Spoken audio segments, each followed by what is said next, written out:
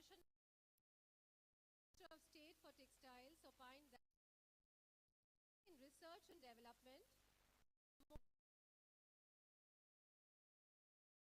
collaborations across the value chain, India will surely achieve a good position in the global textile industry.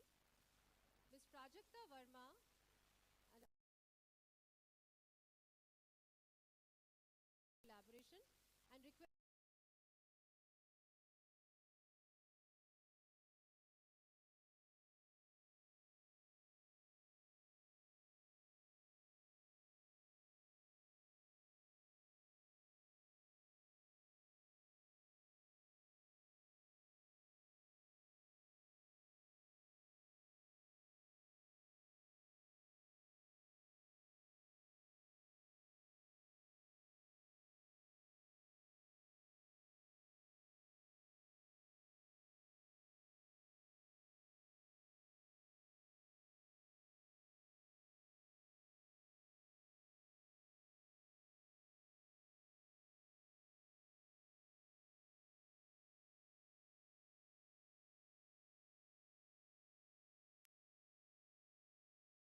have various roadmaps for the resilience.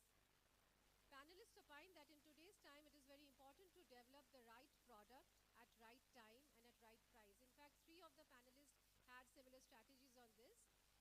This can be done by taking care of the aspects of margin, as also discussions were also made on having the concept of just-in-time, lean manufacturing, etc., to keep the right inventory at right place. And there were also talks related to need to have more green factories in India to meet the emerging requirements of ESG of various brands.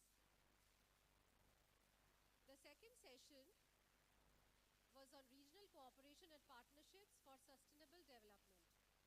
It deliberated upon how the Asian countries should boost regional cooperation to take the maximum benefit of China +1 policy that is emerging. Panelists suggested that in order to capture the share of China from global trade, other Asian countries should work towards achieving the scale and should also adopt flexibility in their manufacturing to meet the emerging demands of customers. It was also discussed that Asian countries should work towards having common standards, certifications, and cooperation in customs for increased mutual cooperation in region, and there should be more collaborative work with governments to come up with new HSN codes for garments and other textile items, specially made ups of recycled fiber. Ideas to incorporate the cost of obtaining sustainability and other certifications in the supply chain were also discussed with the manufacturers and various brands and sourcing companies. In the third session, which was on a brand talk and had BSL and some of its member brands and sourcing organizations, the panelists discussed about the role of brands in the present changing scenario when the demand for sustainable products is increasing worldwide. There was opinion that all the manufacturers should focus more on conserving environment and natural resources, not just focus on certifications and sustainability. They quoted the example of Bangladesh, which is performing better in this area with many green factories coming up in the area. They find that the new generation is more aware of what to buy and they are willing to know what impact the product has and hopefully give a premium for that too. In the evening, we had the formal inauguration of the 11th ADEXCON by our Honorable Union Minister of Textiles, Shri Piyush Goyalji.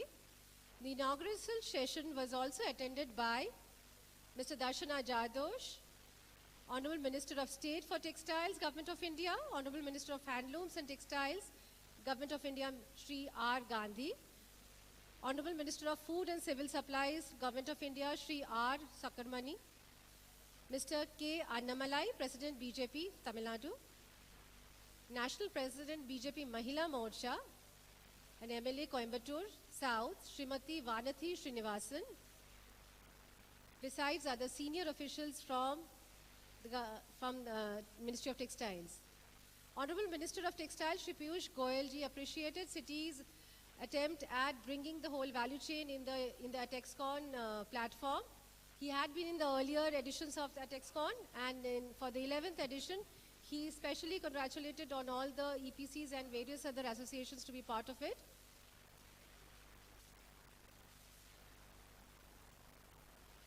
Speaking on the importance of the state of Tamil Nadu for the Indian economy and also for the Indian textile sector, Shri Piyush Goyal expressed hope that India will surely become a 30 billion economy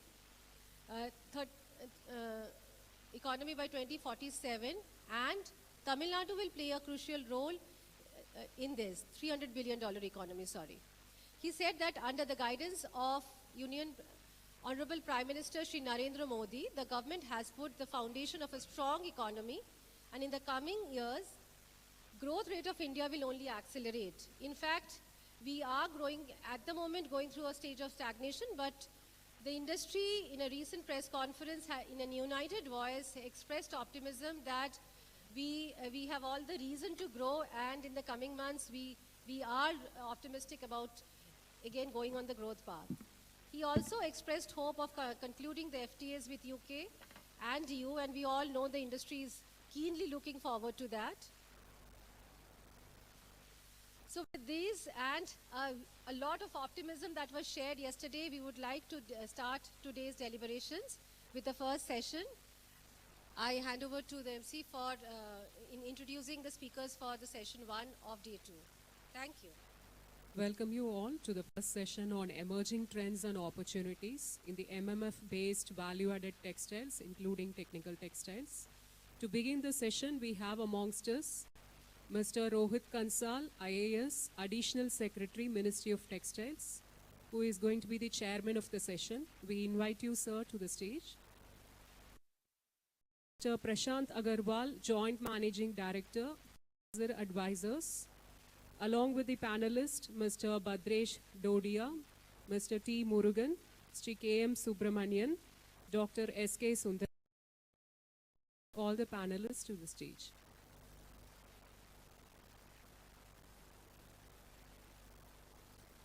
Mr. Rohit Kansal is a 1995 batch IAS officer of Jammu and Kashmir cadre. He is the Additional Secretary in the Ministry of Textiles.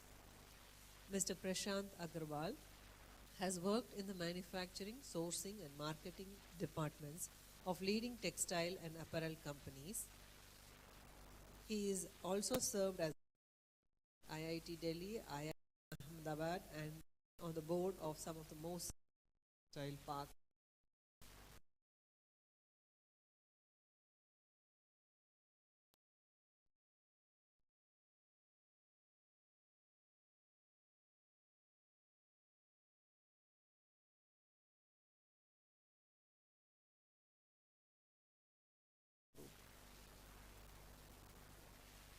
Shri K.M. Subramaniam is the president of TEA and KM Knitwear Private Limited. Mr. K.M. Subramaniam has served as VP TEA and is serving as the EC member of AEPC. He is also associated with many social organizations. Dr. S.K. Sundar Raman is the Managing Director of Shiva Tex Yarn Limited. He holds an MBBS degree and Masters in Business Management from Cambridge University. Over to you, Mr. Moderator.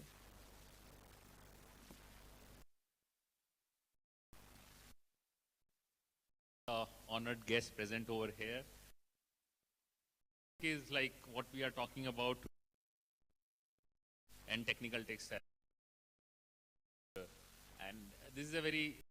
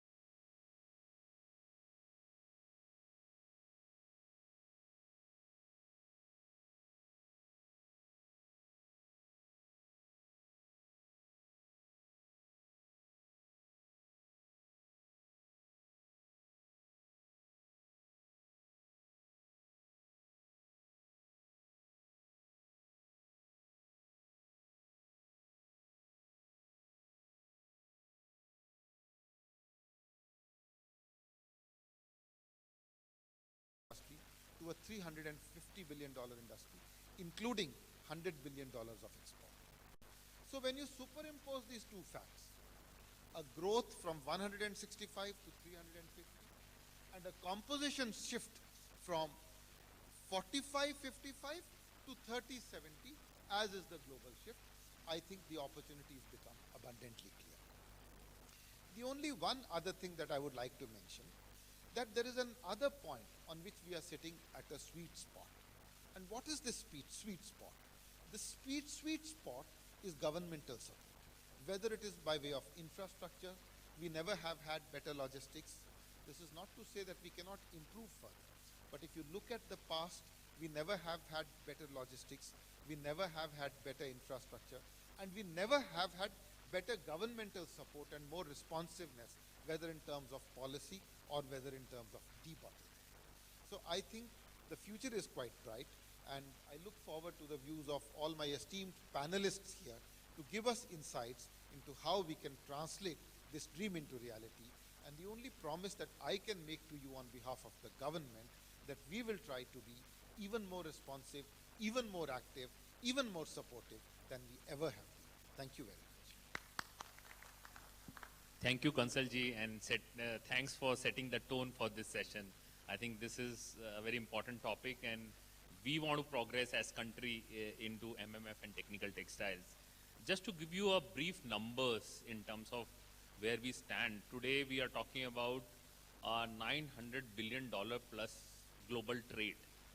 And out of this, garment trade is almost around $540 billion. And the synthetic garment trade is $250 billion plus.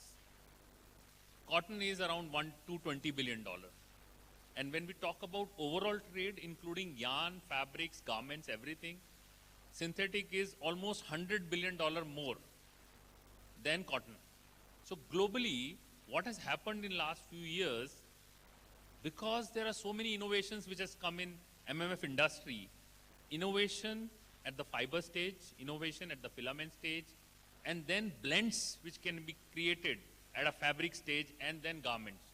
Because when we know people sweat the most when they are in sports, but most of the products they wear are all synthetic MMF based. So sometimes we think how it is possible, why not cotton? But the kind of properties you get built in these MMF based products is that whether it actually enhances your performance. Whether you are swimming, whether you are playing sports, the garments that you wear enhances your performance. So ultimately we know cotton is important. As sir talked about, we will have to keep investing because we are not very big in cotton. The trade in cotton is also big. But MMF is one where we have, the world is growing. Today, cotton has limitation of 26 to 30 million tons of cotton we'll be able to produce. There is no acreage which is growing. But as the consumption keeps growing, as the population keeps growing, ultimately it will be synthetics which will grow more. And if you talk about, sir just talked about China plus one strategy. China global trade, they were number one, $300 billion plus global trade is of China. And synthetic is 70% out of that. And now, and just important trend to understand today, when we say this big trade of China, 70% in synthetic, and now from in last 10 years, if you see, their share, which was 40% plus in global trade, has moved to 33-34%. So China is vacating space. So where the space is more vacated, it's in synthetic, right? So we have, and Bangladesh has moved from 5% to 8% in market share. Vietnam has moved from 3% to 6% in market share. And we are doing a strategy for BGMA Bangladesh where they want to grow again in synthetic, in activewear and sportswear.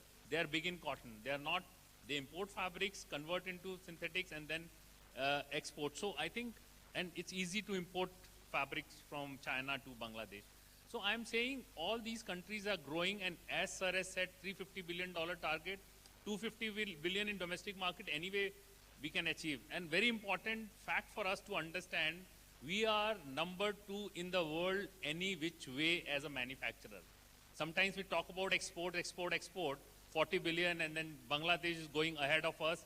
No, we are big in domestic market, and $165 billion, which I just talked about, means by far we are number 2 from any other country in the world. When it comes to manufacturing, we are all manufacturers. We have to understand domestic is a bigger market for us. So from these things in perspective, and just when we are talking, all my panelists, you have to just take in mind whether it's Uniqlo, whether it's Decathlon. So all the brands, synthetic brands, are growing at a growth rate of more than 20%. Decathlon in last 7-8 years has grown at 33% CAGR, 33%. So that's a growth rate where Indian consumer is demanding best product, which today are imported. So it's not only that we have to serve the global market, we have to serve Indian market in a big way.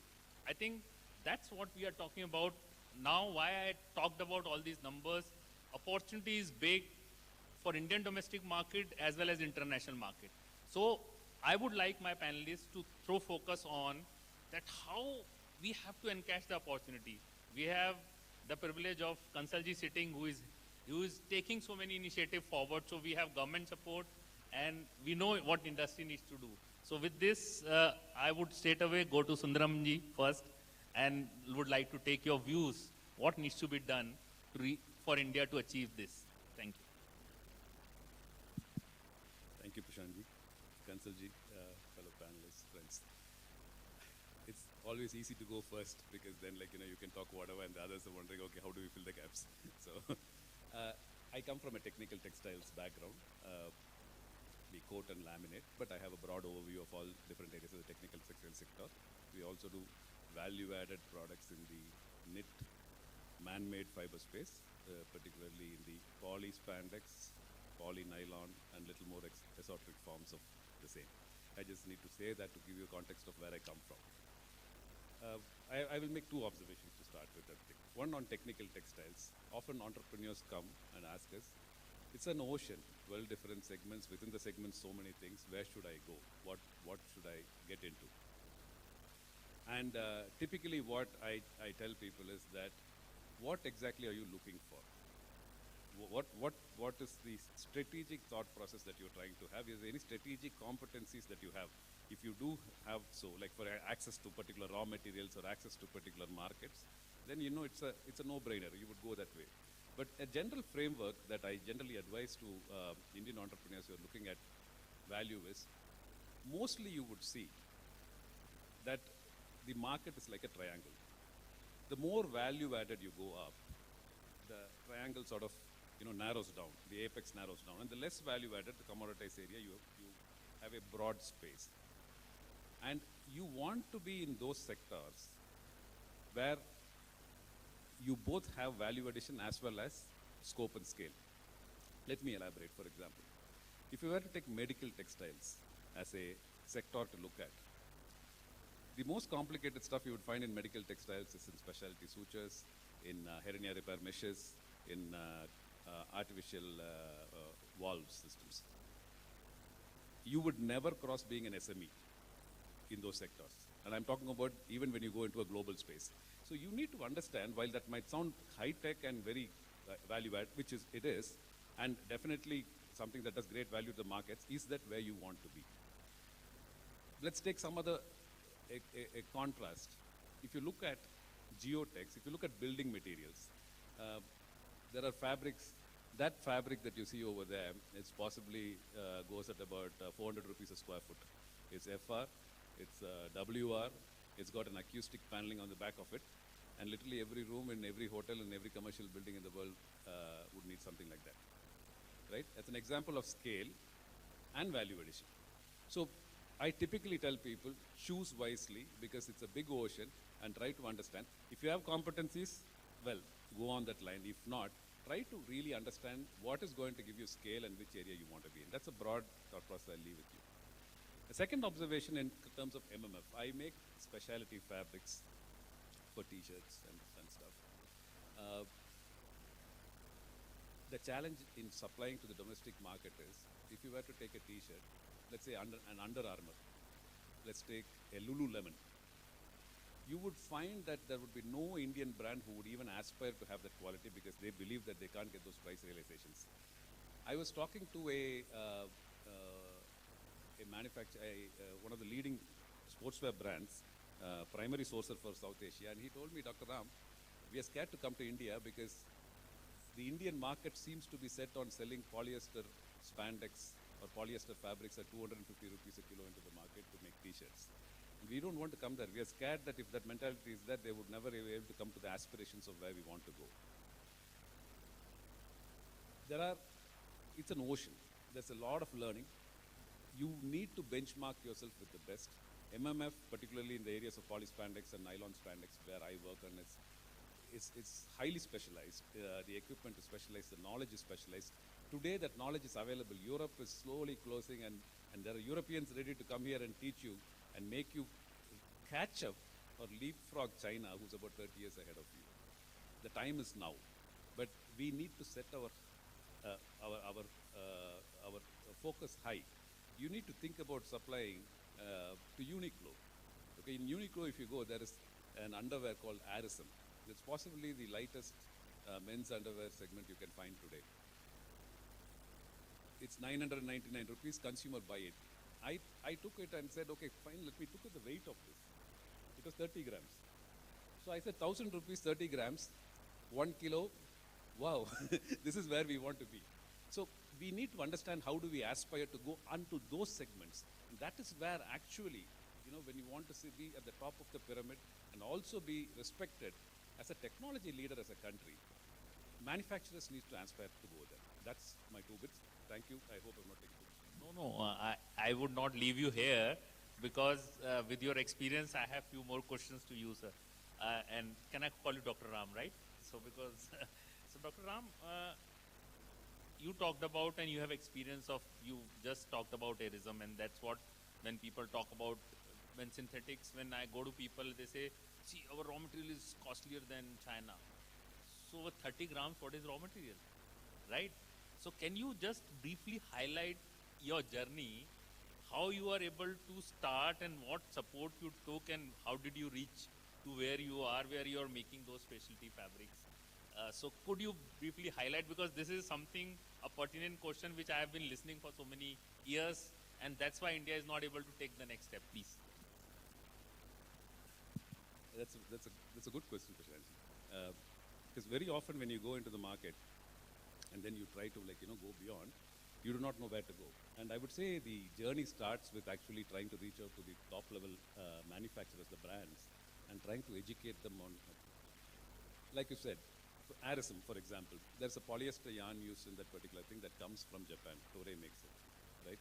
It is at a level of fineness and a level of absorption and so many characteristics in its ability to be made into a fabric on a completely different level from whatever is available in the general market. So yes, if we were to say the price of polyester yarn has gone up by 2 rupees because Reliance Industries has gone up right now, you are not in value addition.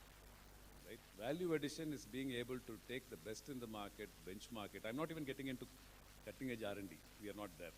Let's at least try to replicate what is there in the market, the best of breed at this point of time, and go there. That requires a global access to raw materials. Those raw materials do not exist to a large extent within India. You have a certain amount of price elasticity in those raw materials. I'm not saying it is absolutely not available in India, but I'm saying in the entire plethora of the range of products that you're looking at, definitely more than 75% would not be available within India. So, and then to work within the supply chains, within the country, like with big manufacturers, and then convince the brands, India can do this. And that's what we did. We go to brands and we create a feeling that, oh, these guys can do it. They're a little mad. They go and do things like other people don't want to do, and they do it. That's the kind of culture you need to create if you want to go there. You create a reputation. People have to believe that you can do it. Thank you, Dr. Ram. I think just to sum up what he said, technical textiles, like we talk about it, but it's a different ball game. It's a different sutures which he talked about.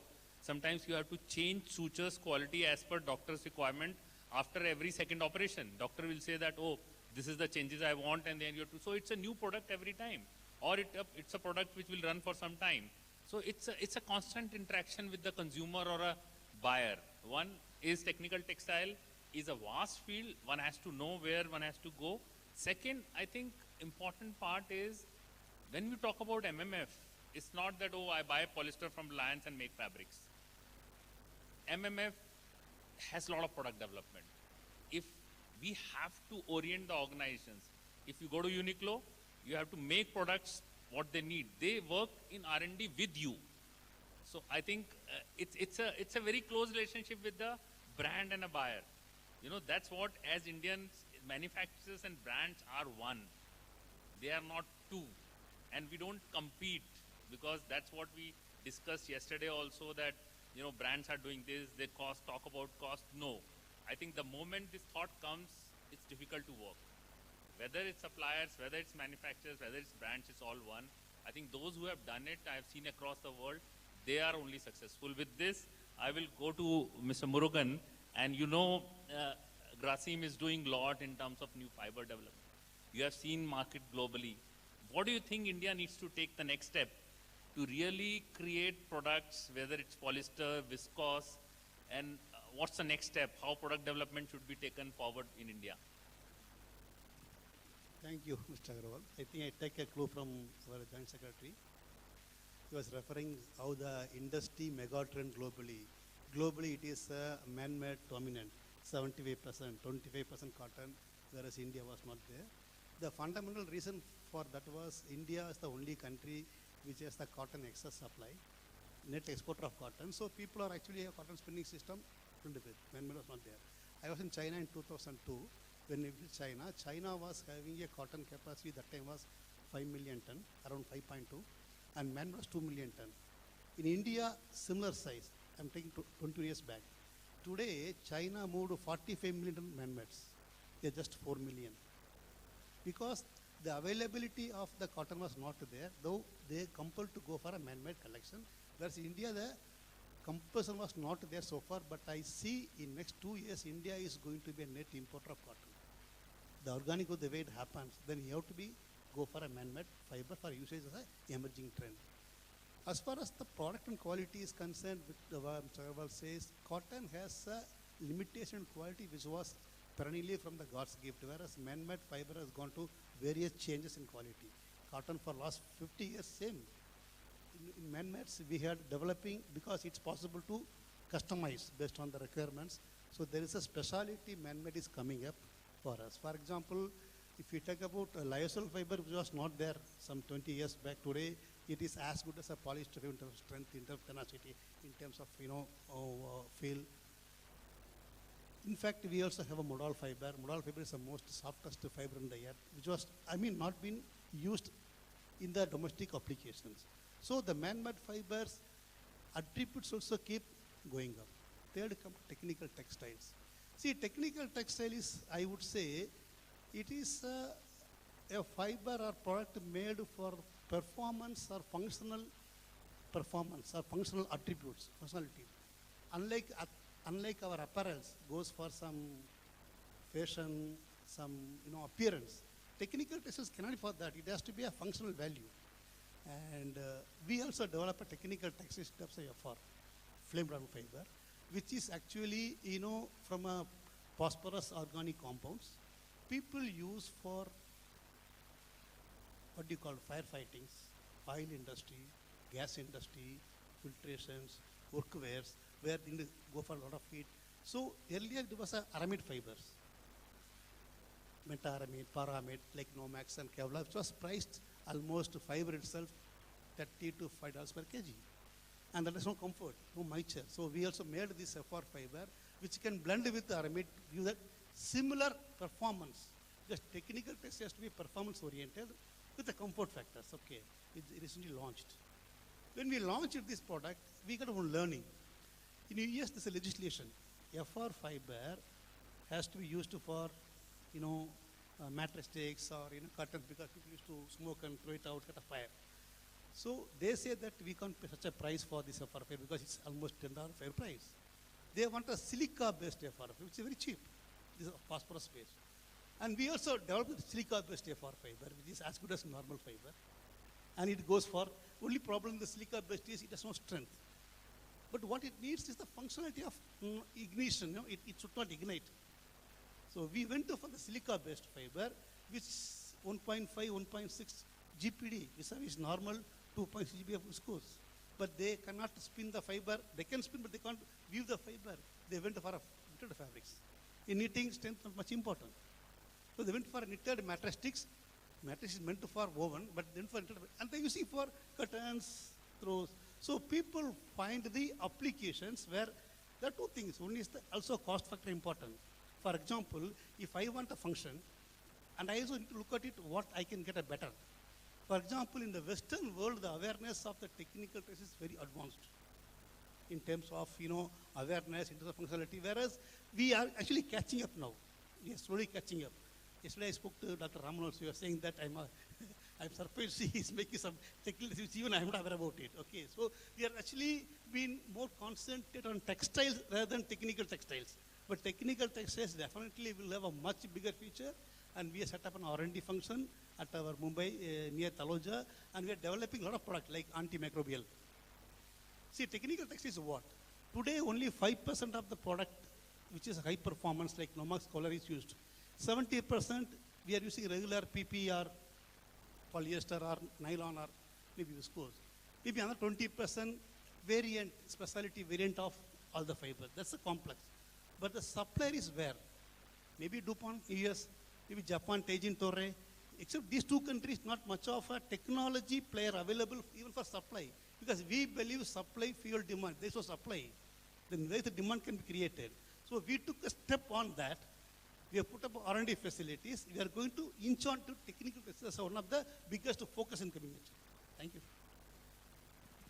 Just one more follow-up question, because you raised this point. It's a very important point where we say it's not a conversion from fiber to fabric. It's a lot of value addition in the process which happens. And you have an office in Mumbai or a center in Mumbai. Do you think Grasim can play a big role in, there are organizations like Kofoti in Korea, right, where the whole industry grew in Korea because there were research, everybody can't set up a research development institute. Somebody has to go to some institute on a commercial basis, you do it. So Grasim is doing a lot, I understand, but I think you are not able to reach to, if I am correct, wrong, please correct me, you are not able to reach to masses saying, okay, I am not selling fiber, this is the fabric you can make, and can you go? And it's a big responsibility. I know government institutions are doing up their bit in terms of how they can evolve research and development, but can Grasim take a role? What's your view on that?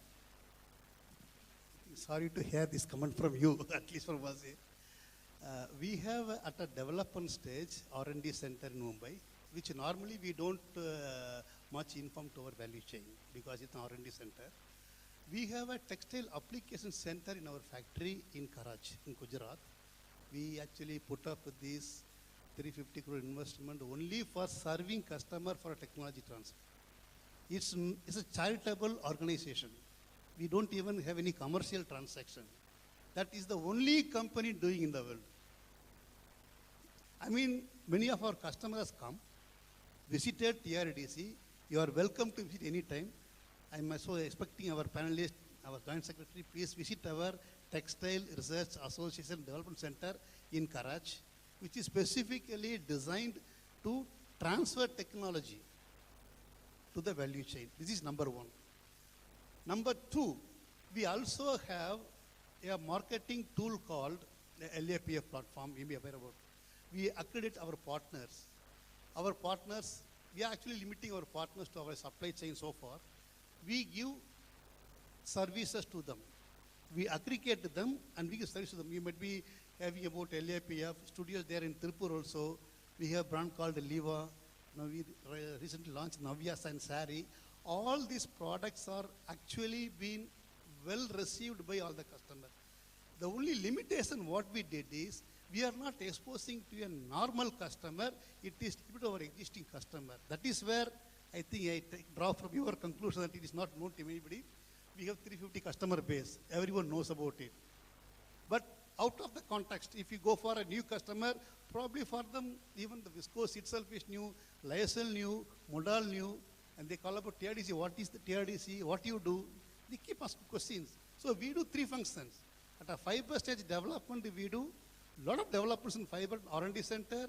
We are actually calling our customer to explain, but they can see at what we are doing in development stage, pilot, operate, then lab scale, then commercial. We are also having a TRDC, which everyone can come and visit. We are very open to do it. Third one is LAPF, which is exclusively for our customers, which we don't give it to our normal customer. I mean, cotton or poise customer, because it's not used by them. Hope I answer your questions. You answered my question, and I will request Kansalji also to request Grasim, because you should not only at Kharach, you should have a center at Tirupur or Coimbatore, in Ludhiana, in so many places where these. So why not we open so many centers so that every person can have an access?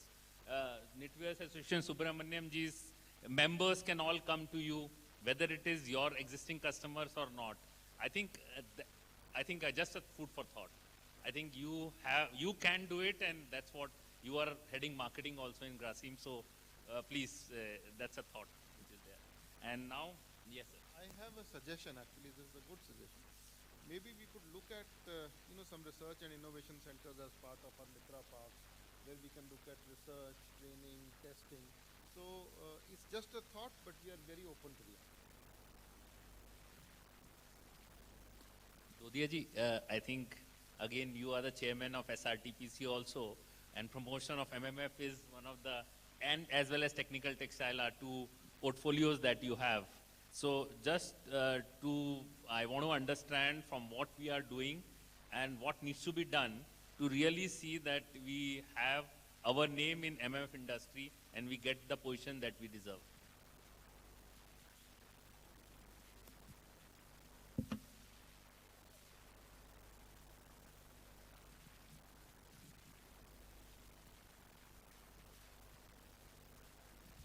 Thank you, Prashantji, panelists, members. Very good morning. So Prashantji asked me a simple question: where are we with technical textiles? We are today exporters of technical textile worth 2.8 billion, with a share of less than 1% in the world market. However, the exports are predominantly driven by a low value chain in technical textile, that is sacks and bags, which is to the tune of 1.6 billion. So it's a long journey for us, definitely. It's just the start and the beginning. Of course, the start happens from recognizing that this is what we have to do. So from this year, government has put more thrust and focus on sunrise sector, which is technical textile. The world market of technical textile is over 250 billion. So, and it is growing CAGR 10% and above. However, I would like to bring to the notice of members here, India is also importing technical textile worth 2.5 billion. So that's something which is low-hanging fruit for us. What are we importing? Predominantly Mobitech, Indutech, Hometech, and Clotech. What India can do, immediately convert our conventional textiles into technical textiles, which is Hometech and Clotech.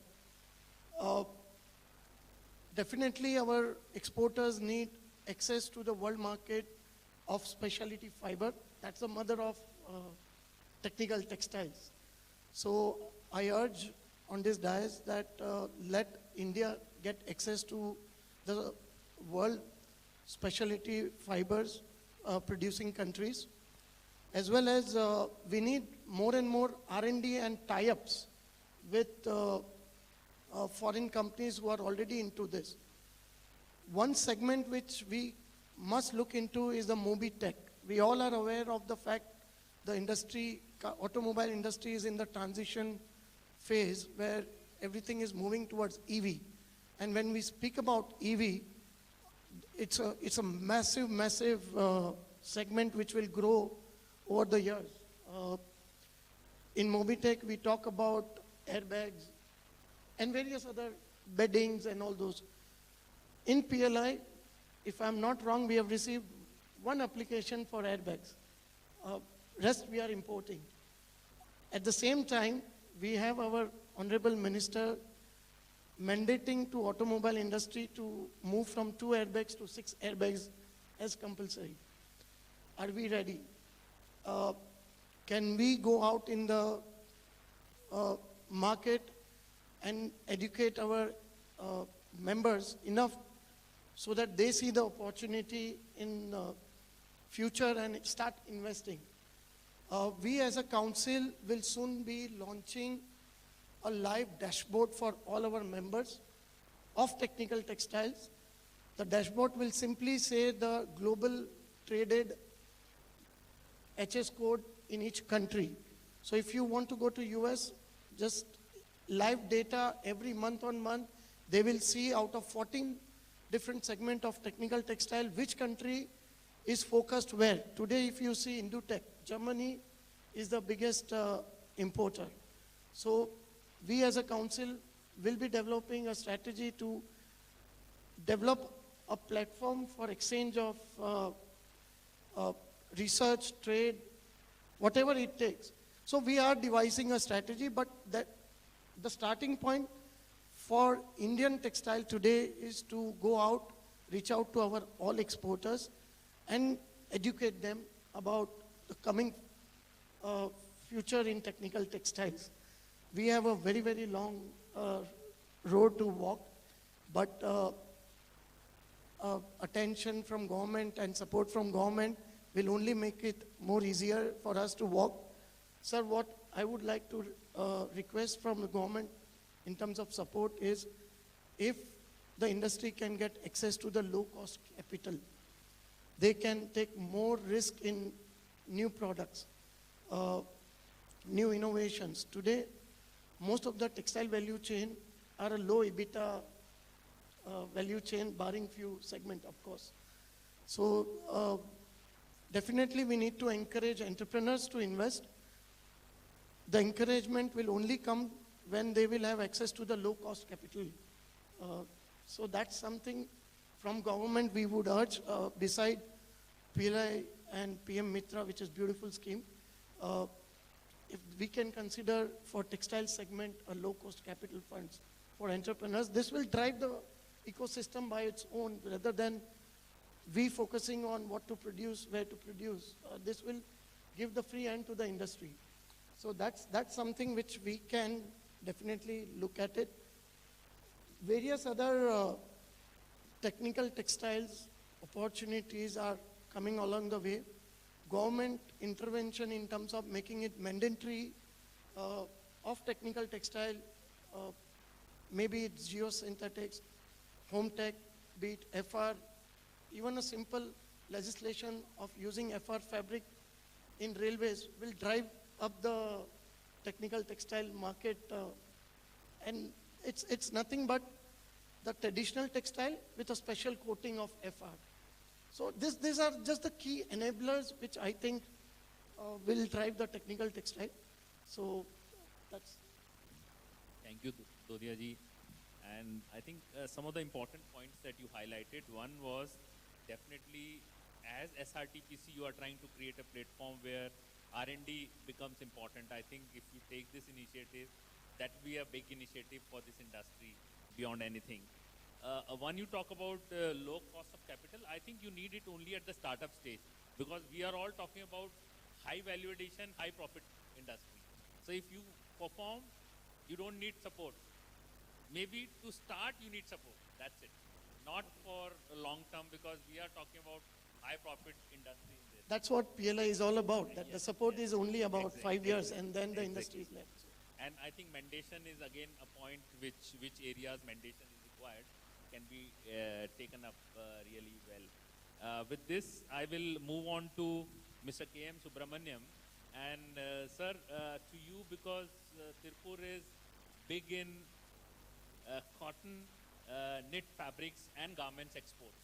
So when you are so big in knit garment export, the way Bangladesh is trying to move into synthetic knit garments, and when we talk about opportunities, since morning we were talking about technical textiles, but if you talk about big markets like outerwear, lingerie industry, activewear, sportswear, these are huge industries. If you total them together, it will go more than $100 billion.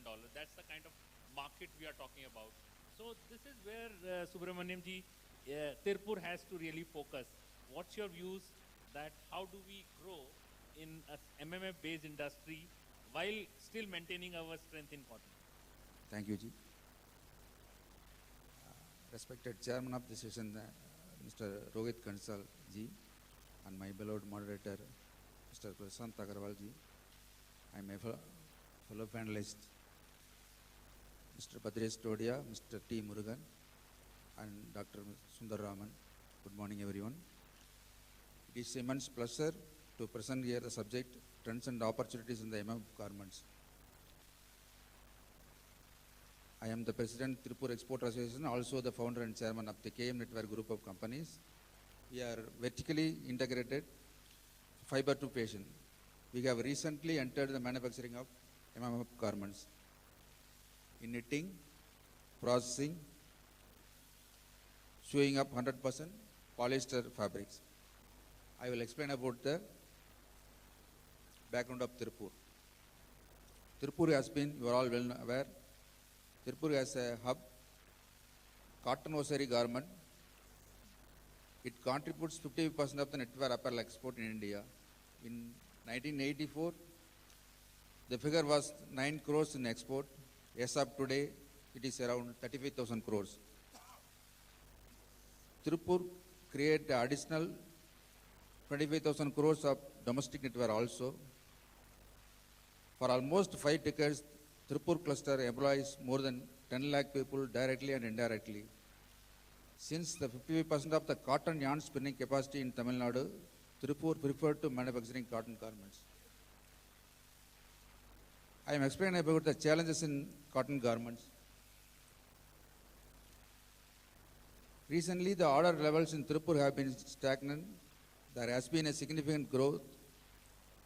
Main reason behind this is increase in the competition with other manufacturing countries like Bangladesh, Vietnam, Cambodia, Pakistan and Sri Lanka. They improved the quality and quantity of the cotton knitwear production. They have incentives and duty-free access to their exporting countries. Hence, we are decided to go with MMF such as activewear, athleisure garments, mostly made up of the polyester, micropolyester, rayon, modal, bamboo, tencel, etc., which will give us higher scope in Tirupur. The MMF garments have following advantages: round the year employment instead of the seasonal, volatility in the cotton yarn price. I want to talk about the current scenario of Tirupur and MMF.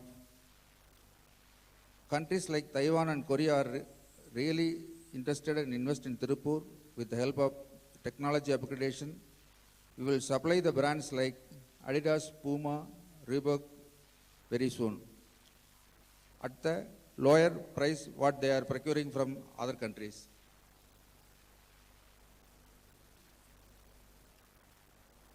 Why Tirupur is shifting to MMF garments? This next generation, the younger generation is preparing to wear lightweight garments, which is flexible, functional, and comfortable in wearing. The consumption of dyes and chemicals are comparatively less due to lightweight fabric in nature. Therefore, I conclude by saying MMF technical textile is the attractive market in future. We urge the fellow businessmen invest in filament yarn manufacturing as it has a great potential. Thank you for this opportunity. Thank you. Thank you, Subramanian ji. And whenever Tirupur thought comes to my mind, very important is, yesterday also we talked about a cluster approach where hub and spoke model we are talking about. Because when there are smaller players and they have to invest, there are some companies who are like converters. They have to be, they should be best efficient in conversion. But somebody else has to bring them orders. And I know we have traveled through China also. China is not all big companies. China has a lot of clusters like Tirupur and Ludhiana, where people make fabrics and somebody else market for them. Even we have examples in countries like Japan where Marubeni, Tochu, they just market it. Manufacturers just make the best of products. So I think when we talk about 85 to 90% is organized, I think the responsibility of marketing, then if they as a smaller player will go across the world with their bags and then want to market it, the overheads become so high that they will always be unviable from that perspective. I think in India, we need to develop some model where we are kind of anchor-led, or we have these kind of organizations, somebody takes that responsibility. I think BSL is doing something on those lines where over a period of time you can incorporate that. So I think this is done, then I don't think India will change to a model where we say 50% is scale and 50% is unorganized. India will remain kind of 70-30, and 30% of organized. Big scale is huge number, I think, which PM Mitra kind of initiatives can bring. So I would say in this model, and I would like my last word from my panelists on this, that how a model where India, where 85% is unorganized and 15% is organized, how synthetic industry, where few people take the lead of marketing, product development, Rasim takes it, and then there are a lot of manufacturers who are just to make most competitively. Can it be taken up, sir? That's a very novel thought, Abhishek. It would require the smaller manufacturers to have a USP first, right? You have a USP and you give it to an organization that takes it out to market without conflict with another vendor like you within the same. But then if you can put together a basket, it would be fantastic. Every time we come across these Japanese marketing companies, we think about that. They talk about it in detail with all the passion, and then you find out it's not his product, it's somebody else's product. But great, it works for them. But we need to go up that value addition chain if we want that. That's it.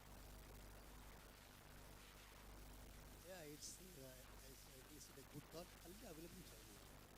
See what they do. Actually, R&D, technology, everything is centralized in some of the hubs, and the fragmented small industry is only converted. And they try to, they have some loyalty kind of money to be paid there. The model is still available, but how to be really able to replicate in India, like Dr. Raman said, maybe some USP necessarily needed for every individual small player also to understand and adopt and deliver it. Otherwise, it will be a challenge. So adapting to that kind of a central resources which is available there, I can take it from there, and I can be, no problem, I can be converted, that I can feed for them. It will happen. But we need to think on that line, who will take the lead on this? Okay, if with Grasim, I won't take a lead as a company, then maybe I can look on that. But I give you one similar thought, which we already initiated. There is a company called Birla Advanced Leads. We invested 200 crores in Gujarat. And the purpose of the investment is not as a business. Because India lacks two. Number one, there is no syro spinning much available for needs. For man-made, entire China syro spinning. That is where we lack. And number two, the processing capability, which is not much advanced. So we are putting our syro spinning and the facility of Birla Advanced in our Century Park near Bharuch. We are able to, maybe another 2-3 months we will scale up full commercialization. Already we started it. The idea is, people can copy it, maybe at a smaller size. We are going to invite the entrepreneur, please come and have a look at it. Please copy it. We can give a model at a small size. Maybe we have 200 crores, maybe we give a 20 crore model. We put Turkish advisors, Korean advisors to make first people get tempted. We cannot control the supply chain, but we can transfer the knowledge what we have to, we are talking about supply chains already exist. They can easily adapt. To tell you, maybe Grasim would like to ask people to copy, but the model is little different. Raymond's, when they open their stores, does not tell anybody to copy my another store. They say, this is my interior, this is the guy, you have to get interiors done from him. These are my salespeople, this is how they will dress, this is how training will be done. So the anchor, when we say anchor, it's about they take the responsibility to ensure that the other person, smaller player, is only an investor. He has the owner's son who has hundreds of tens of crores and he wants to set up factory for you. He'll set up factory, he'll invest and he'll run the factory. But everything has to be planned by the anchor. I think this is the model. Nobody can copy. I go globally and you see, I have seen factory in Turkey, so I can't say India somebody will copy. Okay, if Dr. Ram decides that I will have a lot of suppliers like this, so he will ensure the model, he'll ensure everybody makes the factory in that model and the factory works like that. I think that's the model which will work.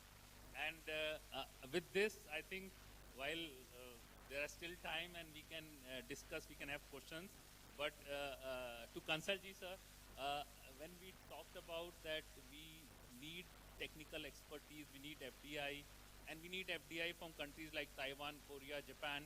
And in these countries, I think more than individual government matters because there's a trust which comes when government. So sir, I think with this, there is need of FDI and technical know-how.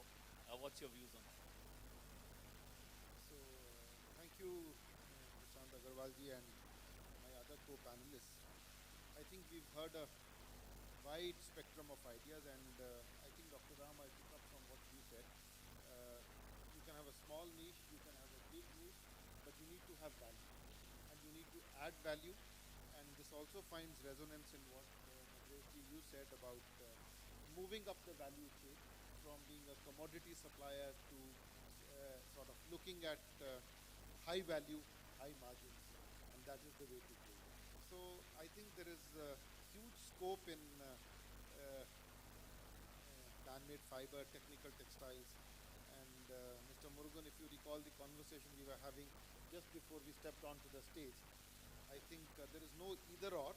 You can have a scale model, you can also have a Turkish model where the smaller units are co-located, and you can also have a model where you can share R&D, you can share training.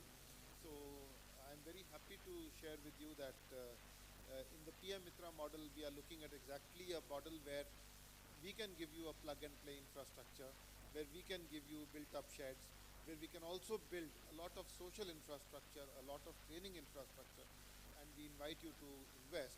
And Prashant, the point that you raised, I think we are very happy to have FDI, foreign direct investment, in all these parks to act as anchor, to act as support, because foreign direct investment does not just bring capital, it will also bring processes, it will also bring technology, it will also bring training, and we are very happy to work on that. And I solicit the cooperation, the support of the all industry which is available here, which is present here, to populate these parks so that we can scale, expand, quickly move up on the value chain. On your point about a smart startup fund, I think this is precisely what PLI is trying to support people, especially in this area of technical textiles. And I think one thing that many of us miss out in our calculations is that the support of the government not just means the support of the central government. It also means the top-up or add-up support from a large number of state governments.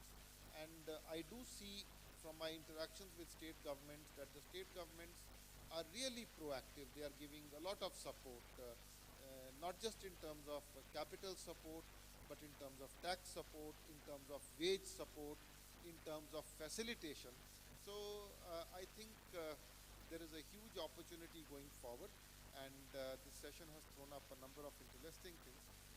My compliments and thanks to all the participants, and I do hope that the promise that we started off at the beginning of the session, about 165 to 350, and an increasing share of technical textiles, an increasing share of MMF, we will all collectively be able to translate into real terms. Thank you. Thank you, Kansalji, for these words. I think we will all take it up, whatever you said, and we as industry would like to follow it up and make it happen from there. If anybody has question, they can ask. Yeah, can you give the mic?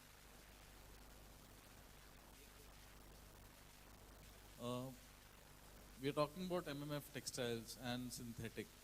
So anybody can answer because we are all in the similar play. We are talking about as a category as a whole. Is enough happening on a product development of an end product? So MMF is very wider, and there is enough analyzation happening that what product, and are we doing product development, and infrastructures are made to do that product development innovations in India.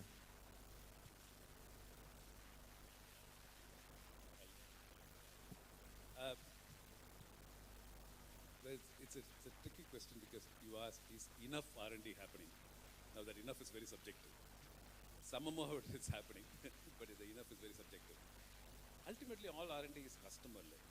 And I would say still the shift of brands, global brands and Indian brands, to work with Indian partners to the fullest to convert is not there. They're doing little bit. And if you have to put yourself in their shoes, you have to understand that they can't completely jump overnight. Like they can't jump into a new supply chain mechanism, an untested situation. So having said that, many brands are who are looking forward are doing work with Indian suppliers and trying to do this R&D, working throughout the value chain into creating products at fiber stage, at fabric formation stage, at garmenting stage, in so many different ways. I don't want to elaborate because that can go in different, it's a long conversation. But yes, but it'll take time. It'll take time. There are China is 30 years ahead. Nobody's going to leave them and come overnight. That's not.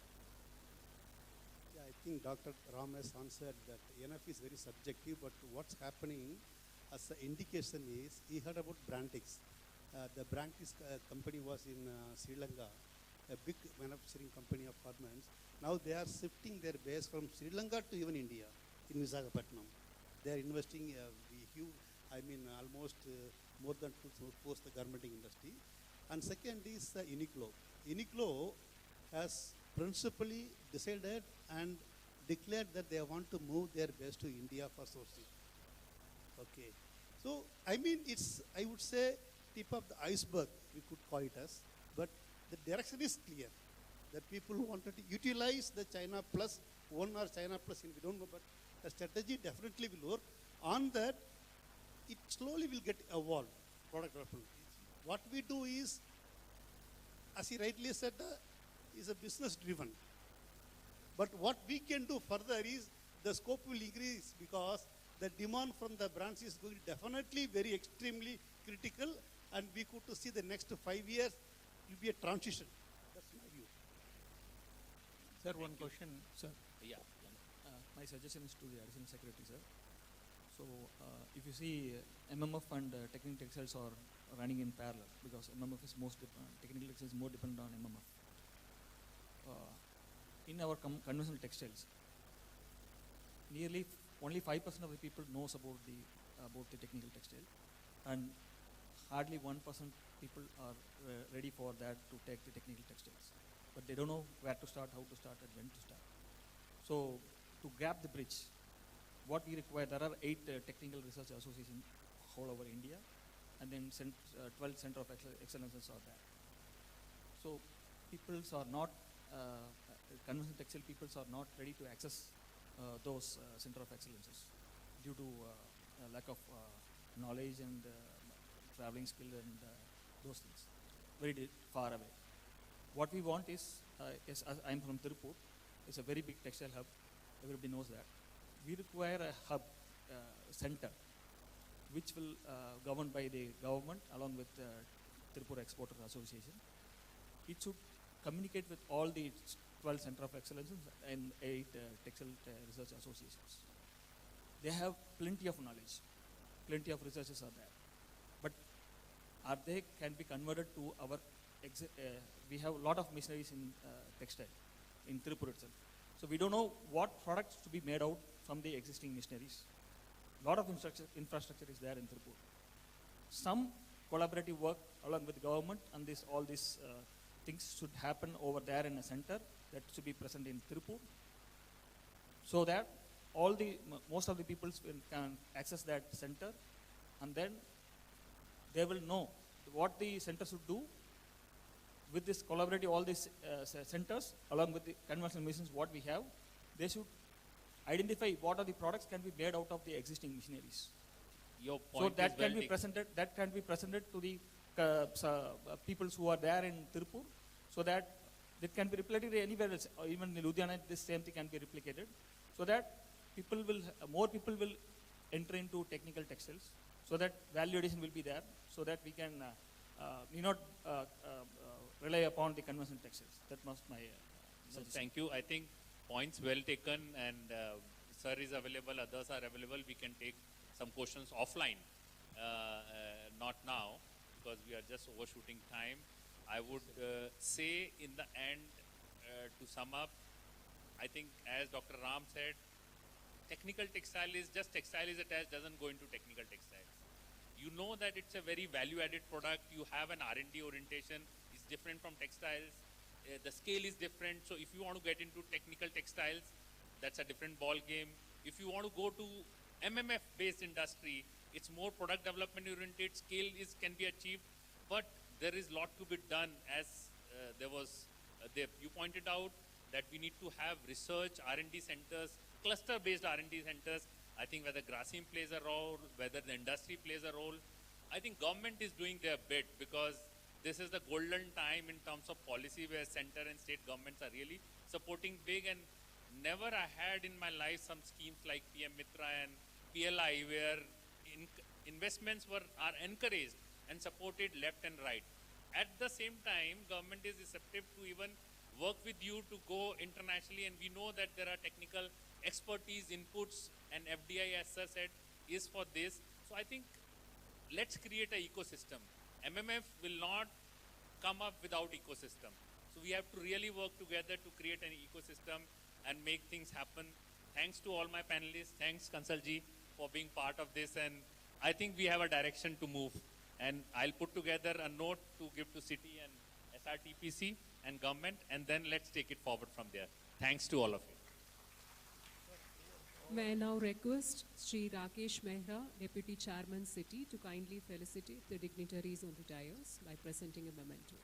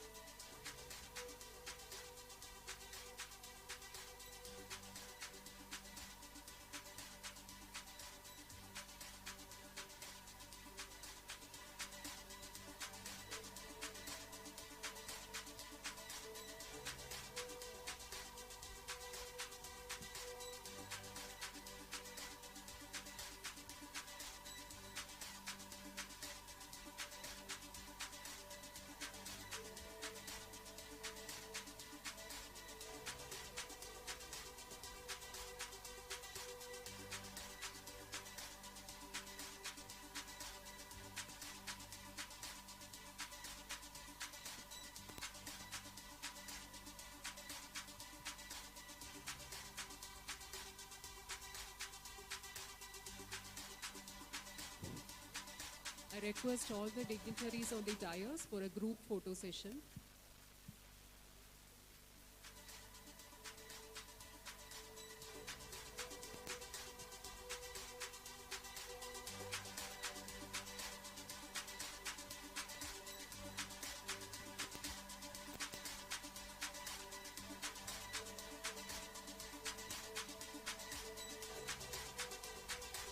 Ladies and gentlemen, we will have a tea break and we will assemble here again at 12:10 to start with our second session of the day.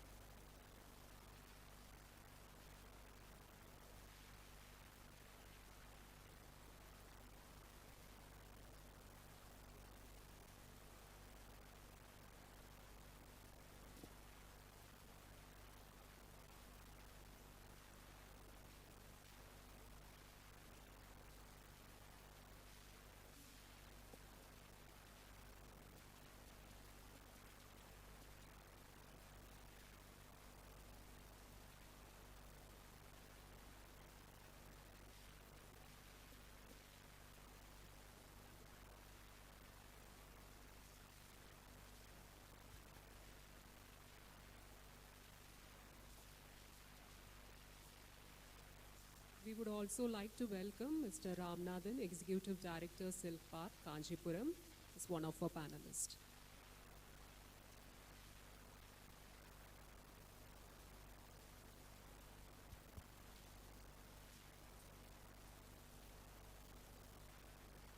Good afternoon, ladies and gentlemen. I would like to once again thank the Confederation of Indian Textile Industry and the host organization, Southern India Mills Association, SIMA, for giving us this opportunity to moderate this very interesting panel.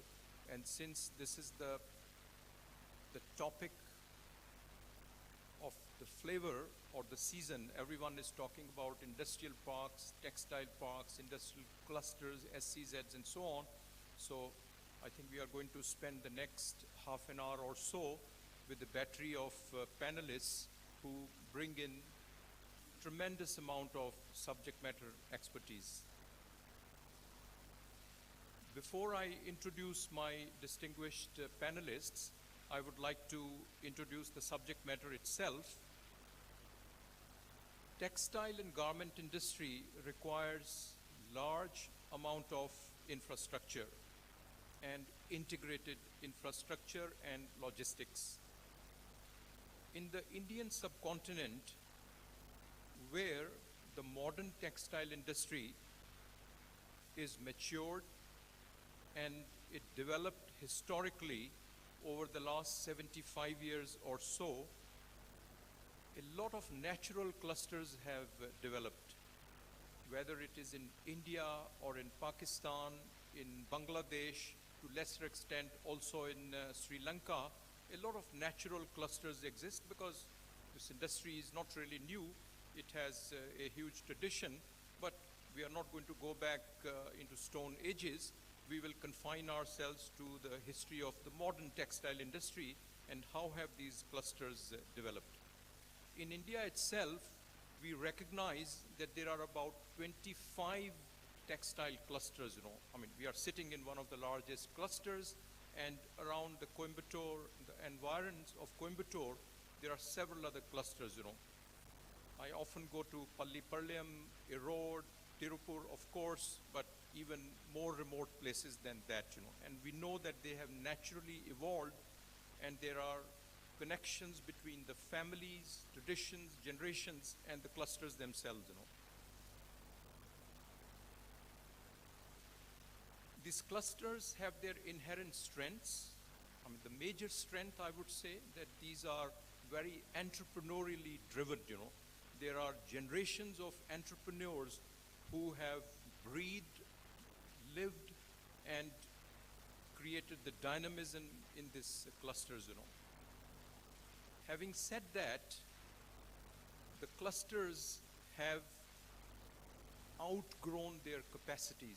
It's like our cities. I mean, the city of Shimla, unfortunately, it suffered from landslides recently. I mean, that hill town was created only for 25,000 residents, and today there are several zeros, and that's why we have these challenges, So therefore, in order to build the foundations of the modern textile industry and to scale up, we need to look at cluster development in a modern and in a futuristic way, Learning from the development of the modern textile industry in the Far East, especially in China in the mid-90s, and more recently in Vietnam as well as in Bangladesh, we can draw some lessons. Vietnam, ladies and gentlemen, has 200 industrial clusters. I mean, these are popularly called IPs, Everywhere you go to Vietnam, to Ho Chi Minh City or Hanoi, there are two things which you cannot miss, One is the motorcycles, and second is the IPs, Everywhere there are IPs. Out of these 200 IPs, there are about 50 to 60 IPs which are dedicated to the textile industry, and a few of them dedicated particularly to wet processing, which has its unique requirements for requirement of raw water as well as requirement of effluent treatment of the industrial water.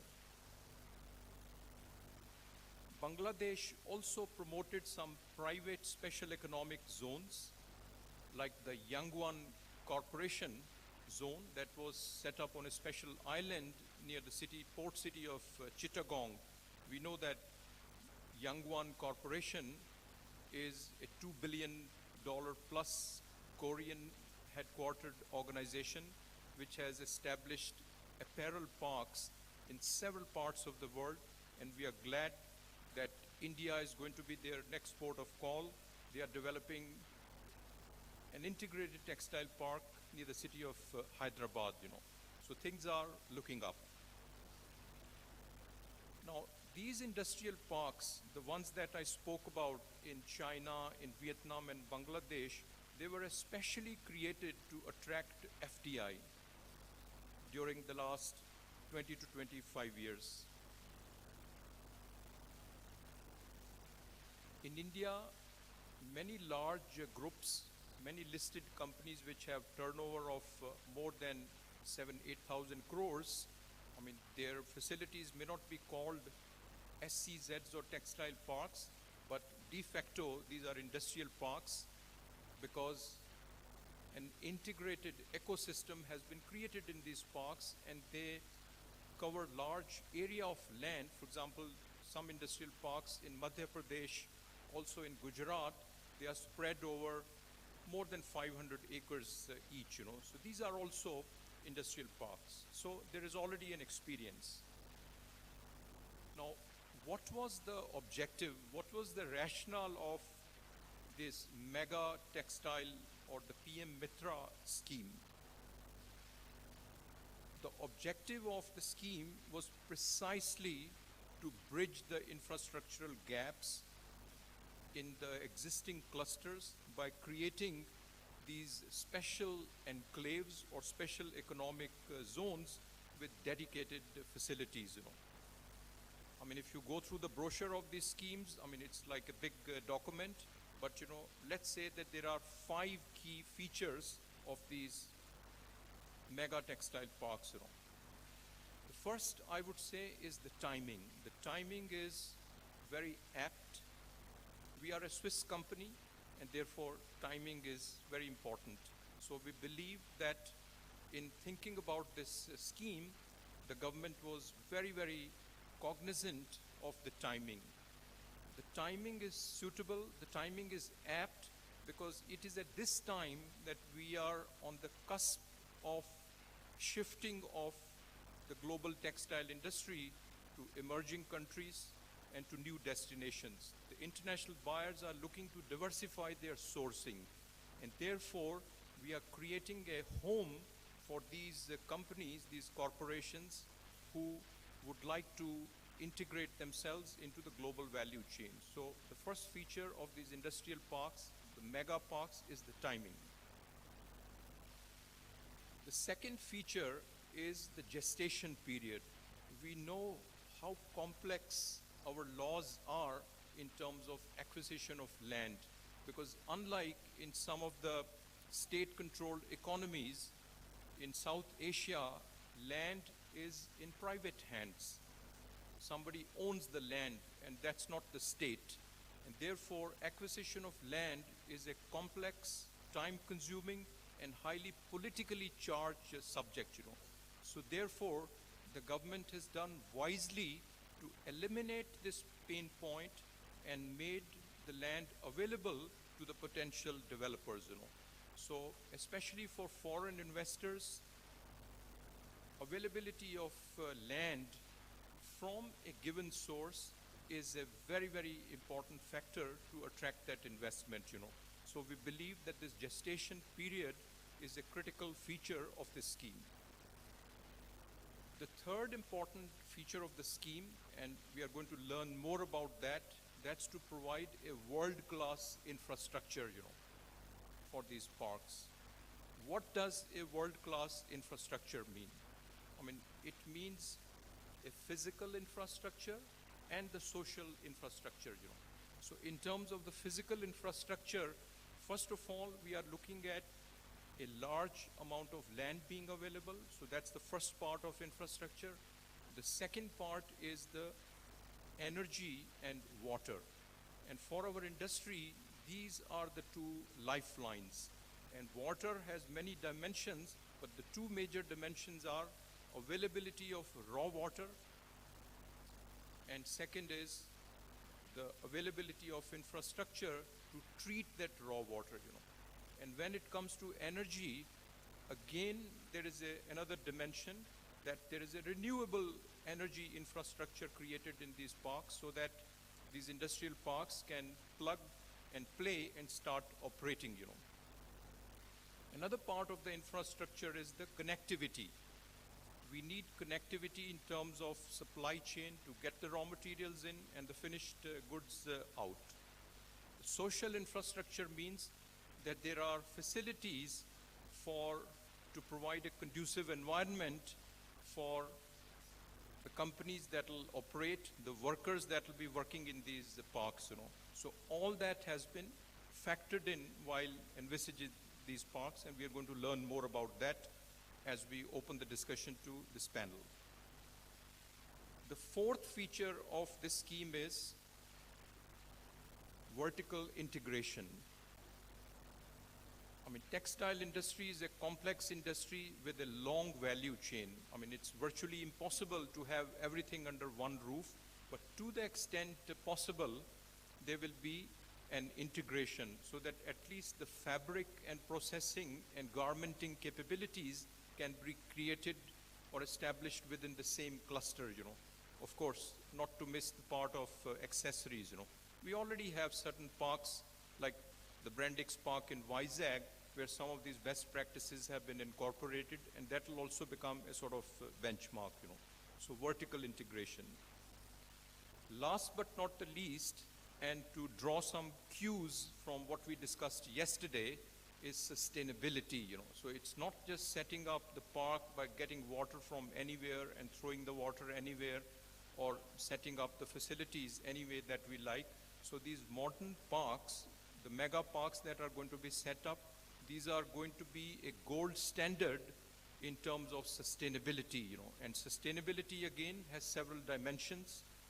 First of all, is in terms of sustainable infrastructure, which means that in terms of water usage, in terms of the technology we are going to use in that park, in terms of treating the water, in terms of the green content of the energy that will be deployed here, that will be all part of the green infrastructure that will be created, you know. One more element of sustainability which has recently attracted attention is the circularity of our value chains in terms of the utilization of regenerated fibers, you know. LMW is already here.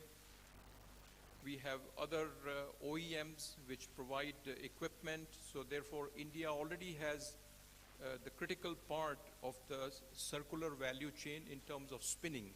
What we really need to create in these parks is infrastructure for sorting of the textile waste so that it can be converted into yarn. So that part, that is sorting, that's the preparatory stages of the circularity chain would have to be established in these parks.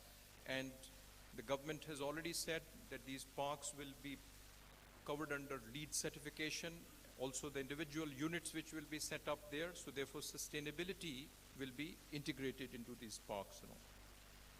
In today's discussion, we are going to learn about the present status of the park. So we have my distinguished panelists who are very much familiar with what the current practice is and what are the salient features of this park, and also what is going to be done in terms of the marketing of these parks, you know. Let me now turn to my distinguished panel and make a brief introduction. We are very honored to have the presence of Dr. M. Vallalar. He's an officer from the Indian Administrative Services from the Tamil Nadu cadre. He's the Textile Commissioner of Tamil Nadu. And since he's the Textile Commissioner, and since the first among the 7 parks that have been allocated is going to be set up in Virudhunagar in Tamil Nadu, we will see how we can benefit from Tamil Nadu's existing textile policies to attract investment into this park. Dr. Vallalar, you're very welcome to the panel. We also have Mr. R. Jayamohan, who's the CEO of ICI Projects, which is actually a project management consulting firm with absolutely solid credentials in terms of developing textile parks. I spoke to him this morning, and I was very impressed to learn from him that, you know, they are engaged in development of a technical textile park in Una in Himachal Pradesh that's dedicated to medical and other technical textiles. So they are the EPC partner for that park. Then his flagship project is a 1.7 million square meter marketing park that's called the Tex Valley, being set up near a road. That is also quite a milestone that that company is creating. And for that, he's also collaborating with the Powerloom cluster to develop this park. Mr. Jayamohan, we are going to learn from your experience, and I'm sure there will be some takeaways, you know. The next gentleman, Mr. Ramanathan, he brings in a very diverse experience to our panel, and his background is working on development initiatives, and he's been working with international development partners, especially UNDP, where he contributed to the cluster development program, especially for the micro and small enterprises, you know. He's currently involved with the development of a silk park near Kanchipuram, you know, which is being developed on a PPP model. So we are going to also learn about how his park can also contribute to this vision of cluster development, not for those big value chains, but also, as we spoke yesterday, how to integrate our cottage scale and MSMEs into the new textile ecosystem, you know. Last but not the least, my great friend, and I often call him as my local guardian in Coimbatore, and that's a personality none other than the distinguished Dr. K. Selvaraj, Dr. Selvaraj absolutely needs no introduction. He's the Secretary General of SIMA. Sir, I would like to congratulate you for the 90th anniversary, but I just want to make a remark that you are a little bit younger than us because our company Gerzi was founded in 1929, so you are our younger brother who was born in 1933, So we belong to the same age, and therefore I'm sure we share a lot of the passion for our industry, Ladies and gentlemen, let me not steal much thunder from my distinguished panelists and put you in the good hands with these gentlemen to learn from their experience. Thank you.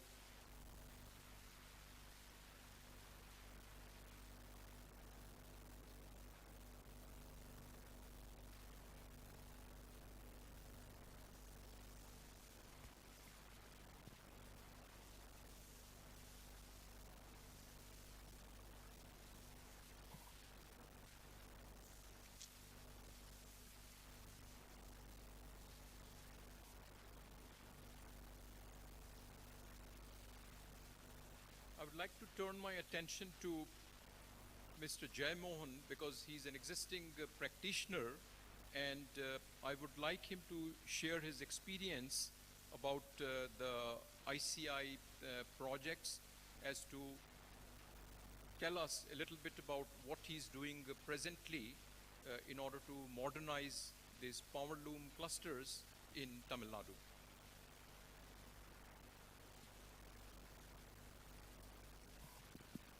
Good morning to all. So, thank you, Navdeep, for the wonderful introduction.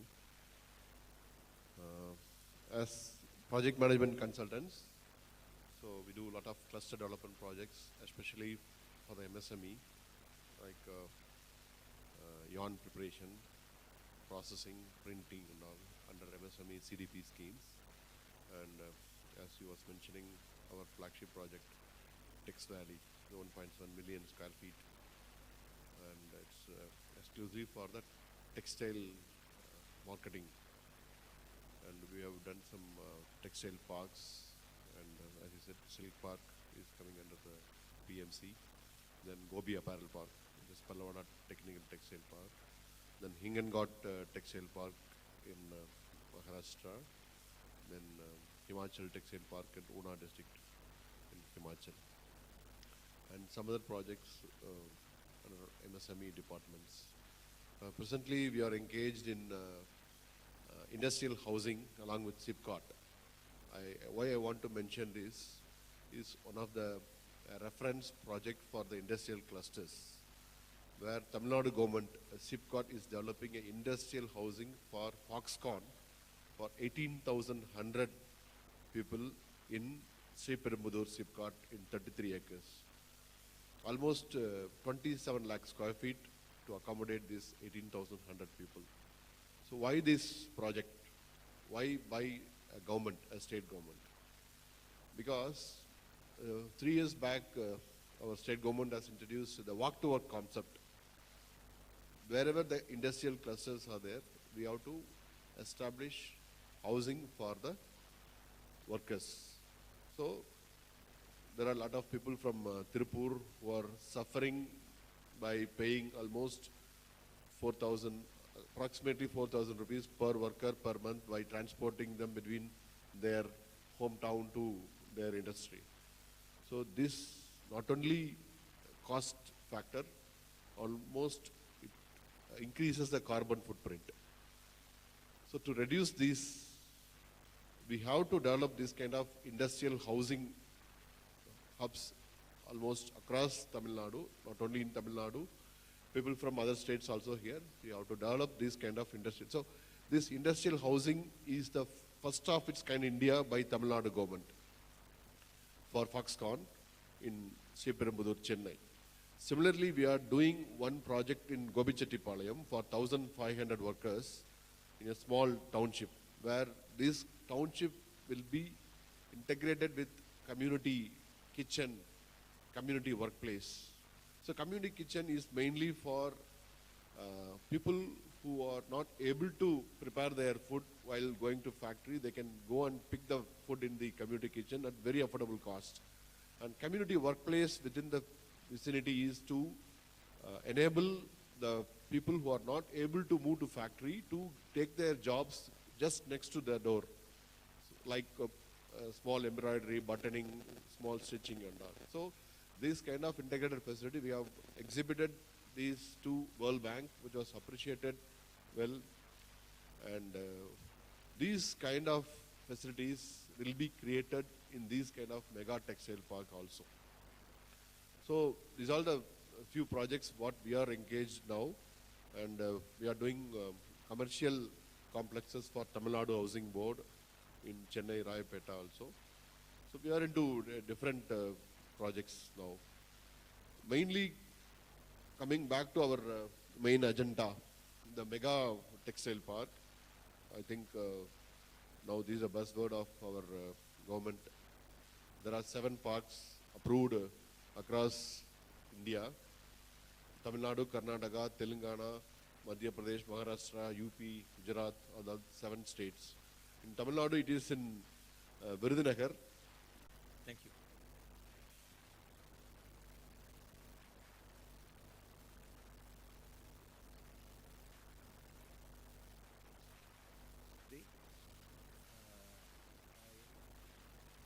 Our Commissioner, Dr. Vallalar, our Principal Secretary, Mr. Yadav sir, and distinguished dignitaries on and off the dais. Ladies and gentlemen, good afternoon to one and all. I think most of the things have already been briefed by Mr. Sodhi and as well as Mr. Jay Mohan. You know, the park concept in fact emerged long back, immediately after a technology upgradation fund scheme, because TUP scheme is one thing which has been helping us to reduce our capital cost, and with the help of, under the intervention of our Honorable Chief Minister, and that will be a dedicated processing park. In addition, we also had this integrated processing development scheme called as a IPDS scheme, mainly aiming at to develop processing facilities across the country, because we had, this is a wonderful scheme, mainly conceived for the purpose of, you know, helping the small dyeing facility entrepreneurs. But unfortunately, this scheme could not take off, and therefore, we have been suggesting this government that this mega textile park, like with a minimum 1,000 acres, should be promoted in the country, and fund were allotted for this purpose with larger fund facilities, because in all of the scheme the funding amount was very less. For example, SITP is only about 40 crores or 40%, whichever is high. That is a condition we had. So here in PM Mitra Park, the objectives were mainly to create a scale of operation, so that you become competitive with all infrastructure, better infrastructure facilities. And as rightly mentioned, this SPV is jointly promoted by Ministry of Textiles and the respective state government. And of course, our Additional Secretary, Mr. Rohit Kansal, was there for previous session. He's the one who is looking after this and coordinating with the 7 state governments where these parks are coming up. And Tamil Nadu was one of the first, out of the 7, Tamil Nadu had the opportunity to kickstart first. And several MOUs have been signed by lead players in Tamil Nadu, in the Virudhunagar region, even from other parts. And some of the MSMEs also have signed MOUs, and it is ready now, and there are some formalities. But still, Virudhunagar being very close to port, and it has got very good connectivity, and it will be a ideal location, and southern districts again you get better benefits. And Tamil Nadu government principal secretary is there, commissioner is there. Even under industrial policy, very good incentives are offered. Rather than the incentives, Tamil Nadu is rated as the best state, for investments. And as rightly mentioned by our Honorable Minister yesterday in the evening, it already accounts more than 1/3 of the textile business. And therefore, going forward, in terms of value addition, in terms of scalability, in terms of marketing, you have a lot of opportunities here. And our government, Tamil Nadu is very much open to the people who are come and make investment here. So in my personal opinion, it will be a very good place for making investment, future investments. And it is going to have a combination of all, segments, right from spinning, weaving, garmenting, made-ups. So all these facilities, and where again all common facilities will be provided. And Tamil Nadu government, of course, both Principal Secretary and Commissioner are here. They are now in the process of coming out with an enriched policy where they would focus mostly on ecosystem. Because rather than subsidy, if you create the ecosystem, for example, Tamil Nadu, despite non-availability of raw materials, still continue to prosper well and have a lion share of more than 1/3 business size, mainly because of, I would say, windmill.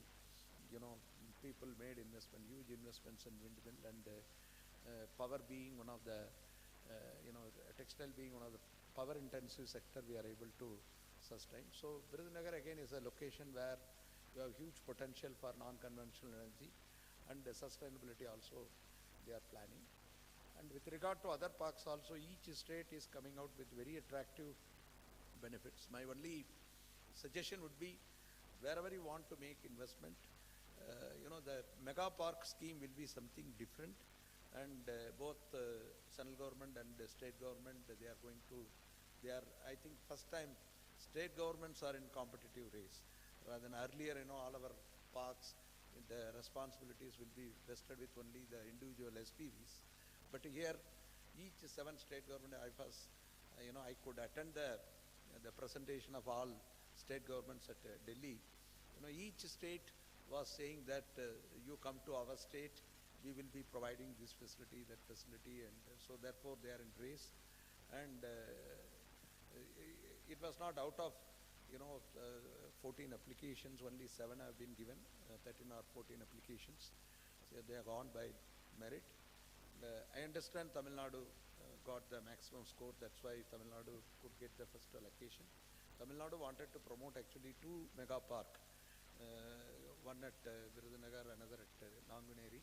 So Nanguneri is another excellent facility where government has got around 2,000 acres, and there again it is being planned. And in addition, Ramnad, another processing park, already MOU got signed, and Saima Park already MOU got signed. And wherever the few parks, there are some teething problems, our Principal Secretary and as well as Commissioner, they are getting into the details and helping us to resolve the problem and kickstart the things quickly. So in a nutshell, I would say that it's an excellent opportunity to improve our competitiveness with FTAs in place, and the recession, whatever we are having, is only temporary. This industry has seen several ups and downs. So it's my opinion, it's a high time to plan for investment and make investments in value-added products, because as we already discussed, whether you are getting into MMF or technical textile or made-ups. And Tamil Nadu, basically we look at value-added products only. So anything, any kind of advice or guidance required, Saima is always available 24/7. Thank you. Ladies and gentlemen, in order to seize the moment and keep some continuity, since Dr. Selvaraj very discreetly and surreptitiously also marketed his state, but of course I cannot take away that prerogative from him, but it was very nice. So if anybody from the audience would also like to seek a couple of clarifications, I mean, Dr. Selvaraj could immediately provide those, So any questions from the audience, please? So please raise your hand and introduce yourself. If not, then we will move on in the continuation. I would like to call upon Dr. M. Valalar, IAS. He's the Textile Commissioner of Tamil Nadu, and I would like him to tell us a little bit also about the state's textile policy and why does he think that investment in this new mega textile park will be conducive, and how will that be different, Because we believe that at the end of the day, it is not the park itself, but it is the enabling environment that the state government provides, which will really make the difference, Dr. Valalar, if you would please come to the podium. Thank you.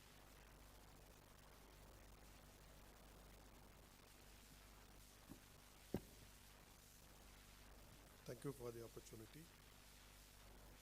Dignitaries in the dais and my respected Principal Secretary and the textile fraternity who are sitting here in large number, with the hope that you will get some kind of idea to start your industry in Tamil Nadu. Already you are in the textile field. I think then you are looking for your expansion and also a new project like man-made fiber and technical textile. So I know that you are very eager to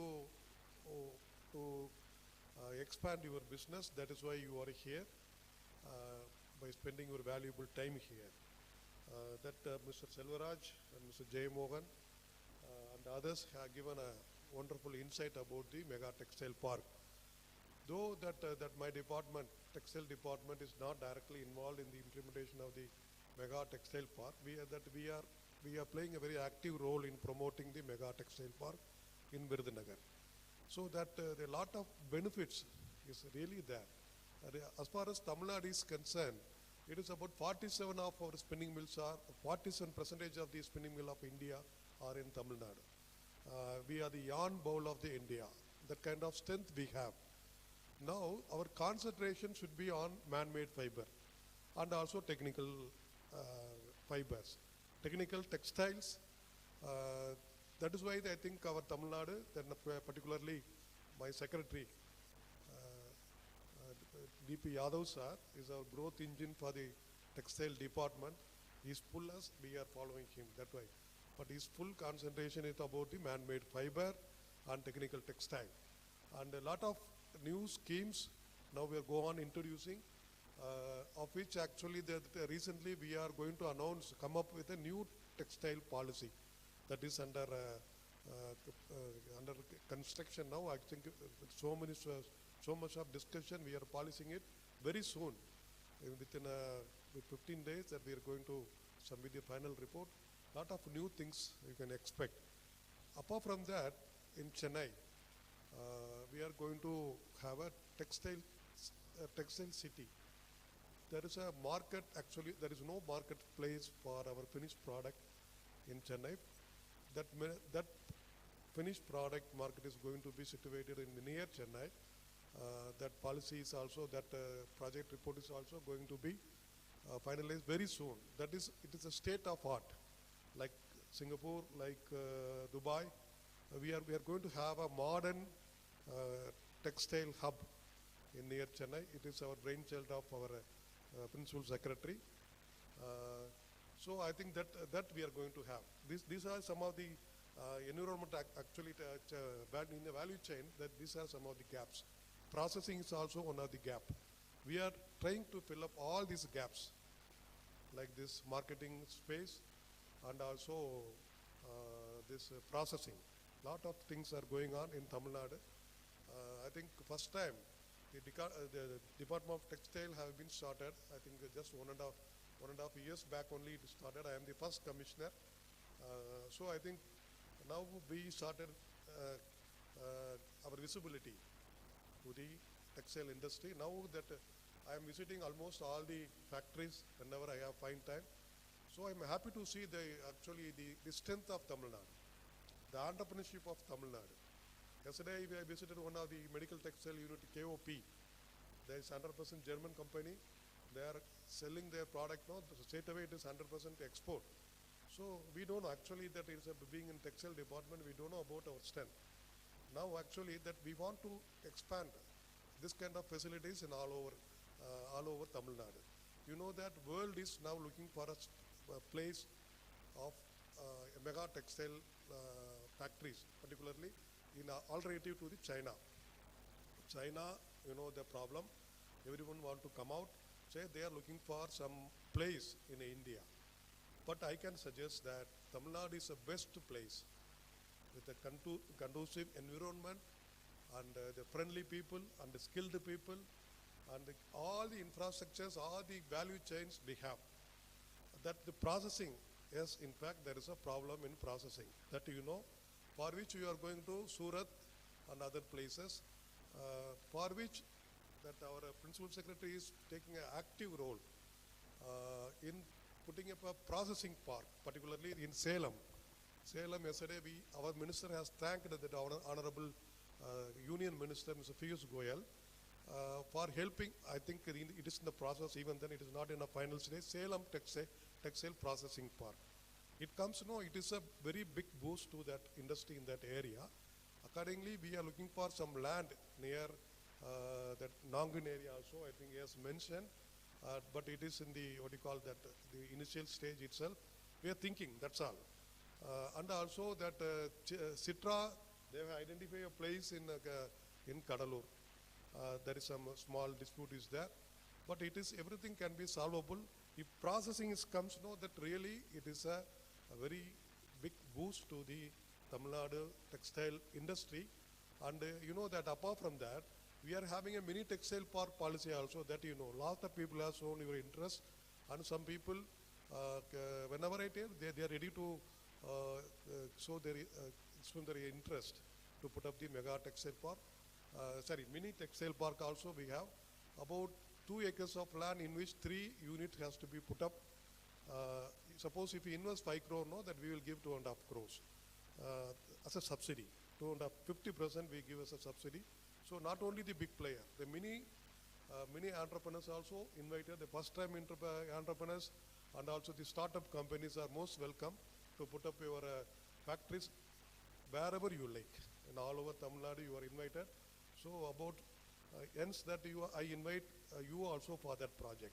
As far as mega textile is concerned, everything actually, even for the skill development, government is giving all the skill development at our cost.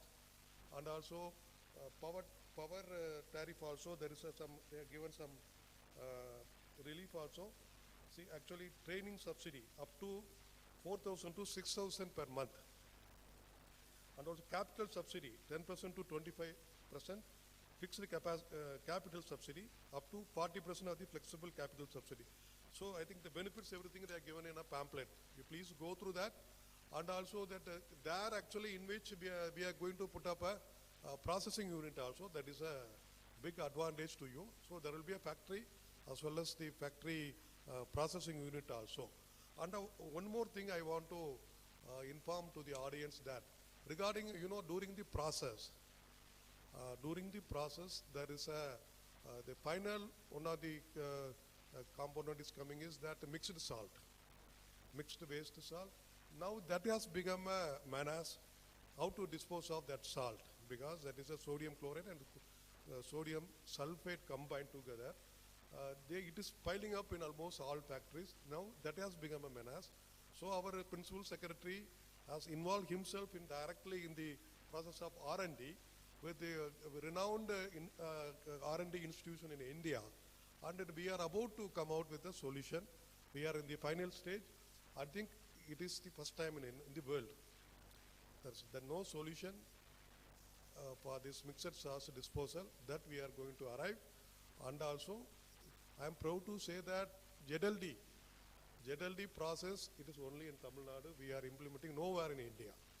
So in coming days, European Union, they are going to have a Green Deal. in which all the green product only will be allowed inside the Europe and American, subsequently America. At that time, I feel only Tamil Nadu will survive. All other states, they don't have this kind of facilities.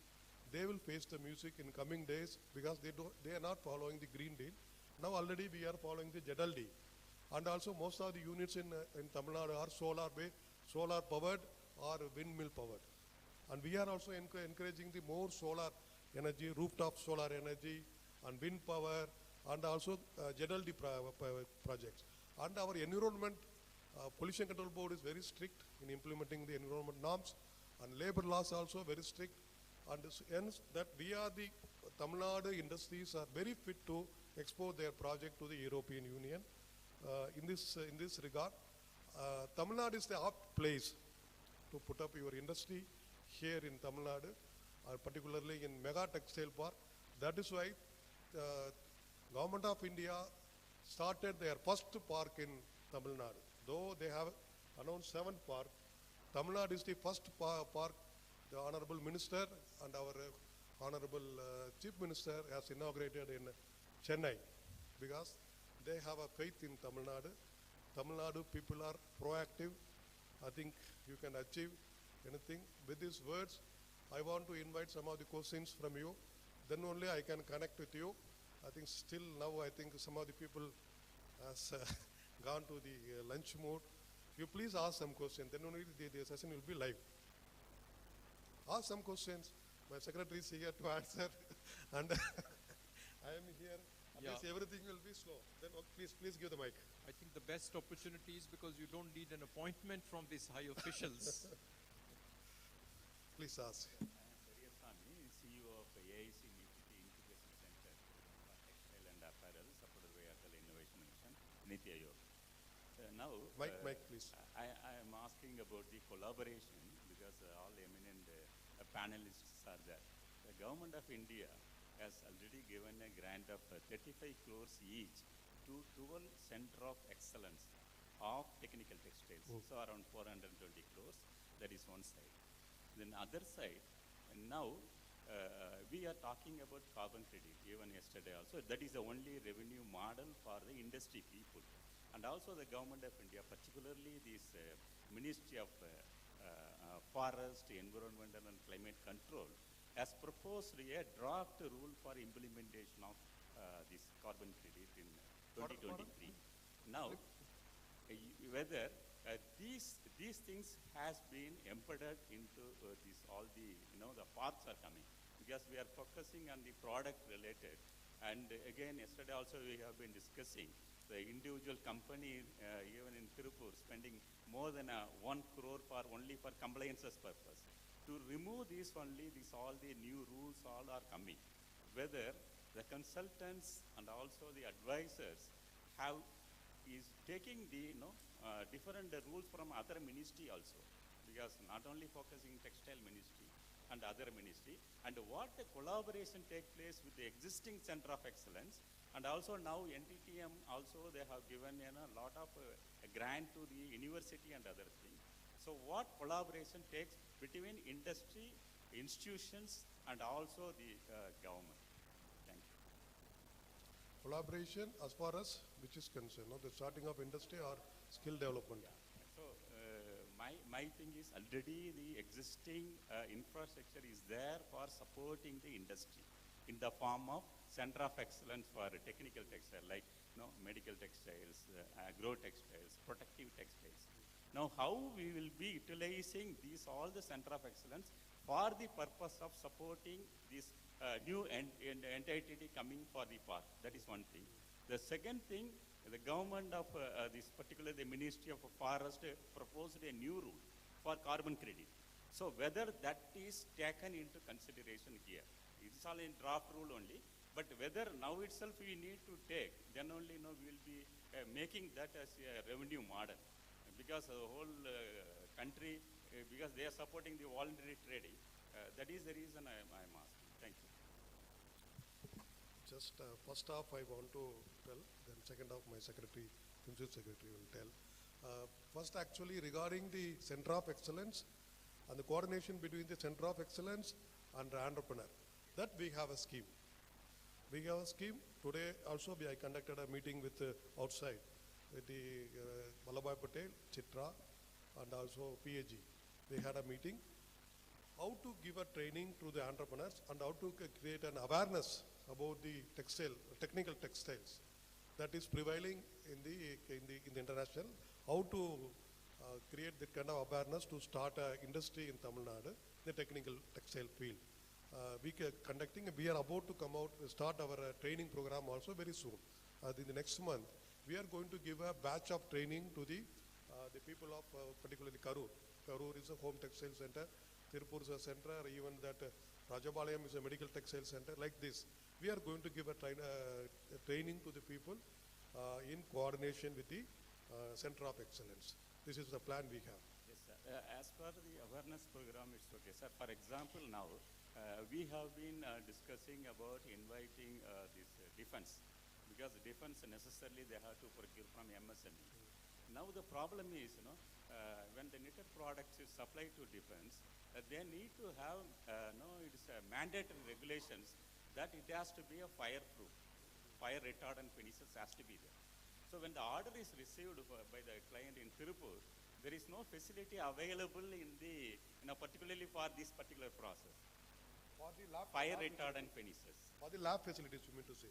In industry, because they need to have an industry. Because like that, these are the gap in this, even when they get an order. Yes. So this has to be taken into. Please, yes, sir, Mike, sir. Exactly.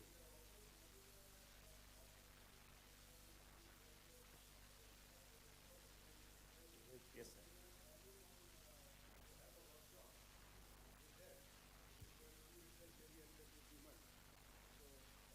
So whatever the technology is at their disposal, that will be displayed to the industry. And any further collaborations and R&D which is required also, let's say like certain areas where like, let's say building is there. So today hardly there will be 5%, 10% of technical textiles which is being used. So we say that these are the areas where in the building itself technical textiles, these are the things which can be done. So we say that component will become 10%, 15%, something like that. So in that area, we can initiate some research and development activity. This kind of a thing we want to incorporate into our policy. As regards the carbon credit thing, that is a usual this thing. There are international agencies. There are a lot of consultants in the country itself. So how do they assess how much of carbon credits are, how much of carbon mitigation you have done, and how much of credits will be given?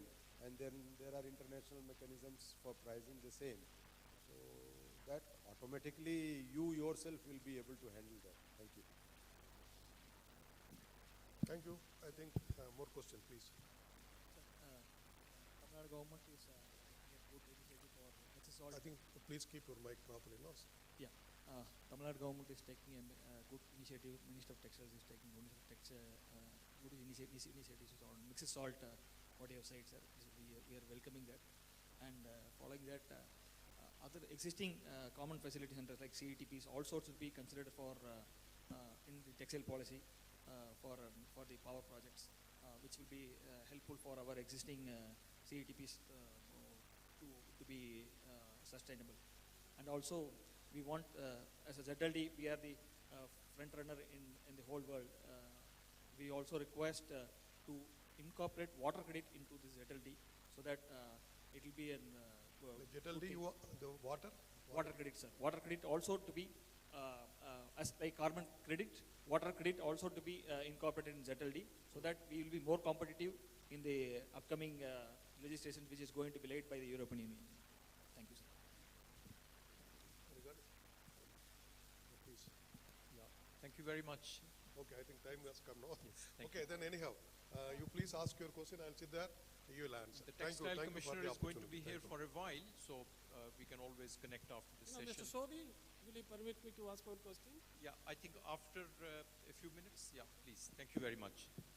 I would like to call upon Mr. Ramanathan to tell us about the Silk Park that is being created in Kanchipuram, because that's for a different segment of the industry.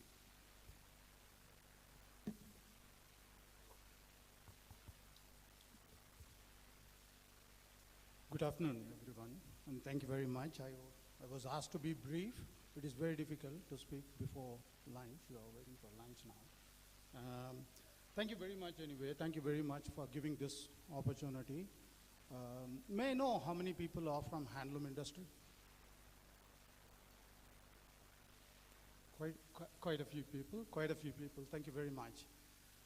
As Mr. Sodhi said during his introduction speech, we want to, include the cottage industry as well in the development process, whether it is 35 trillion or 5 trillion economy. So please take handloom industry also along with. And I want handloom industry also to be prepared to be on board in serving, in achieving the target as well. As far as our project is concerned, our project is an initiative of Government of Tamil Nadu, and it was supported by Government of India under the Scheme for Integrated Textile Park.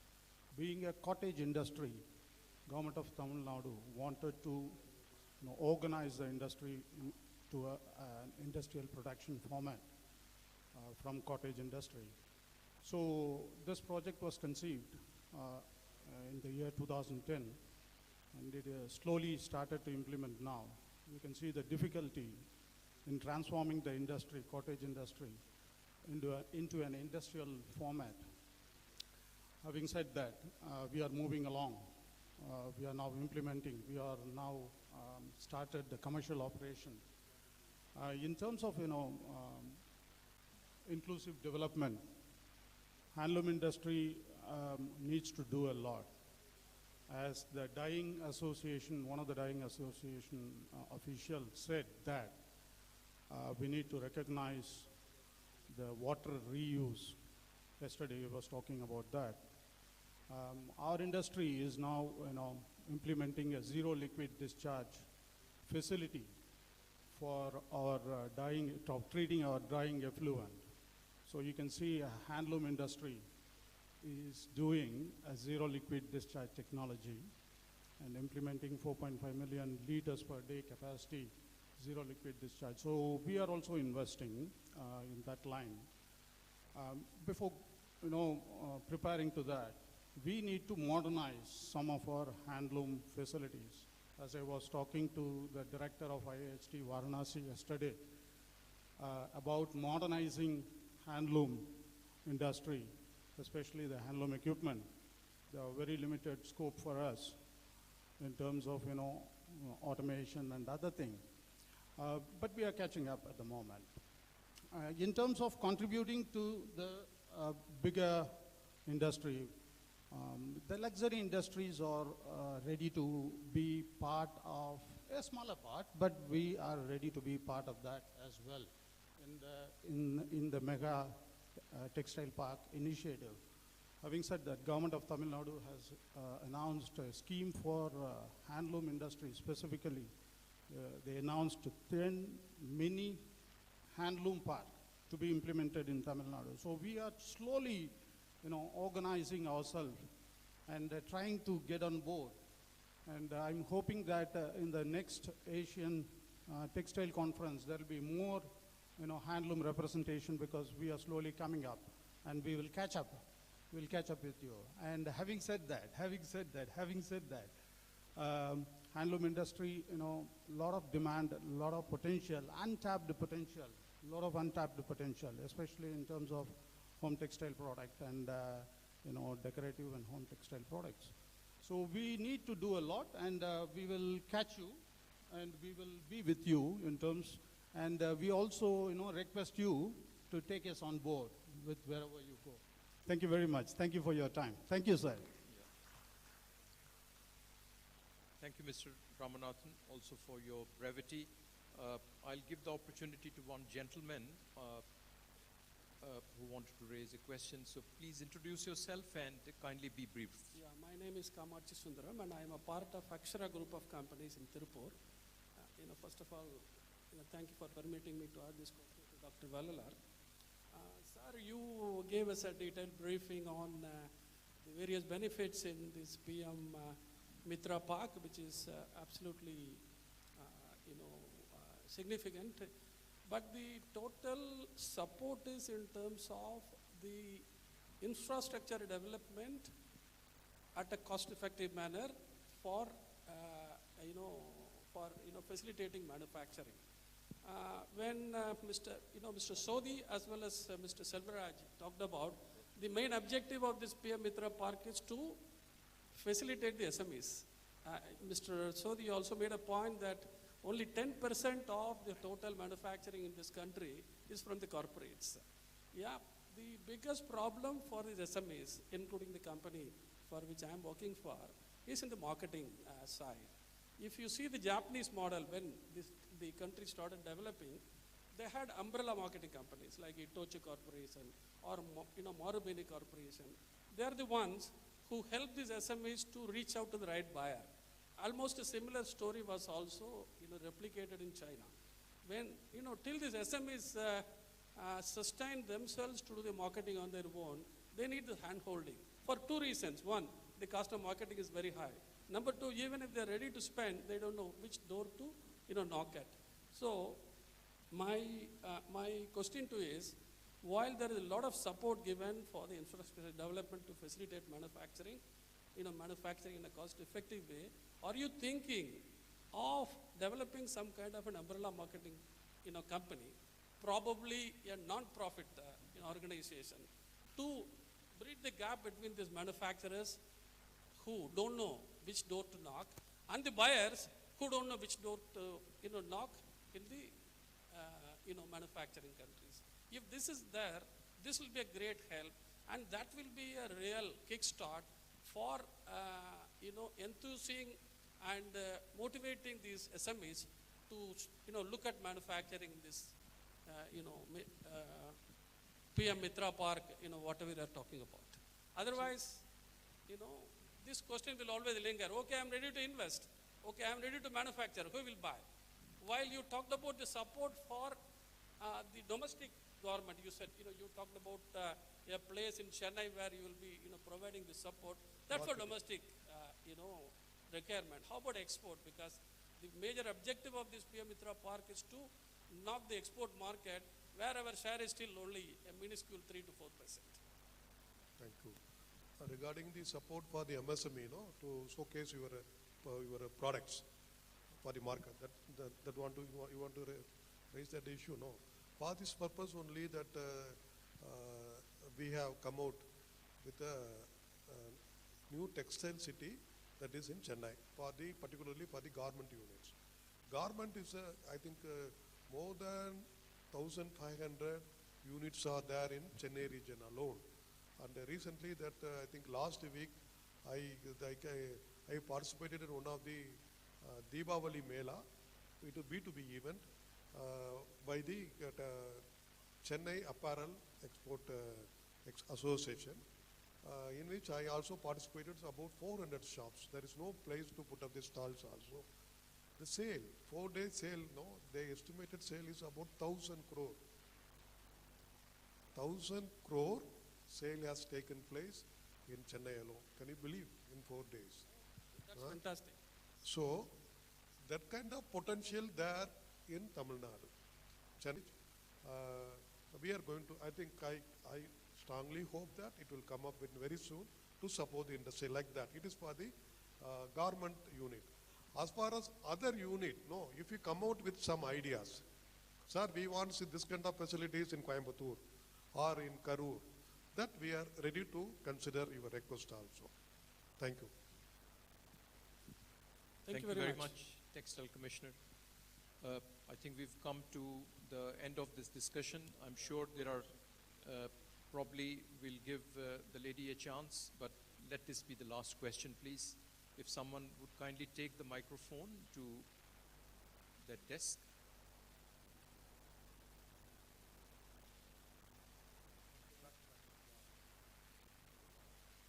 I want to ask, shall I ask?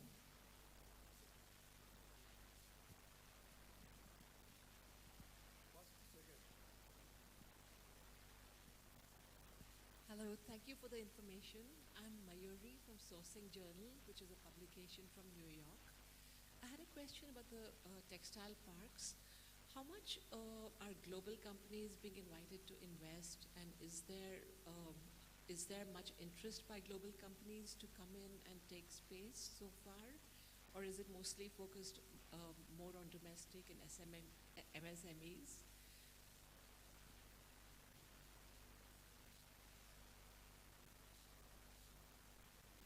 And secondly, is there a timeline for when it will start? Because like Mr. Ramanathan was just saying, 2010 was when they started and it's now coming into place. Is there a timeline for the PN Mitra Park to start? Thank you. Your question is how you are going to attract the foreign companies. Global companies that are also looking at investing here. Yes, for which I think the industry department and my department, textile department, we are conducting various road shows in that countries. Very soon we are going to visit the Australia also, textile department, and Taiwan.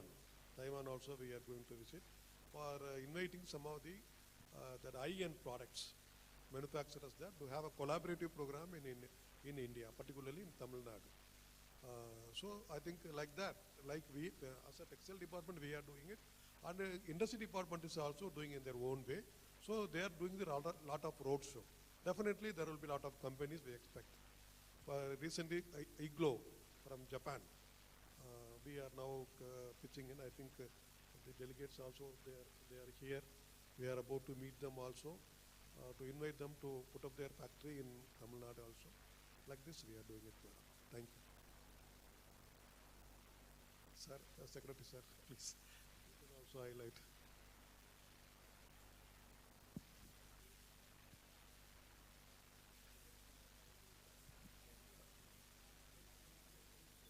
That you want to know that how much area has filled up so far? Yeah, what is the present status she's asking? So you have 1,050 acres there, so she wants to know how much of it is for foreign participation, how much has been already done with, when it will come up. So she wants the... No, these mega parks across the country have yet to take up. SPV formation is in the process. There are certain teething issues relating to the transfer of land or master developer and those kind of issues. So those are being sorted out. So there is a discussion going on. It is not only Tamil Nadu. There are all the 7 states. They are discussing with the government of India, and everybody has some issues relating to the SPV formation. So that process is on. So once that is sorted out, it will start, because the land has been identified. Finance is not a problem. It's only the SPV arrangement of the SPV and the arrangement between the SPV and the master developer. So these are the issues which are under discussion. That can be sorted out fast. It will not take much time. Of course, maybe a few months here and there. I think before the next elections and all, it should be sorted out. For more information also that I want to give, I think just 2 weeks back there was an estimate committee from Government of India. I think a lot of stakeholders, already they have signed about 10 MOUs has been signed in the Mega Textile Park. All people attended there in the estimated committee. Everybody was so enthusiastic. Some of the important mills like Paramount mills, all people asked, when will you hand over the site to us? They asked the question directly to the MPs. Then in turn, the honorable MPs, the estimated committee, asked the Government of India officers, when will you hand it over? No, these people are very, very eager to put up their stall. Oh, you are not handing over they have given 4 weeks time. About 2 weeks has gone. We are also insisting. So very soon the land will be handed over. They are about to start their unit also very soon. And 25% of the existing site has been sold out. The remaining area, only 75% is only available. I think you people, you please rush to towards to reserve your area. Thank you. Thank you very much, ladies and gentlemen, for your patient listening. I mean, we learned a lot during this brief forum. I'm glad that we could learn about the salient features of the Mega Textile Park scheme, and also we could listen to the two practitioners about what is the USP in the practice that they've been following. And we also learned about the policies and the conducive environment that the state is willing to provide for these prospective investors. Also, something which was really a personal delight to me, I learned from the Textile Commissioner that they are trying to bridge this information gap in terms of collection of data about production. As you may be aware, I mean, the Textile Commissioner Office has been facing some challenges in terms of receiving the data on production, but the state government has taken its own initiative, and I really commend him for that, for taking the things in control. And very soon, at least the state level data about production of various segments will be available in the public domain. So ladies and gentlemen, with this we come to the end of the forum. I wish you nice proceedings for the remaining part of this day, and please enjoy your lunch. Thank you very much. May I now request Mr. Durai Parnisamy, Executive Director, Pallava Group, and Vice Chairman SAIMA, to kindly felicitate the dignitaries on the stage by presenting the memento.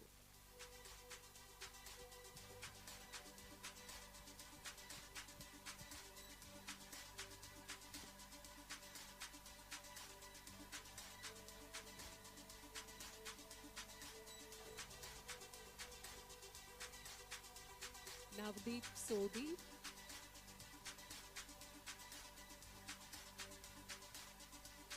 Dr. M. Valalar, IAS,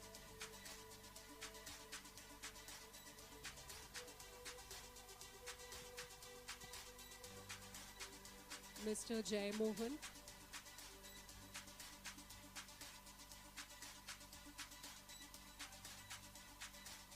Mr. Ramanathan,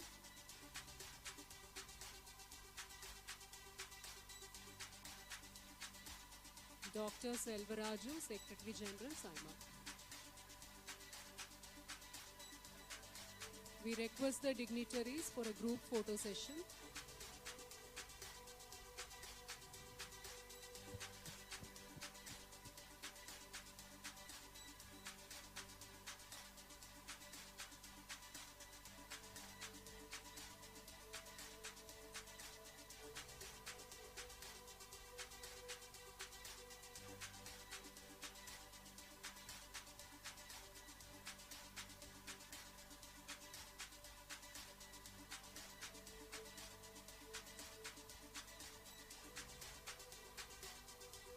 We will break for lunch and we will assemble back here at 2:15 to start the next session of the day. Please come on stage, sir. The panelists, we request the panelists to come on stage. Mr. Jayant Kashyap, Investment Lead, Good Fashion Fund. Mr. M. Shankar, President, Lakshmi Machine Works. Mr. Balakrishna Topli, AGM, Vari Energies Limited. Mr. Harish Anantharaman, Managing Director, Accelerated Cleaning Systems India. Ms. Anjali Krishnan, Program Manager, Alternate Materials, IDH.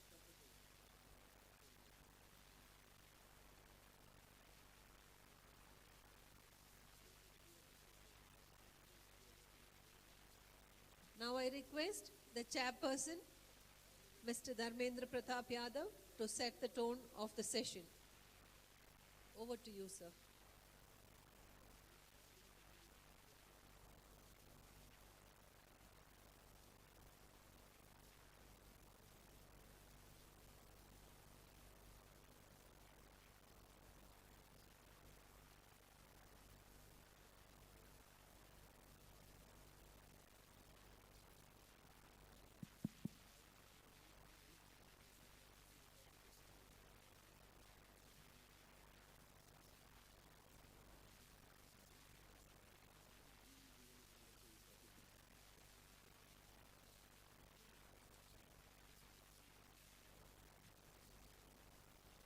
So good afternoon, everybody. I think this is going to be a very, very exciting session because we all have been talking a lot about sustainability, green initiatives, emissions. Since I think as a part of every panel that we've heard, and generally, it's said that post-lunch is a difficult session, but I think it's the easiest session because right now nobody's thinking about the menu. Everybody will be, right in the room, focus on what is the ongoing discussion. But there is one risk that after a good lunch, we all might fall asleep. Correct? So that is my responsibility to ensure that none of you are sleeping and are active. And when I was in my school, so after the recess, our teacher used to have a list of all the students, and random name calling used to happen. So same thing, I've asked our desk there to help us, call out random names because we have all your names, and ask you some questions based on the discussions which are happening. Okay? So now that we have your attention, we'll proceed with the session. We have a lot of things to discuss. We have a very eclectic panel here and a diversified set of people. But before we move ahead, I'd like to invite Mr. Dharmendra Pratap Yadav, who is the chair of this session, to start with some opening remarks on the green revolution in the textile space, also focusing on what's happening in Tamil Nadu. And then from that, we'll continue with some interesting Q&A sessions. So, sir, with that, and a round of applause for him. So I invite you on the podium. Wherever you want. Wherever. So, good afternoon, everybody. Mr. Varun, the moderator, Mr. Kashyap, Mr. Anantaraman, Mr. Shankar, Mr. Balakrishnan, the distinguished panelists, and all the distinguished people in this hall. I'm happy and delighted to be here, and this conference is really very timely, and a good bogey has been created for Tamil Nadu textiles.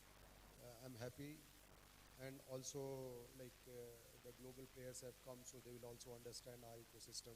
We'll also in interaction get to know their ecosystem. During the lunch, I was talking to a person from Bangladesh and got to know in a small conversation certain insights into the sector and what is happening there. So, textiles per se is at the crossroads, I will say, and Tamil Nadu textiles is also on a crossroad. And it is very, very important that the world over this sustainability, promotion of green energy, circularity, which are critical to the human living, are being focused. So the industry also have to be compliant to that. When we talk about sustainability, we try to equate it with mitigation, I will say. So sustainability, if you look at our forefathers or our 2 generation back or 1 generation back, how they were living, that was more sustainable than the way today we are living. Okay. Today we concentrate the problem and then try to adopt the mitigation measures.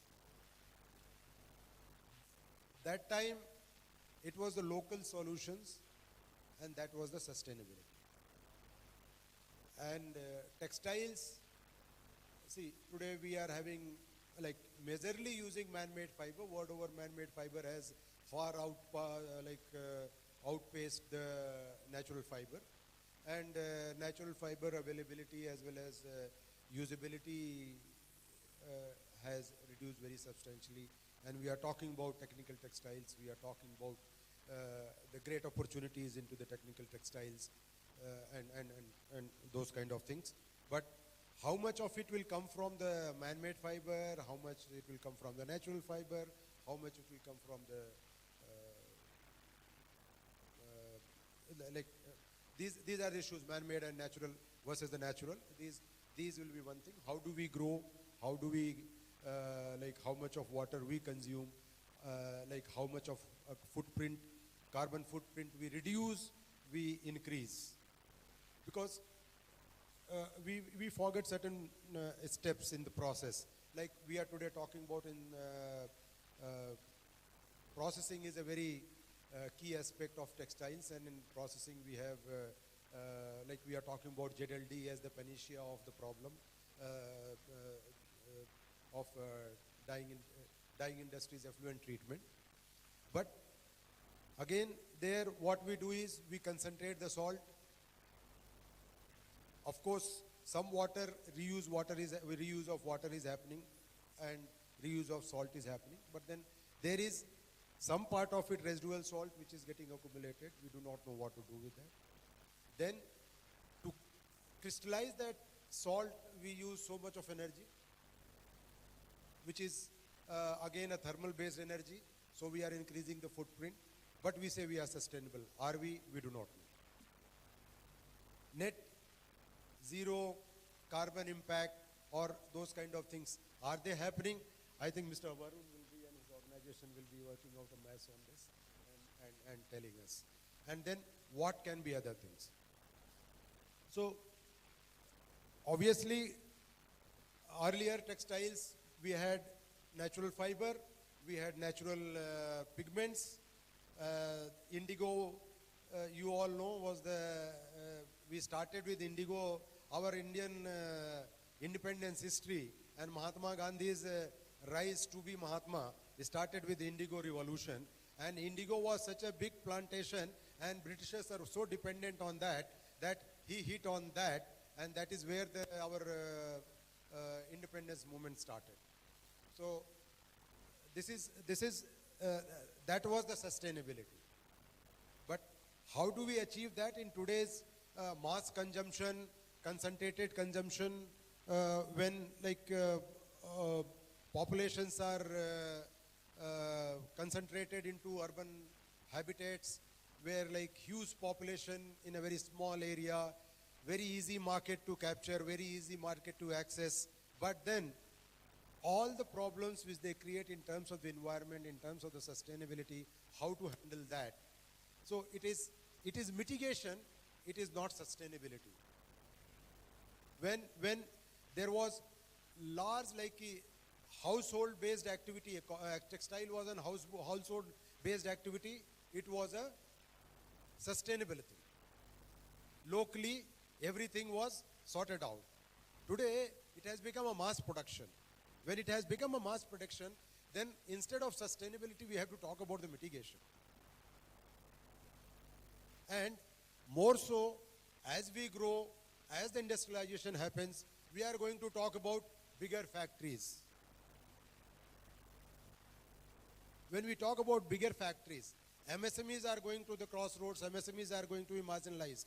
Cottage industry, as Mr. Ramanathan was telling, he is sitting in front of me, that we want to, and we are also working on it to give the industrial face to the handlooms, from the cottage and home-based industry to the industrial base. So we are concentrating.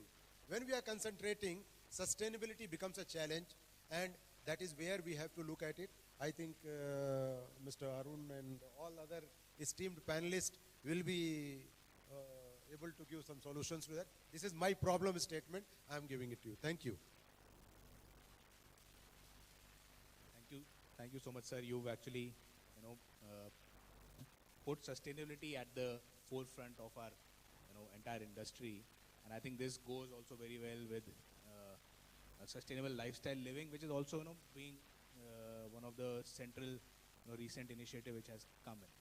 So we all know that going green, first of all, is a big change that we all have to accept.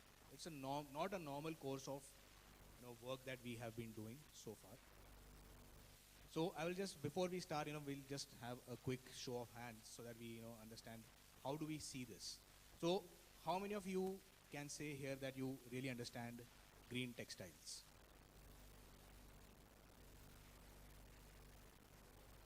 Okay, so that's very, very few people, which means there's a lot to, still really understand what is happening in terms of greening.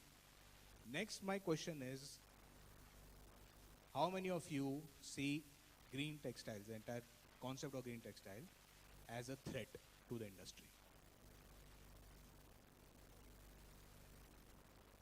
Okay. How many of you see this as a challenge?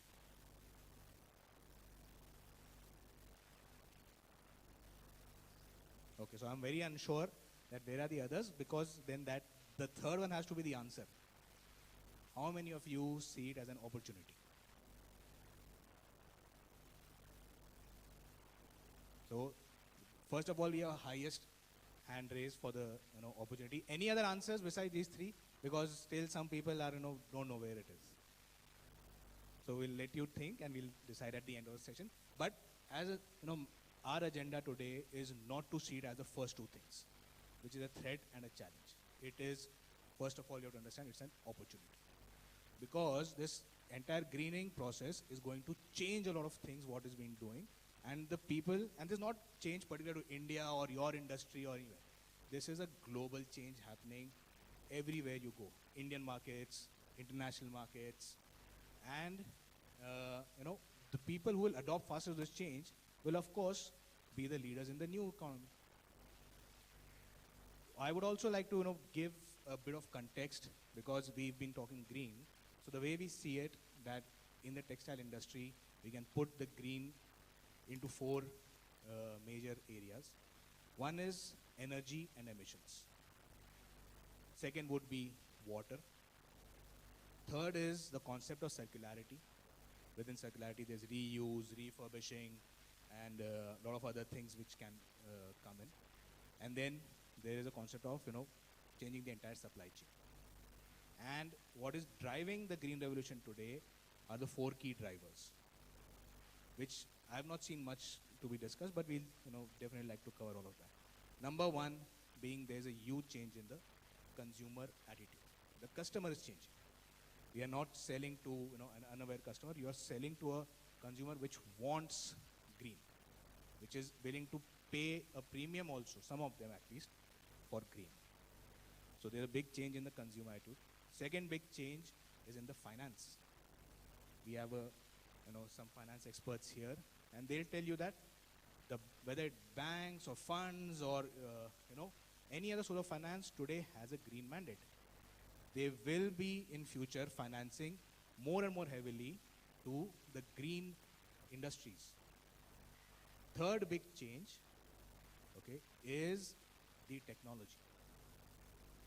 A lot of new tech is coming in. Even if I talk about energy, it's no longer, we all heard, Tamil Nadu, we know everybody is expert in solar and wind. That is what we know. But then there is storage, then there's hydrogen, then more on, the emission reduction technologies that's also which are coming in. Whether you talk about water, we talk about manufacturing. So technology is really advancing. Yesterday I was reading about how even the material technology is going into an infinite life cycle spin. So they are talking materials which will forever and ever be recyclable. And big brands, some of them, I don't want to name any brands, they've already invested hundreds of millions of dollars into such tech. So tech is the major driver. And finally, the one which we regularly talk about, it is the politics of the economy. We are export oriented, we are import oriented, and we work in a global economy, and this can be actually impacted by the green revolution which is happening. So this is the context of the entire going green, and we have I'll one by one I'll ask my panelists to introduce themselves. Just a brief introduction myself. I'm Varun Gulati. I'm CEO of the India Net Zero Alliance. I have been working for the last 14 years in the clean tech space, and our focus has always been on business information and knowledge.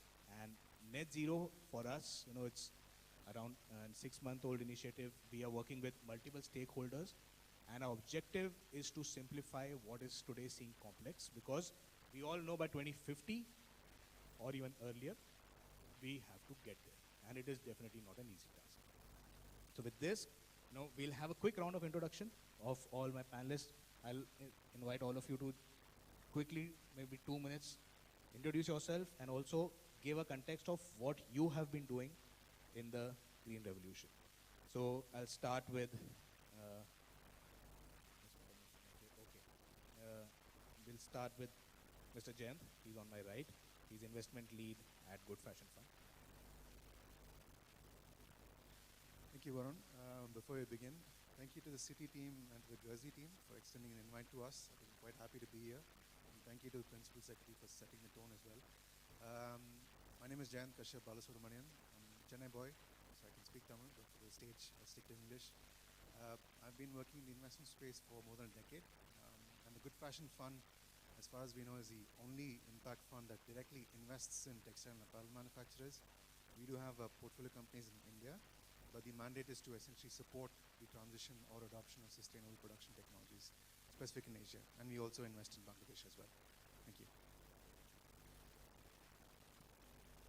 Thanks, Jayant.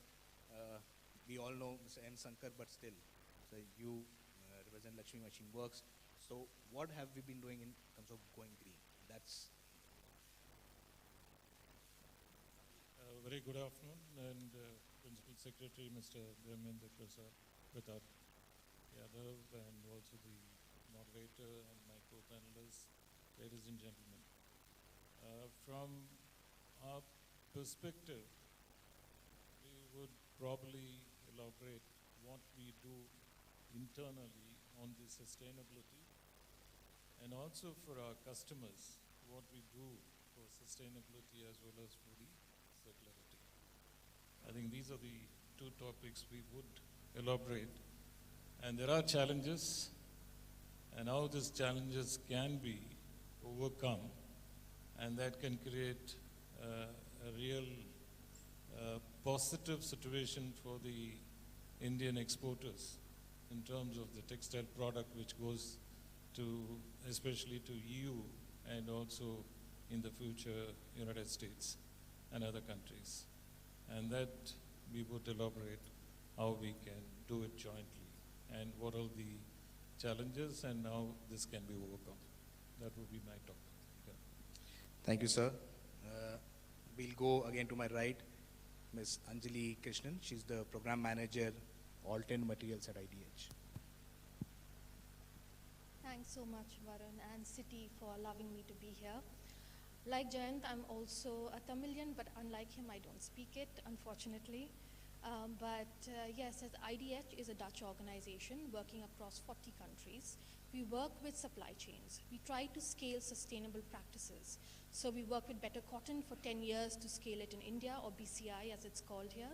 We also work with textile parks in Vietnam, Ethiopia, and Kenya. And more recently, I focus on circular economy, textile recycling. How do we make use of the textile waste landscape, especially as the Principal Secretary also pointed out, with the growing consumer and consumerism that's there, what solutions are available to address this issue? Thanks, Anjali. To my left, we have Mr. Harish Anantraman. He's the MD at Accelerated Cleaning Systems. Good afternoon, everybody. Firstly, thanks, Varun, for giving this opportunity, and Seti for inviting me to be participating in this panel. And I also would like to thank the Principal Secretary for chairing this and allowing us to have a fruitful discussion with you guys.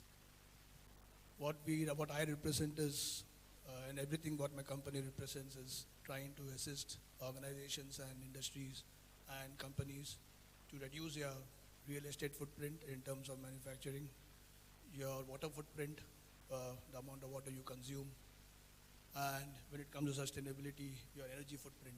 So these are the things on which we work on. We provide solutions, we provide out-of-the-box innovative technologies which are available now in the world.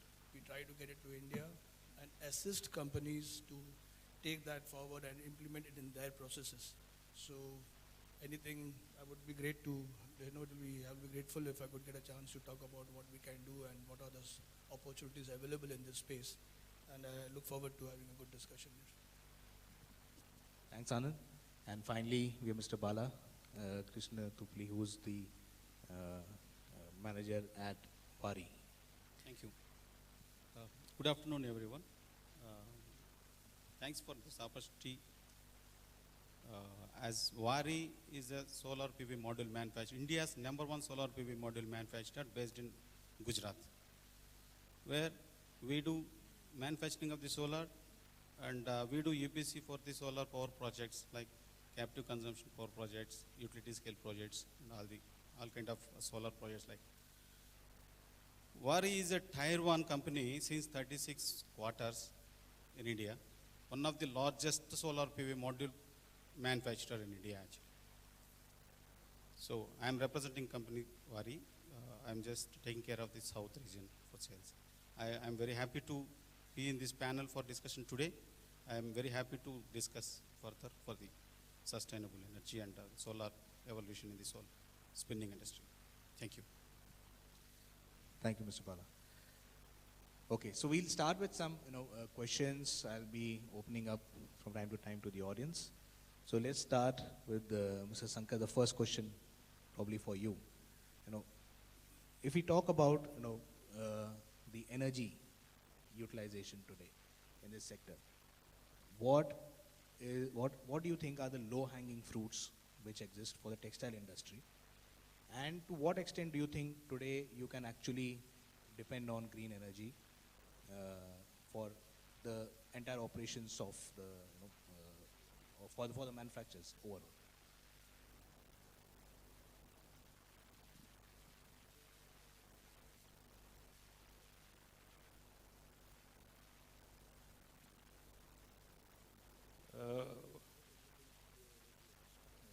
Whatever the question what he posed, what I would say from the internal point of view, from the organization, we have a 100% green energy at LMW. 46.6 megawatt, and all with wind energy and solar. And this is 100%. We don't have to have the SEB to feed us. And that's the first step what we have done. That's a point number one. So that helps us in terms of our contribution to the society, where the generation of the carbon, whatever it happens to the environment, we are able to contain this. Then we have the foundry, which is Green Co certified, which has got the Platinum Award. And so the entire environment is absolutely protected from the pollution. And that's the second point, because the input which goes into our product, maximum is the casting based. And third, the water what we use is absolutely through a ZLD. And we don't have any single drop of water going into the earth which are polluted. And these are the three major aspects which are done internally. And coming to our customers, what we have done, we do a continuous innovation. And I can quote an example on the ring spinning machine, which is the maximum consumption of the power energy. We brought out a module, and this module saves closer to 10% on the energy, and you can translate it to unit per kilogram of yarn. And this 10% we roll out from LMW closer to about 2.5 million spindles per year. When we translate this saving into carbon footprint, it amounts to 80 million kgs of carbon which are getting reduced year on year. And there's a continuous work we do for all our product, so the customer gets the benefit of the reduction in the power consumption, and also we make sure there is a continuous development takes place where the raw material wastage is minimized. So if you translate that into even 1% saving on the raw material, which is precious, and there are many, the entrepreneurs are here from the spinning industry and also from the textile sector, that 1% saving in the raw material leads to in crores of rupees per annum saving. Point number one. You're not wasting your natural resource. The number two. Number three, you become more competitive when you have the comparison with the international standards.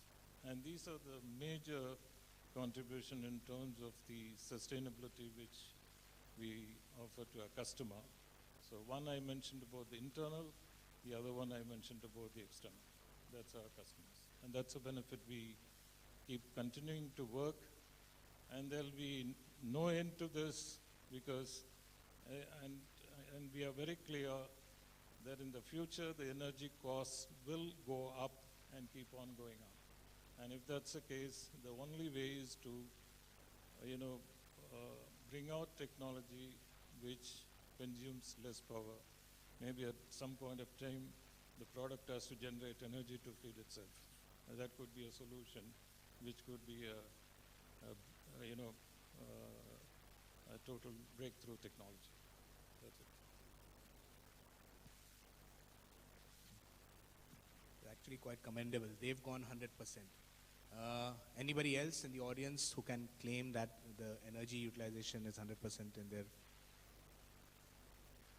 plans? 2. Wow. So there's a lot, which we still.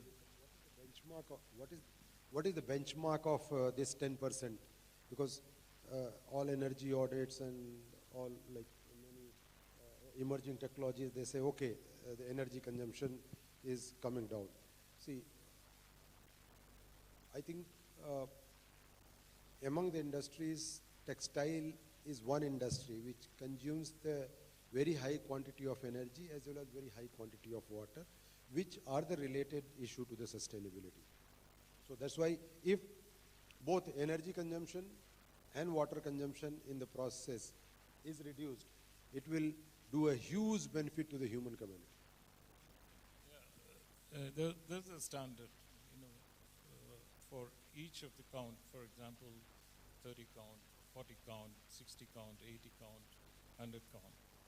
As you progress finer, the energy consumption per kilogram of yarn what you produce, it goes up because the running time is too long. And there are standards for each of the count. Now, for example, if you take roughly for a 40 count, it's about, in the ring spinning alone, closer to about 1.7 or 1.8 units per kilogram of yarn. On that 10%, that's the way we set ourselves. What is the current standard, which are the best and more efficient, and how do you conserve energy on that? And then we keep on working on how to minimize that power consumption per kilogram of yarn. It is directly measurable, and that makes it more competitive. So even water, basically, as is pointed out, has two footprints. One is the water itself, the sustainability and the use of water, and to use that water, there is a energy demand which goes in, and that also has to be accounted for. So since we're talking water, I'll bring on Mr. Harish Anantaraman. What do you think, on an immediate basis, the textile industry can actually do to reduce their water footprint, make it more sustainable, and the energy footprint which goes with water? Thanks, Varun. Actually, I would like to thank the Principal Secretary for creating a right platform for me on my expertise to talk about what is more relevant. So thank you, sir, for that. From the space I come from, let me put it like this. There is technologies clearly available to reduce the water consumption to at least 40-50% to what the textile today is doing. There is technology available to reduce the energy consumption to at least to 30-40% to what they are currently consuming. The wastewater, I will just, we do both process as well as the dyeing process, etc. But if you see the wastewater, when we look at manufacturing, what we also, as Mr. Shankar rightly pointed out, is the amount of waste, water we generate, and how do we have got ZLD, etc. But how many of us know that, 70% of the energy consumption of an ETP or an STP or a ZLD process, other than the crystallization of salt we are talking about, 70% of the energy is consumed in the process known as aeration. Now that's a huge area, because if 70% of consumption in ETP is going to be aeration, if even a 10% efficiency increase is going to give you so much results. I can tell you today that there are technologies available which can reduce aeration cost by at least 40-50% in terms of energy usage. It is clearly available, it is commercialized, we have already installed that in places, companies like UPL, etc. The textile industry has just to take it up. The challenges I feel, if you ask me, when it comes to innovation and what do innovation entrepreneurs like us who try to bring in innovation and in the industries, is how do you assimilate this information which you have, and this, how do you do that with all the SMEs, etc. Because the big daddies, the big companies, they have got the engineering and the knowledge resource in their companies who can understand what we talk about, and they have got because of the knowledge, they're able to implement those technologies because they've got the money in place also. The challenge with the SMEs and the small scale is how do you get that information? Because when companies like us go to individual companies and say, hey, you know what, I got this technology, they say, I like it, let's implement this. What happens? So you got a 7 to 8 months pilot, and then you do this, then you explain, and they accept it, and then you get and acquire a customer. The second, that's huge. That's 8 months to acquire one customer. So that's where it's actually disincentivizes the whole story, because it's so much of resource to actually put all those things in place, people, knowledge, everything in place. So the one area where I feel, since I said, technology is available, you can increase energy efficiency by more than 40%.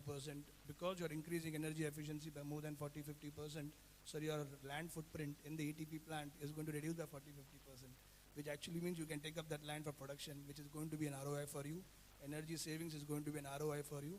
So sustainability is, I tell people that if there is efficient technology, rather than being defensive in adopting technology, for example, ETP or STP is a very defensive process.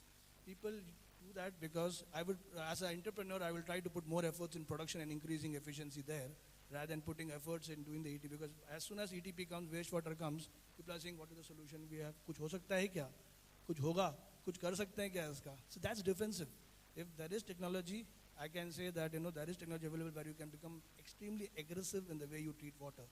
When you become that, you save water, you save land, you save electricity, you have got all the stories to help you become sustainable.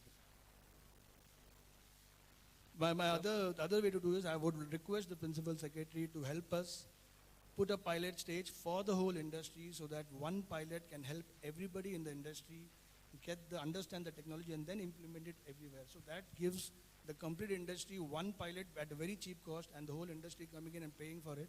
It's a very cheap. That's what the Europeans and everybody is doing. What we are doing is, because we are scared of apne kiya kya, maine kiya kya, we try to see what they have done. We get their old technologies here at a cheap cost, and then we try to implement that and try to become more efficient in what they are doing. So that's why, sir, that's one request I would have if you could get to. So actually, we have this time bomb mentality in India. So, I'm sure recently we all had that fast tag. There was a major revolution. But if you really analyze, when did most of the people go for fast tag? Was when they started stopping, when the deadline was passed.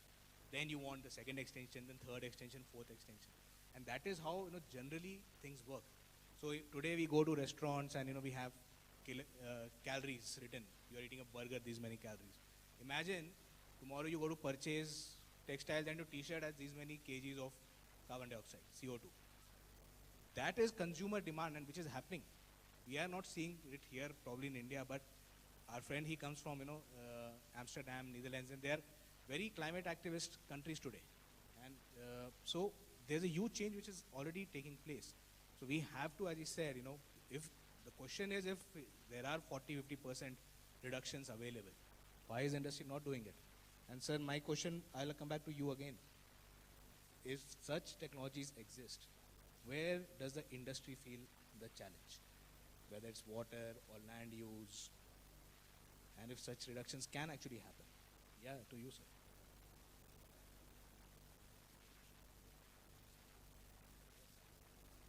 So primarily I'm from the spinning side. So, but still, I can answer to you. See, the challenge comes only the awareness of the technology available. I think that's one gap which requires, large amount of percolation of the knowledge to the user industry. The technology and its adaptation and the benefit which goes to the end user, it varies. Now, for example, if you take solar energy, the amount of adoption which the spinners in the south has taken is far greater than, because we cover the entire country, we know where all the populations of solar energy, and it is there in certain part of west, but in certain part there's absolutely non-existent.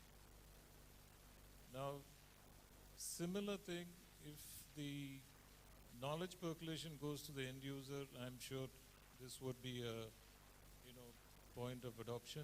And the most of the cases, the fragmented approach of the policies from the state to state.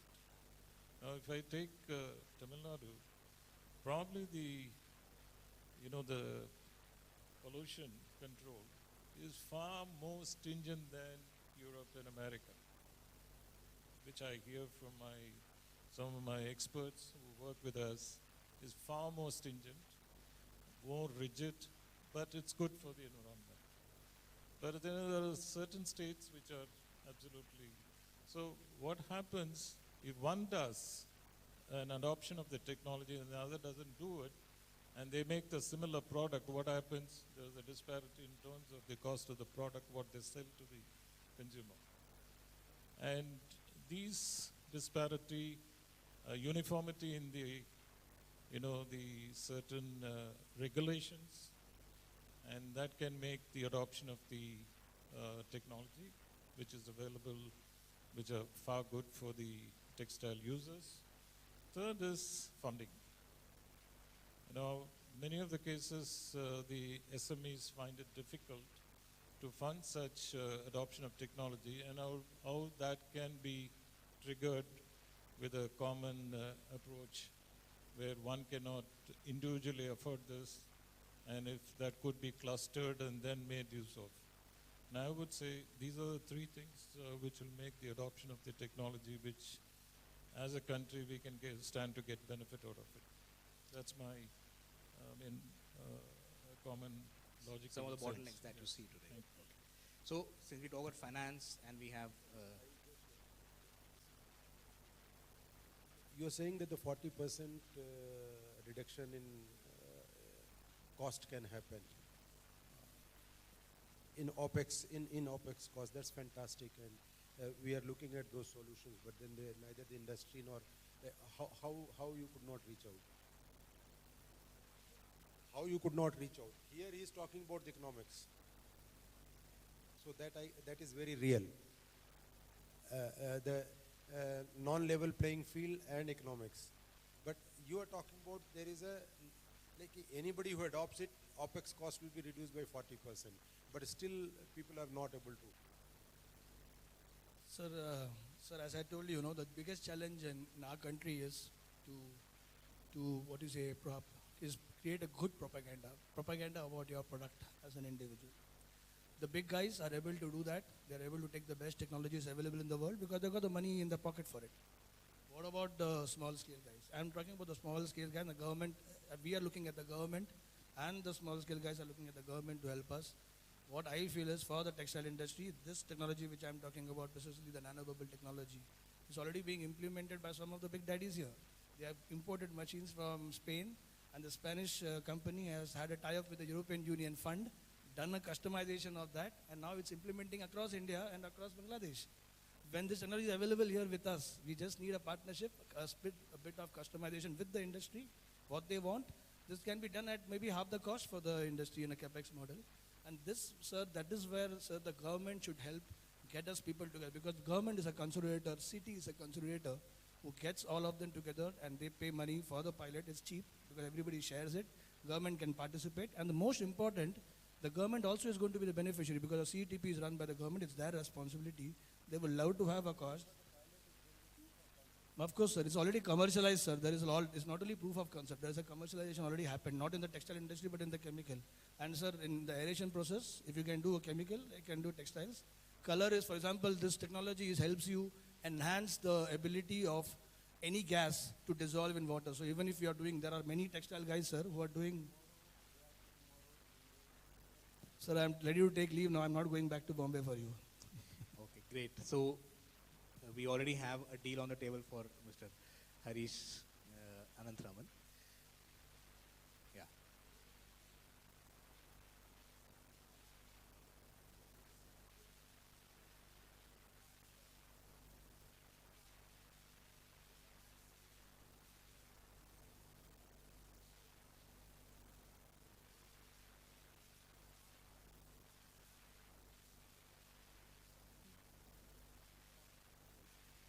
If you can speak in the mic. Yeah. No, it's coming here, but we wanted to reach there, back. He I think, wants to listen. yeah, now it's, we have already done all these things because we are 100% into renewable energy. We also work on the circularity side of circularity, where we have worked on life cycle assessment of our product. Could you just introduce yourself? Yeah, I'm Girish, heading sustainability from Sulochana Cotton Spinning Mills. Okay. So we did a life cycle assessment where all these numbers are vetted by a third party who's sitting in Canada. So we don't take any numbers out of the air. So they come and assess all our process. They also assess not only the product on the process. So we do the life cycle assessment of the process as well as the product. So for an example, I would just tell, I'm not very sure if you're able to show my mobile where I have the impact data so everyone can see that. So just considering one hoodie which is of 600 grams, it saves 13.72 kilograms of carbon dioxide. Wow. So what does it mean? The end customer might not be knowing what is 13.72 kilogram of carbon dioxide. So we just translate it to 49.97 kilograms, like for kilometers, if at all you're driving your sedan for 49.97 kilometers, whatever carbon emission happens, that is what we save. In one hoodie. In one hoodie. That's what you save today. And we also put 540 liters of water is saved. So when you just tell 540 liters of water is saved, you just think it is one Syntex tank. But we put it in an impactful manner where you give the equivalences in such a way that attracts the customer. So we just tell it is 280 days of drinking water for a human being. And we just tell 45 kilowatt energy is saved. So that this is exactly what I was speaking about. We are just coming about with we have already made a tag with that, like a tag which tells all these numbers. So we are already doing it, and we also did the life cycle assessment on our process, where we are 94.85% carbon neutral. Has it impacted the sales, and are you seeing a premium coming on green? It is like over ambition when you should not be looking on those sites. It needs to be something like we need to. See, another thing is sustainability versus pricing. Sir, no, I'm just saying the mindset. I'm not saying that you are not doing that. I'm saying there is a mindset. If it is sustainable, it is somewhere else. So it is catering to some 2%, 3%. So sustainability with mass consumption is what should be the. No, like sustainability, what we just always do is it is at par with the cost. Whatever we just make it cost neutral. We just make wherever economy of scale always plays a role. So but still it gives you a marketing advantage. Everyone want to be sustainable, but no one want to pay the price. Let it be the consumer or with the customer, but just seeing what he was telling. That is exactly, no one want to pay the price, but everyone want to be sustainable. So here the thing is, if at all we are just looking only on the price factor, what we leave to our next generations? No. That is the only thought we have to have. And I just want to tell to people that we in Tamil Nadu, we have already started progressing in such a way which is not even existing in Europe. That's very good. Because I was just going to come to him on 2 points. First is he's financing green projects based on the economies of those projects. So it's not as if it's a project finance or a deal, major finance. So we'd like to hear his perspective that what is first of all what is happening over in the finance space in terms of the green impact or the what are funds expecting, what are banks expecting, and how or today where do you see these opportunities in financing projects in Tamil Nadu, sustainable projects? Thanks, Varun. So many juicy points to unpack, actually. But just to recap, I think what we do as a fund, and we are an impact fund, we're not a bank. And just as a context, the fund is 4 years old, $19 million, so very small compared to, let's say, your DFIs, your larger banks, or even the local financial institutions that are here. But fundamentally, when the fund was launched, I think the assumption was access to finance is probably a challenge, but it's not the root cause of the problem. I think all manufacturers sitting in this room have access to working capital lines, you have access to term loans, but no one speaks the language of sustainability. Now, I understand the pain in his voice when he says that we're doing so much, but we're not being heard. And that's really the proposition that we took as a fund. And we want to shine a light on the sustainability initiatives of the manufacturers, because many in this room and even the ones in our portfolio, they have been doing quite a bit of initiatives and putting sustainability roadmaps for the last 10, 15 years. But only now it's coming into the light because it's also being demanded by, let's say, brands. There's regulations coming in from the EU.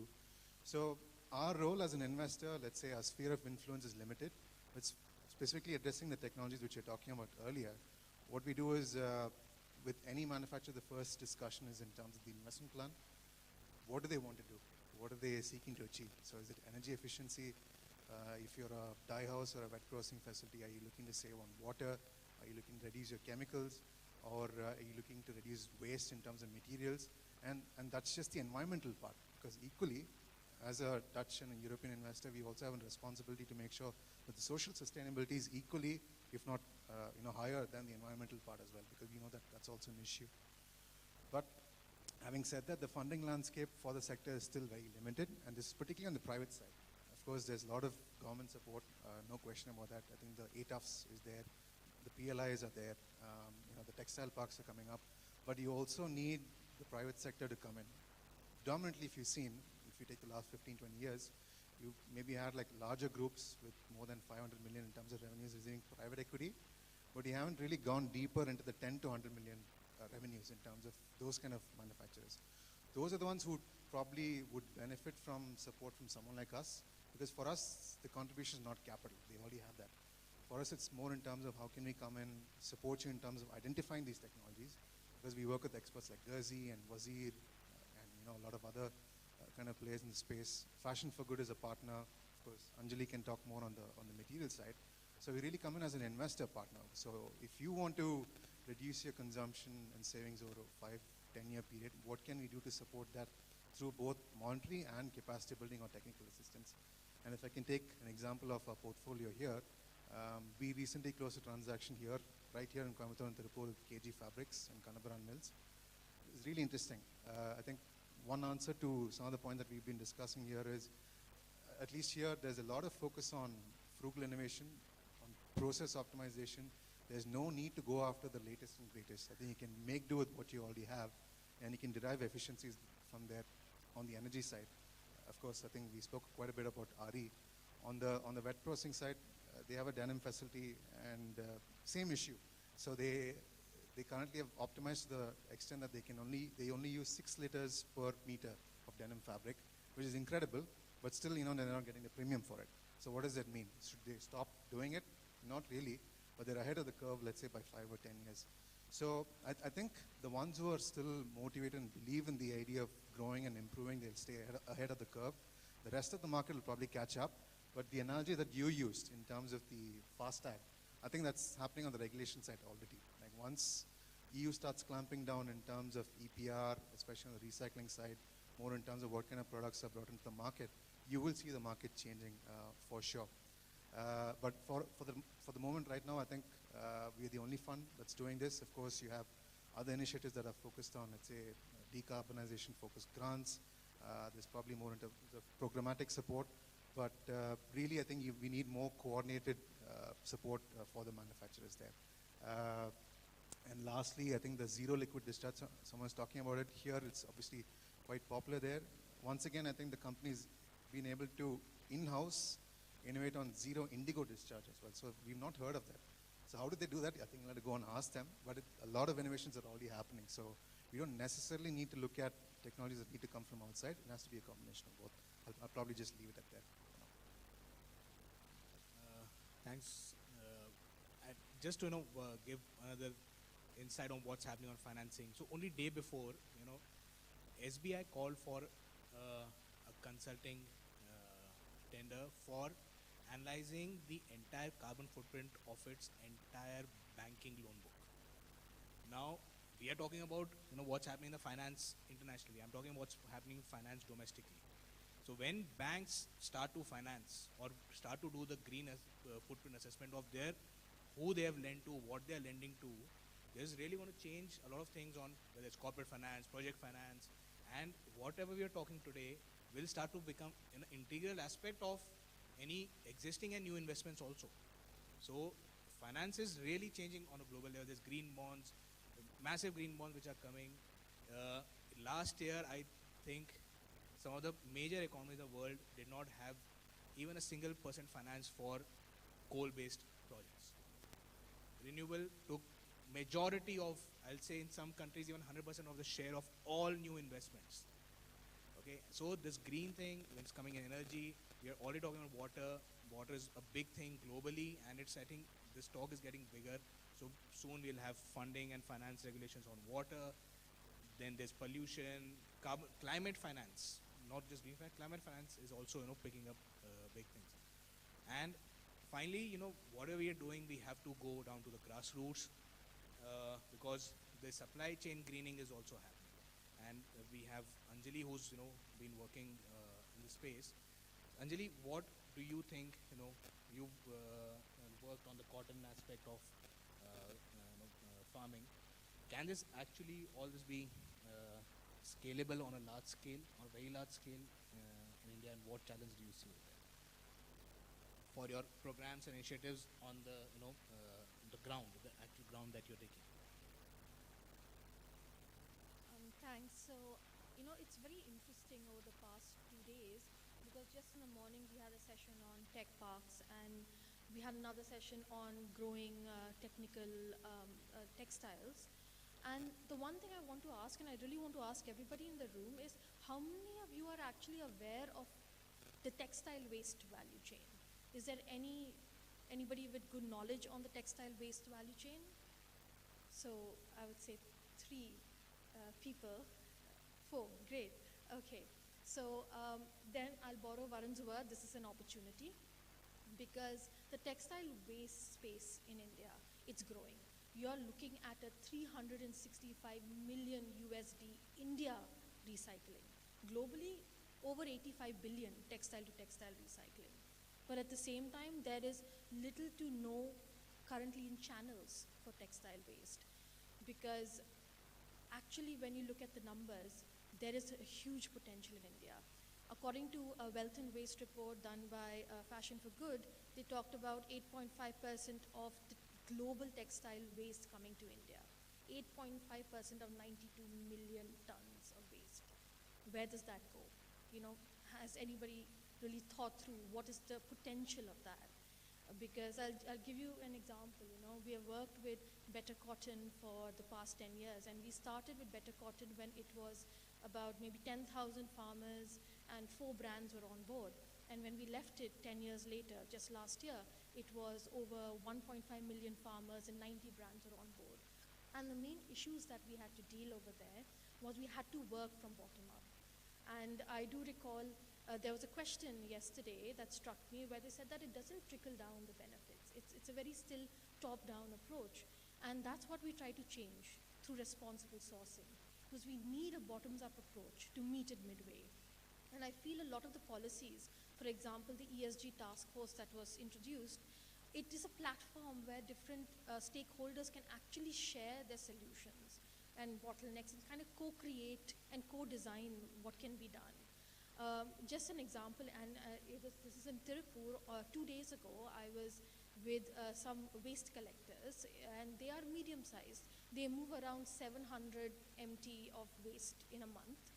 And when I go there and I see their warehouse setup, and I see this huge amount of 100% white cotton waste sitting there. Now, if anybody knows about the textile waste industry, that's premium waste. That is waste that will per kilo will sell for between 95 to 100 rupees per kilo. And 10 lakhs of inventory was sitting in the warehouse. So my question was like, if this is in high demand, why aren't you moving it? I mean, inventory it's expensive, it's costly to store something. And the response was the market. Right now, when I bought it 3 days ago, I bought it for say 94, but right now the market is at 93. I will have a loss, so I'm waiting for a few days for the market to increase. Every day, the price changes for textile waste. It is like an unregulated stock market. He's literally gambling on the market to see if the price will rise, I will sell it. And if he sells it at, say, 97 rupees, he's making a huge profit margin from that. And this is completely unregulated. So there is, and that is a medium size. You have 1,000, 1,500 MT per month players, not just in Tirupur, across India. But there is no potential or channel in which we are really putting it into a framework. Because the understanding for a manufacturer about how to deal with textile waste, segregation, is not really trickled down. And that's where we feel that innovation is highly possible. And that's what Jayant was talking about. There is technology, there's innovation that exists, which is not resource intensive. There is reverse resources, which is a transparency and traceability platform. It's a platform which has currently maybe 50, 60 brands, global brands that sit on it. In India, it has over 530 manufacturers, recyclers, waste handlers. It moves 18,000 metric tons of waste currently is registered on their system. And 15,000 they've traced to a recycler. Every person on that platform business has grown. So this is not just people economy, it is business ultimately. It is also the bottom line. So there is a lot of scope when you look at it from that perspective. The EU Green Deal that you mentioned, like the FASTag incident, yes, the deadline may be pushed back, but I think it's pushed back enough because the EU particular legislation on circularity and sustainability of textiles has been adopted as of June of this year by the EU. So you are looking at over the next year or two, enforcement in terms of eco-design, in terms of sustainable practices, whether it's water, energy, and you're looking at traceability, transparency of waste. So these are times when it is highly possible that you can actually take that step, because again, it's very interesting and I like to bring this up. The same waste handler, after being on the reverse resources platform for a year, he developed his own QR code for tracing his waste within his own business. So the QR code had the source of the waste, the date, the quantity, the weight of the particular bag of waste, and a description of the waste. And he had that stuck on every bag, and it was scanned by all his people using a particular app, the QR code, registered digitally on his platform. And this is a medium-sized waste handler, 30 kilometers from here. It was registered on his platform, and each time waste was sorted, a new QR code was made. He tracked the waste. He knew exactly where it went. He had full accountability on the waste. And through this innovation, in 1 year, he's opened another warehouse. He's increased his business by about 30% in terms of revenue, in terms of margins, just by doing a very basic traceability, transparency, and being on a platform where he can access the market. So, and this was a very cost-effective solution. So I think when you look at green revolution, you look at sustainability, it's not always the big ticket items. Sometimes it's the small amounts and figures that can make a larger impact. Thank you. Thank you. Thanks, Anjali. So our last two questions, and then we'll quickly end the session, because I think there's a lot to talk, and we can go on for hours. So first, I know I'll just quickly go to Mr. Our friend from Wari, Balakrishnan Tupali. The question is, you come from a solar energy industry, and they already have a lot of solar energy which is there. How much more do you think can actually be absorbed by the industries, and if there are any bottlenecks in adoption of solar in the industry, what are those bottlenecks? Thank you. Actually, there is a lot of opportunity across the spinning industry to go for solar and other renewable aspects like wind and all. See, the thing is that as being a solar module manufacturer in India, having lot of capacities like 12 gigawatt facilities, and being India's largest solar PV module manufacturing facilities, including cell manufacturing facilities of 5 gigawatt. See, my question is for the industry people, where people are utilizing solar projects for their capital consumption, captive consumption of their utilization. See, people are not ready to buy Indian modules, especially in India. They wanted to buy Chinese modules because there is a very short difference between Indian manufacturers and Chinese manufacturers. And I heard that yesterday many industry people are speaking about Bangladesh, Indonesia, Vietnam. All people are importing the material for the spinning industries and all. Same way, that is the loss for the spinning industry who are having at the India. Same way, being a manufacturer of solar PV modules also, we are just facing the same issue. Because people are importing from China, we are just losing our revenue for India. And government of India, as being a Prime Minister of Mr. Modi, he's also wanted to implement a lot of policies to encourage the sustainable energy and renewable energy, especially for the across all globe. Government of India also implementing a lot of policies like ALLM, BCD for cutting of the Chinese modules coming into the India. Even though Chinese are very cheaper because they are having vertical integration of the materials, like they manufacture wafers, they manufacture cells, they manufacture UVA, they manufacture glass, frame, everything. We wanted to sustain in the market so that industry also should support as being a module industry. That's what I can able to request Secretary Sir as well to implement some of the guidelines for this. I'm sure your plea is being heard by the industry.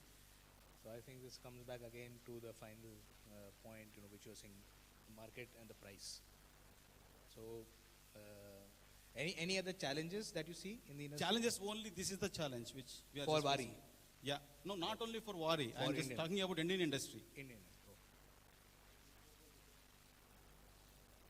We have a lot of sources, sir. Like we have manufacturing facilities, including cell manufacturing facilities, module manufacturing facilities. But industry people wanted to go for Chinese modules still. Chinese modules, panels. That is only the challenge which industry is facing right now. Yes, sir. Even though they are cheaper. There is a VCD. Import duties are laid by the government of India. Very minimal changes like half rupee, 45 paisa. So all we can do is ask the industry to pay a premium. So that'll finally, end up with a very important point that, Mr. Krishnan said. He mentioned that there is a lack of integration of the policies, and there are different things happening. So from the government, do you think, first of all, is it actually even possible to have a better coordination, better integration? Because we know that departments work, in a very, they work in different manners, and they have their own style of working. So is that even possible? And if so, do you see that happening so that this entire green revolution, what you're talking about today, can actually be, adopted faster? See, the government always works in consultation and different ministries also work in consultation, and it's not that they are not aware of the issues of each other. So that consultation does happen, and a lot of bottlenecks do get sorted out, and a lot of green initiatives in this Tamil Nadu and also in India in general have happened, and proactive policies are being taken. So it is possible. Only thing is the industry has to come, has to represent and tell exactly where the bottleneck is.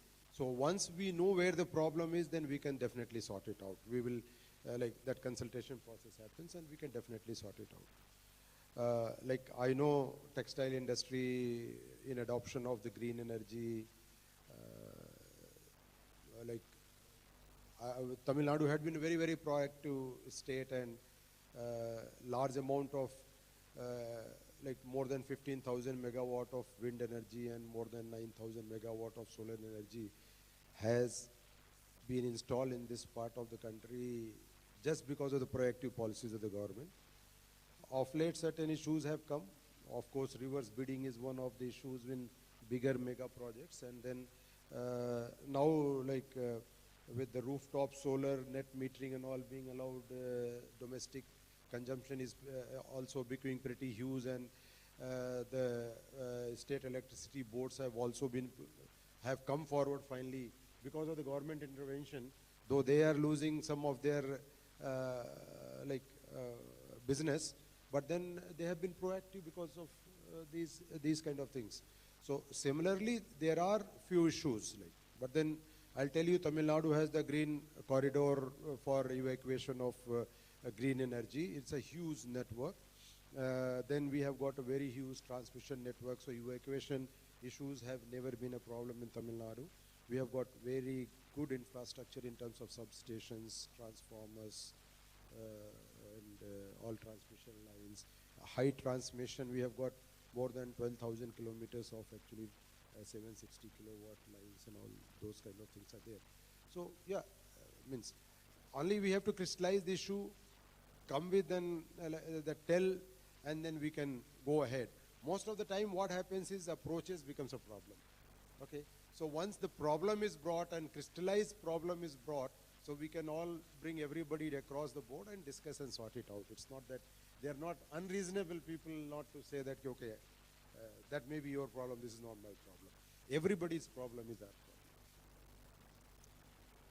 Okay, so I think that was a very progressive answer.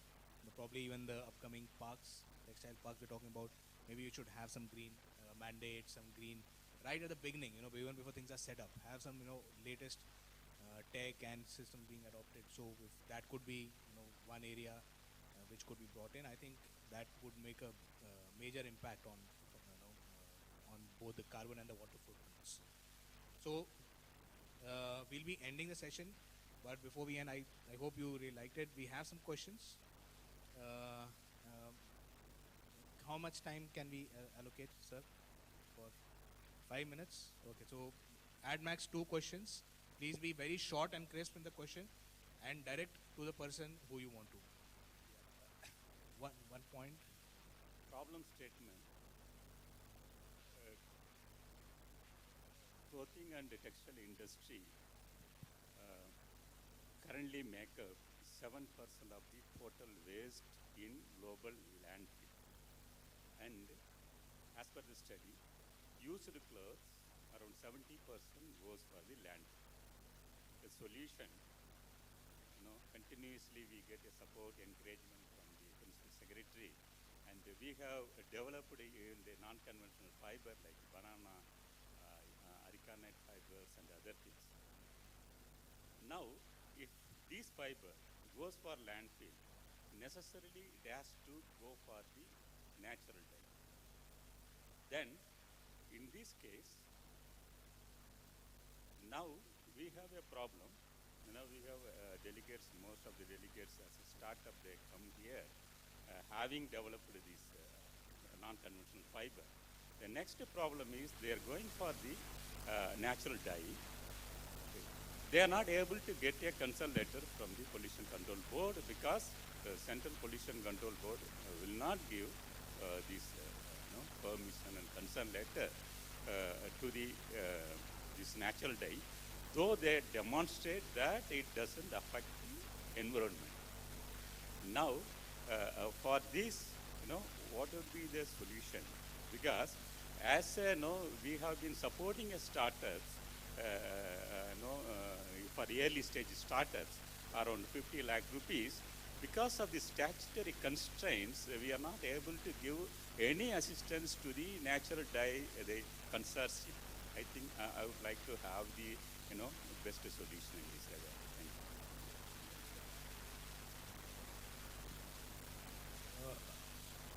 you. I'll be very brief.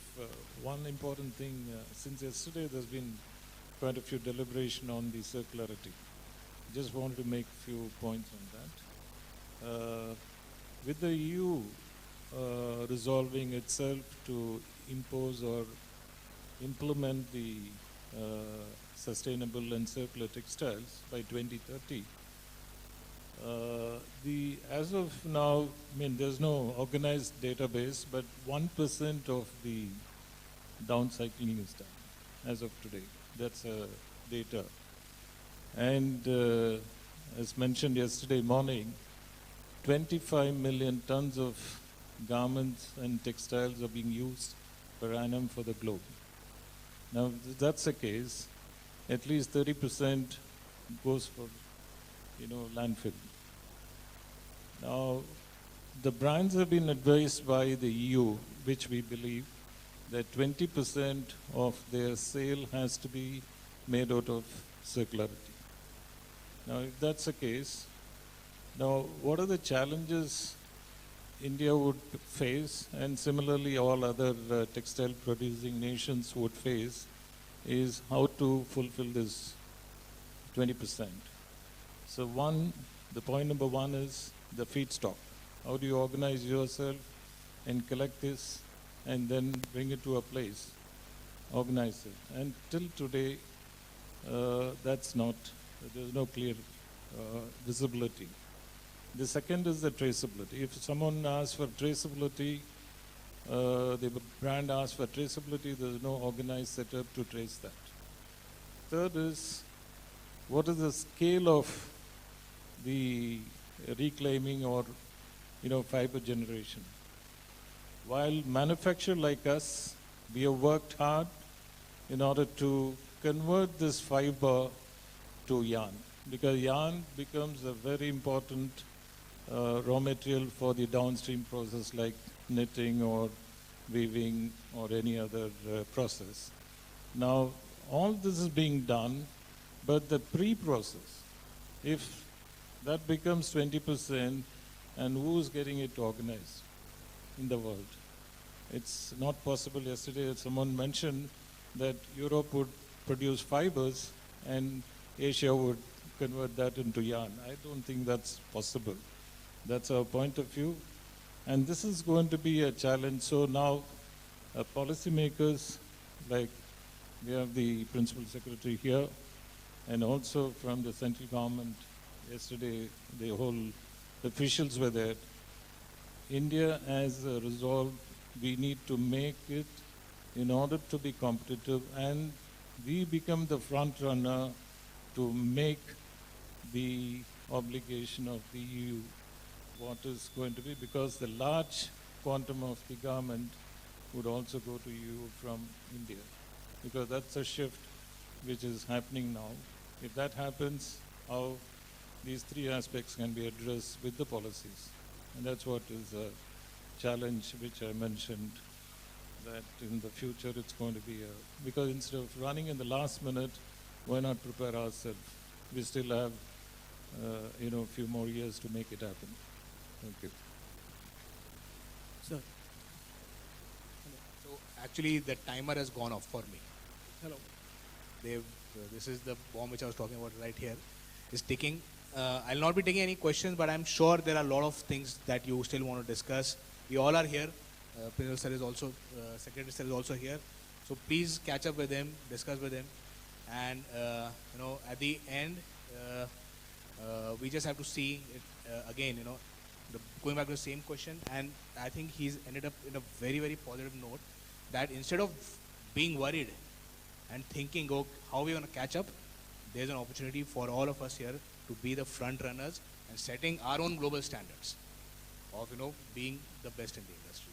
So with that, I thank all my panelists. I thank City and all our sponsors and our partners here for having all of us here and having this very interesting talk in front of you. Thank you. We thank all the panelists for the insights. May I now request G. Ashwin Chandran, Vice Chairman City, to kindly felicitate the dignitaries on the stage by presenting the memento.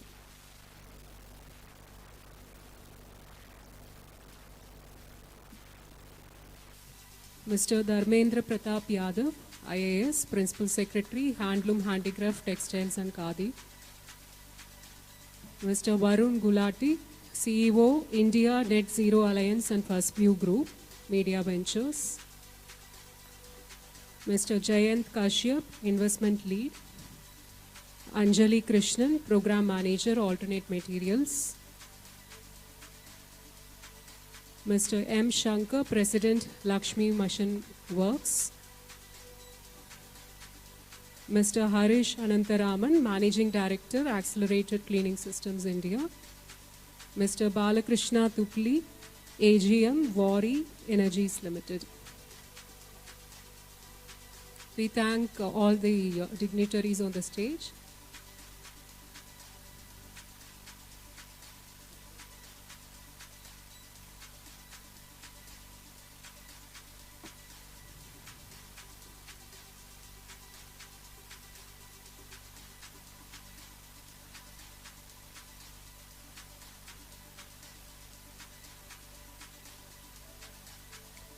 We have a short concluding session now. So we will have the session, after which we can break for the tea. So I kindly request all the participants to stay here. After this session, we will be breaking for tea. So kindly stay here, be seated. We will move on to the next session on trends, developments and innovations in home textiles.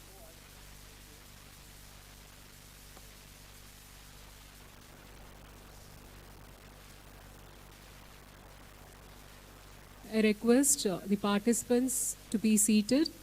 We move on to the next session now.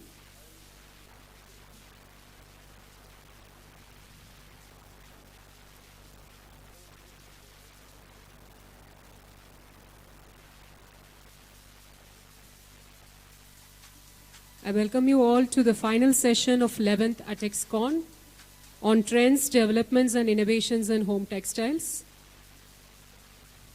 To begin this session, we have amongst us the moderator, Mr. Siddharth Rajagopal, Executive Director, Cotton Textile Export Promotion Council, TexProsil,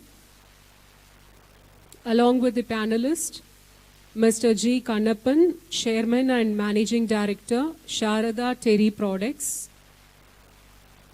Mr. K. Lalpuria, Executive Director and CEO,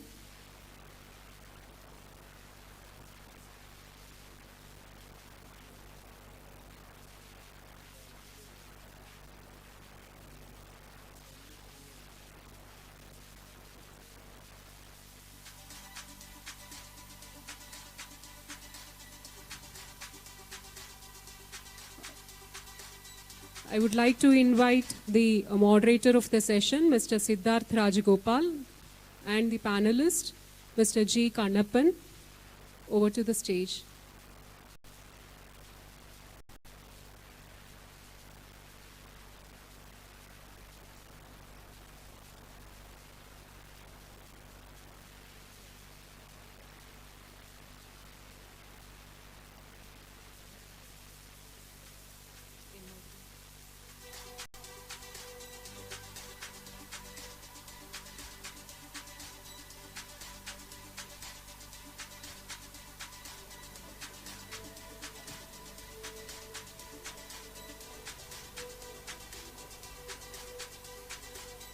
I request the moderator, Dr. Siddhartha Rajagopal, to set the goal for this session with his opening remarks.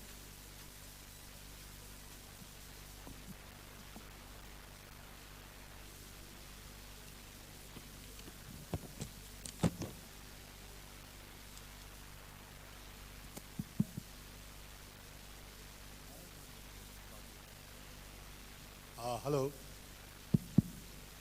Good afternoon, ladies and gentlemen. Thank you very much for staying on. This is the last part of the session in this conference. We have with us Mr. G. Kanyappam, who is from the Sharda Textile. In fact, it is a great pleasure that I have been asked to moderate this session. There are two of us, of course. And then one more gentleman was supposed to come, Mr. Lal Puria. Apparently got held back. Even though this is the last session, it is not a session which is not very important. It is not a least important session. It's a very important session for the simple reason that we are dealing with a set of products called home textiles, which cover a vast range of items. The current level of trade is about $110 billion, and therefore India has almost, if you see the data which I have here, $110 billion, of which cotton component is about $61 billion. That means it's a cotton predominant area, the home textile sector. Then in the cotton textile basket of India's exports, the home textiles contributes about 42%. So it's almost an engine of growth for us after the garments. We also see that currently $8.74 billion of export takes place from India, out of which about $5.6 billion is cotton. So here we have an item which in the domestic market currently is about $9 billion. I'm just giving you a perspective on the sector so that when we go forward, you realize the kind of item that we are dealing with, the kind of product line that we are dealing with. Thus the total market size, if you take exports and domestic, is about 18 to $20 billion. So it's a huge area. It's an area which is growing. Just 2 days ago, CRISIL put out a report saying that sector is going to expect a good growth of about 7 to 10% going forward. And we can look at a very exciting future for this sector. Now friends, as per the vision document of the vision statement of the Government of India, government would like to achieve about $100 billion of exports by 2030. And that's quite a jump. Today we are at about $44 billion. So all sectors must gear up so that we reach that figure of $100 billion. And for the home textile sector, the target which has been given, sir, is about $15 billion. So that would mean that today we are about $8 billion. We should reach about $15 billion in the decade that we are in. In the domestic sector also, we observed that the current growth of about $9 billion will reach about $16 billion. So almost they're running on par, the exports and the domestic. So therefore, equal amount of growth is there in the domestic sector. The compound average growth that we expect is about 10 to 12%. 12% if we grow steadily. If you reduce the inflation that we have been experiencing is about 3%, your net growth will be about 9%, which is not too hard to achieve on a year-on-year basis. So therefore, opportunities are there, enormous opportunities are there. And we also see that India is very well known, offers a wide variety of items, there's design, and we are almost in most of the items which the world is, importing. We also see that amongst the companies which are there in India, some of them are world-class and leading companies. the largest, what shall I say, bed linen companies in India, which is Indocount. We also have very large companies. The Welspuns are known. So also is other companies like Himmat Singha, and of course we have the KG group here. We'll engage with Mr. Kaniyappan shortly. We also have Premium Mills, located in the city. Outstanding companies, doing very well, and because of their efforts, I don't know how many of you know about it, in bed sheets, bed linen, we have 60% of the market share in the United States. In the case of towels, we have about 44%. These are sizable market shares in the leading market in the world. And towels, of course, they are Kaniyappan who will sort of tell us, because they are one of the pioneers also, apart from other companies. In fact, in Japan, I don't know how many of you know, we keep on saying Japan, we are not able to develop our exports. We are hardly anywhere near anything. In curtains, we have 50% of the market share. Not many know about this. So the potential is there, the capability is there. We have shown in certain markets for certain product lines.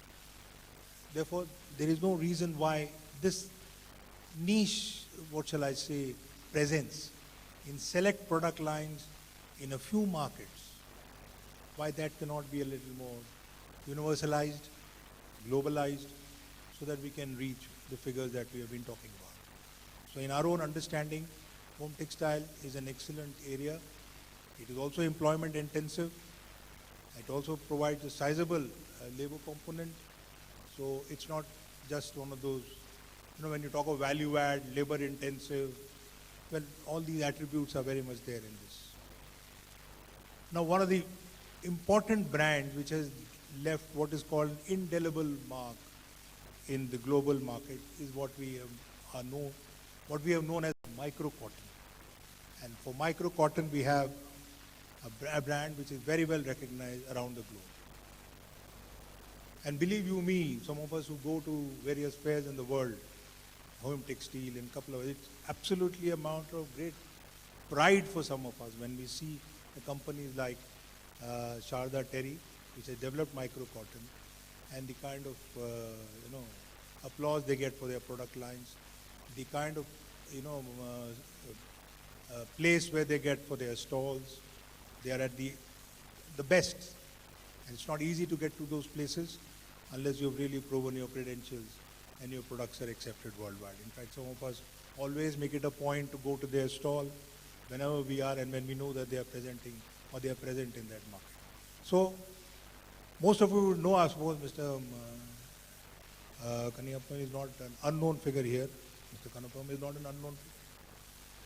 It is, I think what I gathered was starting in 1932 as a cotton trading company to successfully become a multinational business conglomerate.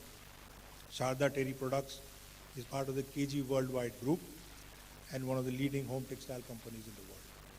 So we have him with us, and since there are only two of us here, we'll engage in a conversation.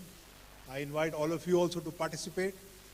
In fact, I would have asked any one of you to join us here as the panelist so that we take this process forward. But now that we are here, and I think the organizers are also looking at going home early, so we will try to finish this as fast as possible. Well, I think, Mr. Kanapam, the key areas for discussion today, this is what the organizers have made. They say that when we discuss the home textile sector, we are looking at the trends and the kind of opportunities which will come up, technology and various other aspects. So the key areas that they've identified for discussion are market dynamics, product diversification, the process of discovering new markets. So it's very easy to say, let's go to a new market, but how do you discover a new market? What is the process you follow for that market? If there's anything that some of us can learn from you and your company, it would be very nice. Dealing with sustainability concern, we just saw in the earlier session. Sustainability is a very important part today of business and of lives also. Then adjusting the post-COVID marketplace. The COVID, as you know, hit everybody. Businesses went down. We're now in what's called the post-COVID phase. So are there any changes that we see when you look at the pre and the post-COVID phase. Because there are certain things which have happened, supply chains have been affected. We've had an area where perhaps you have to reorient your business or reinvent yourself. And finally, one of the most important questions, which I think is addressed in every forum, in every session, is the challenge of innovation.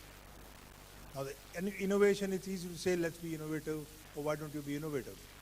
But then I think in the earlier session, there was a small discussion on how to finance innovation. There is an issue about financing innovation. So how do we attend to that?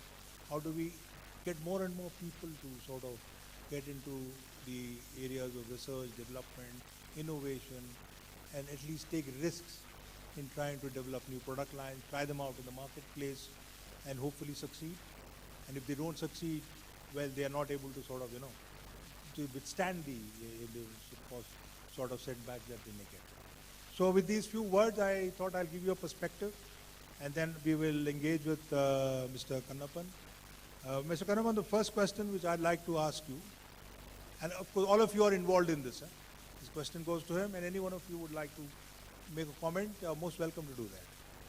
Market dynamics are known to impact supply and demand. So it's quite obvious, everybody knows that. What, according to you, are the key factors today as the world grapples with a war, which nobody wants, disruption in supply chains, which you see, high inflation, yes, depressed consumer sentiment, the consumer is worried about the future, he would rather save his money, mortgages if you go to the US, high gas prices, gasoline prices, the way of normal life is being affected. So in this circumstance, or in these kind of times that we live in, how do we increase consumption and promote goods like home textiles? So therefore the question is it the customer that we target? Is it the product line that we sort of realign or remodify? Or is it competition that we try to withstand? Or any other factor which you feel, might perhaps help us in what is called as market dynamics. Everybody says, oh, market dynamic, market is bad. What does it mean? How does it translate into specifics? So, sir, some comments from your side would be useful.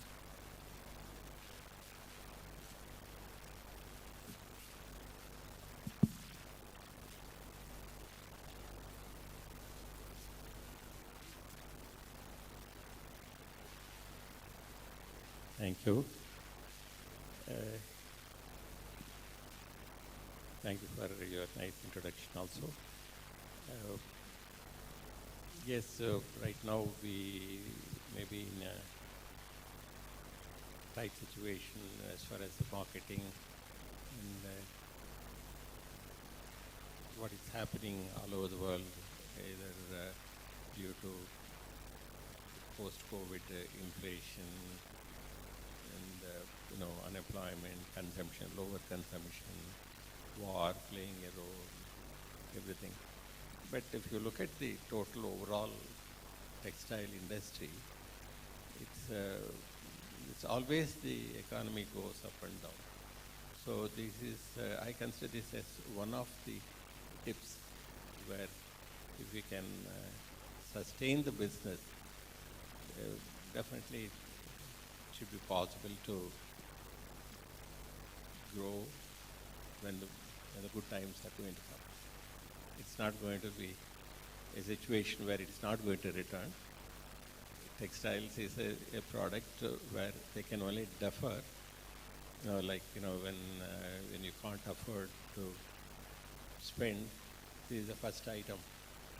People defer it for 1 or 2 years. That's all, it is happening.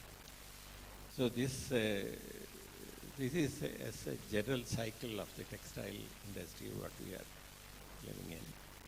But coming to the specific thing, he is asking, what can do from India if we have to sustain this kind of a depression to take care of this market dynamics. What should we do? So we have to be competitive, obviously. That's one of the simplest straight thing that we can do, whether we can reduce the cost of operation with all, the technologies as what is coming in. The other way is trying to be innovative, as suggested, bring out the products or something, whether it's a yarn or whether it's a fabric or other products and other things. Third one is probably you diversify into the other products. When we talk about home textiles, immediately what comes to our mind is only terry towels and bed linen. But they are not the only two products. There are 100 products being used in a house. So, as pointed out, as far as, of course, these two are major, two of the major textile products sold. And it's more or less, it's a replenishment market. It goes on. It's, it has a certain life. After that, again, consumers come back and buy it. But it is not only that. You take any part of the house. You have curtain fabrics. You have upholstery fabrics. You have the decorative fabrics. If you go to a dining room, you have a table linen. You have napkins. You go to kitchen, you have some products, even window curtains or blackout curtains. See, there's umpteen number of products. What normally happens is, if one or two products, if those companies become successful, then what happens is everybody follows the same products, they go after it. So that is what is happening if the two big towel manufacturers or bed linen manufacturers are showing good profits and other things. Everybody is going back to the same product, same market. Nothing wrong in it, but you should be able to sustain. So you have to just check on it, because the market has a limitation. Obviously, the new entrants will face some issues and other things. But if you look at the other way, if you take, for example, as far as towels and sheets are concerned, predominantly cotton-based product is what we are successful in the international market. But on the other hand, if you look at globally, if you take China, for instance, China exports, even though as a percentage of the U.S. imports from China in towels and bed linen are low, but the other products are much, much more. So that's where, it gives an opportunity. Obviously the man-made fiber consumption is gradually growing up, and man-made fiber prices are now becoming, at least definitely in India, it's more competitive to the cotton fiber. So now there's a lot of technological improvements in polyester fiber, which also, you get the same comforts and feel and absorbency and everything, including a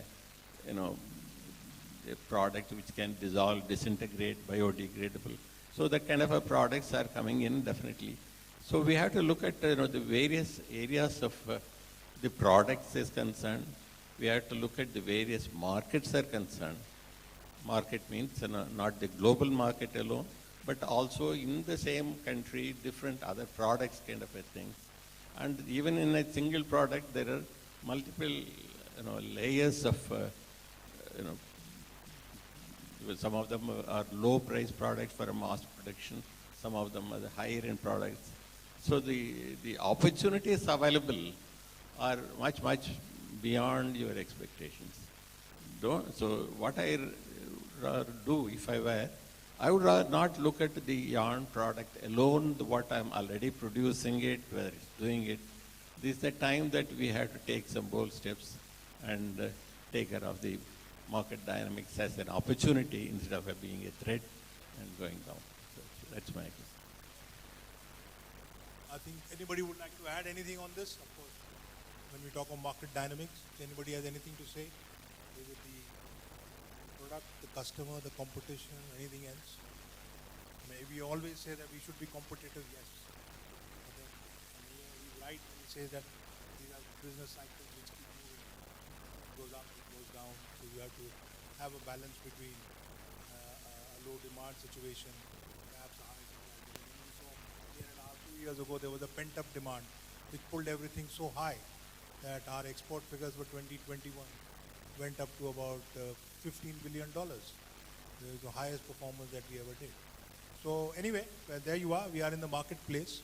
So the market dynamics would define the way we would deal with it. The second question, I think, which you probably alluded to, home textile business is cotton-centric, globally and also from India. Currently, in the cotton segment, about 60% of the home textile going out of India is cotton, as you mentioned also. And we've been sitting through these sessions here earlier in the afternoon. Man-made fiber is ruling the world according to everybody. 70-30 is the ratio, where therefore more MMF consumption takes place. Whereas, contrary to that, in the home textile segment, we do find that the cotton is predominant. But the day is not very far where perhaps the man-made fiber component would also probably have a very high share. So maybe in your company, how do you look at it? This proportion between cotton and man-made fiber, is cotton continuing to be one of those important fibers which will define the way home textile is produced? Or as we go forward, the polyesters and the viscoses of the world will perhaps take over part of the business? How do you see that? Yeah, as I mentioned earlier, I think the availability of cotton is going to go down all the time as a percentage, if not on absolute figures.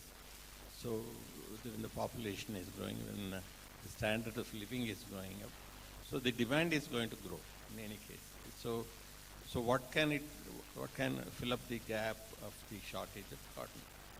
It's only man-made fibers. So maybe over a period of time, the cotton may be a luxury product, even as it is. Even now, if you look at the fine bed linens, what we produce are 100% cotton. Fine towels produced are 100% cotton. That doesn't mean that you cannot blend, you cannot do it.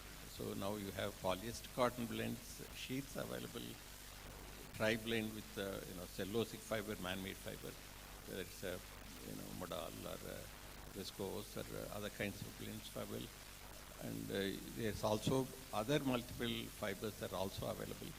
I think gradually it is shifting, even in the international market, including even in towels. If you take the basic ground warp weft or blended kind of yarns are being used, so that only the pile is 100% cotton. So there is the man-made fibers are making inroads into the traditional cotton-rich 100% cotton towels and sheets. I think over a period of time, I think probably they will move more and more. Now maybe the concern may be 5 to 10%, but probably the percentage in the fiber or in the finished product, it can grow much higher. Having said that, even if you take the other products like rugs and curtains and other things, so more or less the man-made fiber percentage is much more. So we have in this part we have the spinning industry which can definitely take care of that, and we can get all kinds of yarns, and it should be possible to. I think in any case, the percentage of the man-made fiber will grow in all the home textiles. Any other guesses from anyone there? Yeah, I'll add up here, sir. Yeah, go ahead, please. So I'm Natarajan. I'm from Aditya Birla Group, again Grasim Industries. So I'll just add up to the man-made fiber opportunities in the home textile segment. So we manufacture around 2,500 tons per day of cellulosic fibers in India. Earlier we used to have hardly 2-3% in home textiles category. But if you look at it this year, I think we have reached almost 7-8% in home textiles. That's quite a big jump for ourselves. We didn't anticipate India to capture or catch up with this kind of developments really. Today IKEA has nominated Indian supply chain Today Welspun is one of the largest supplier to IKEA in terms of Excel products, which is lyocell, right? That's one area. There are so many global supply chains which are taking from India today. And CP, cotton polyester, which we call chief value product here. This used to be the common product in home textiles and a commodity. But today that is replaced by polymodal. A lot of spinners in South themselves do this product polymodal. And all the leading home textile manufacturers, sheetings, are using this polymodal. So there is a shift from cotton polyester towards polymodal. There is a replacement of fine count cotton segment by lyocell. Our brand is Excel. Of course, Tencel is more popular globally. Today you take lyocell production, which is say 1,000 tons per day today, 8 tons per day easily. I'm a sales guy. So 1,000 tons per day of Tencel or lyocell today, almost 60% is going in sheeting. And India is right now just 10 tons per day. That is a very small portion we are using in India. China is doing a lot of fine counts for sheetings. It is a huge opportunity. I think big players today, Trident, Vardhaman, then our Welspun, Indocount, Himmat Singh, everyone started using these fine counts. They're replacing the uses of Pima and Gizo cotton with lyocell today. Today the price parity between cotton and lyocell has really shrunk. Products were considered as very costly earlier. Today it's cheaper than cotton and the value creation is high. The comfort. Well, I think we're not going into the merits of all this. What we are basically trying to look at is a broad question, because after all fibers have a place in the world. Sure. It's not one fiber at the expense of the other. No, we are not on that argument the at all. man-mades are increasing is a point. Fair enough. Just Agreed, a broad yeah. idea Yeah. as we go ahead in this session. Do you have Sure. any comments, sir, please?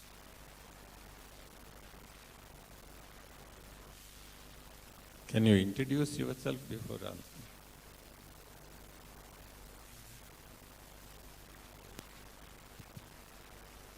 Good evening, everybody. I'm Devadas.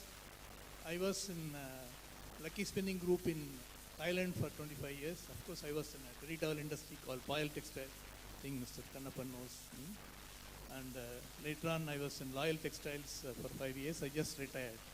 So as of now, I'm addressless. Okay. Anyway, the next step of value addition for home textiles, I believe, will be fire retardant. Because regulations are coming in Europe and US. Any place where more than 100 people gather, everything like carpets and furnishings, curtains, bed linen in the, let's say, hospitality industry should be fire retardant. So fire retardant, whether it is coated textiles or inherent, will be the next probable step.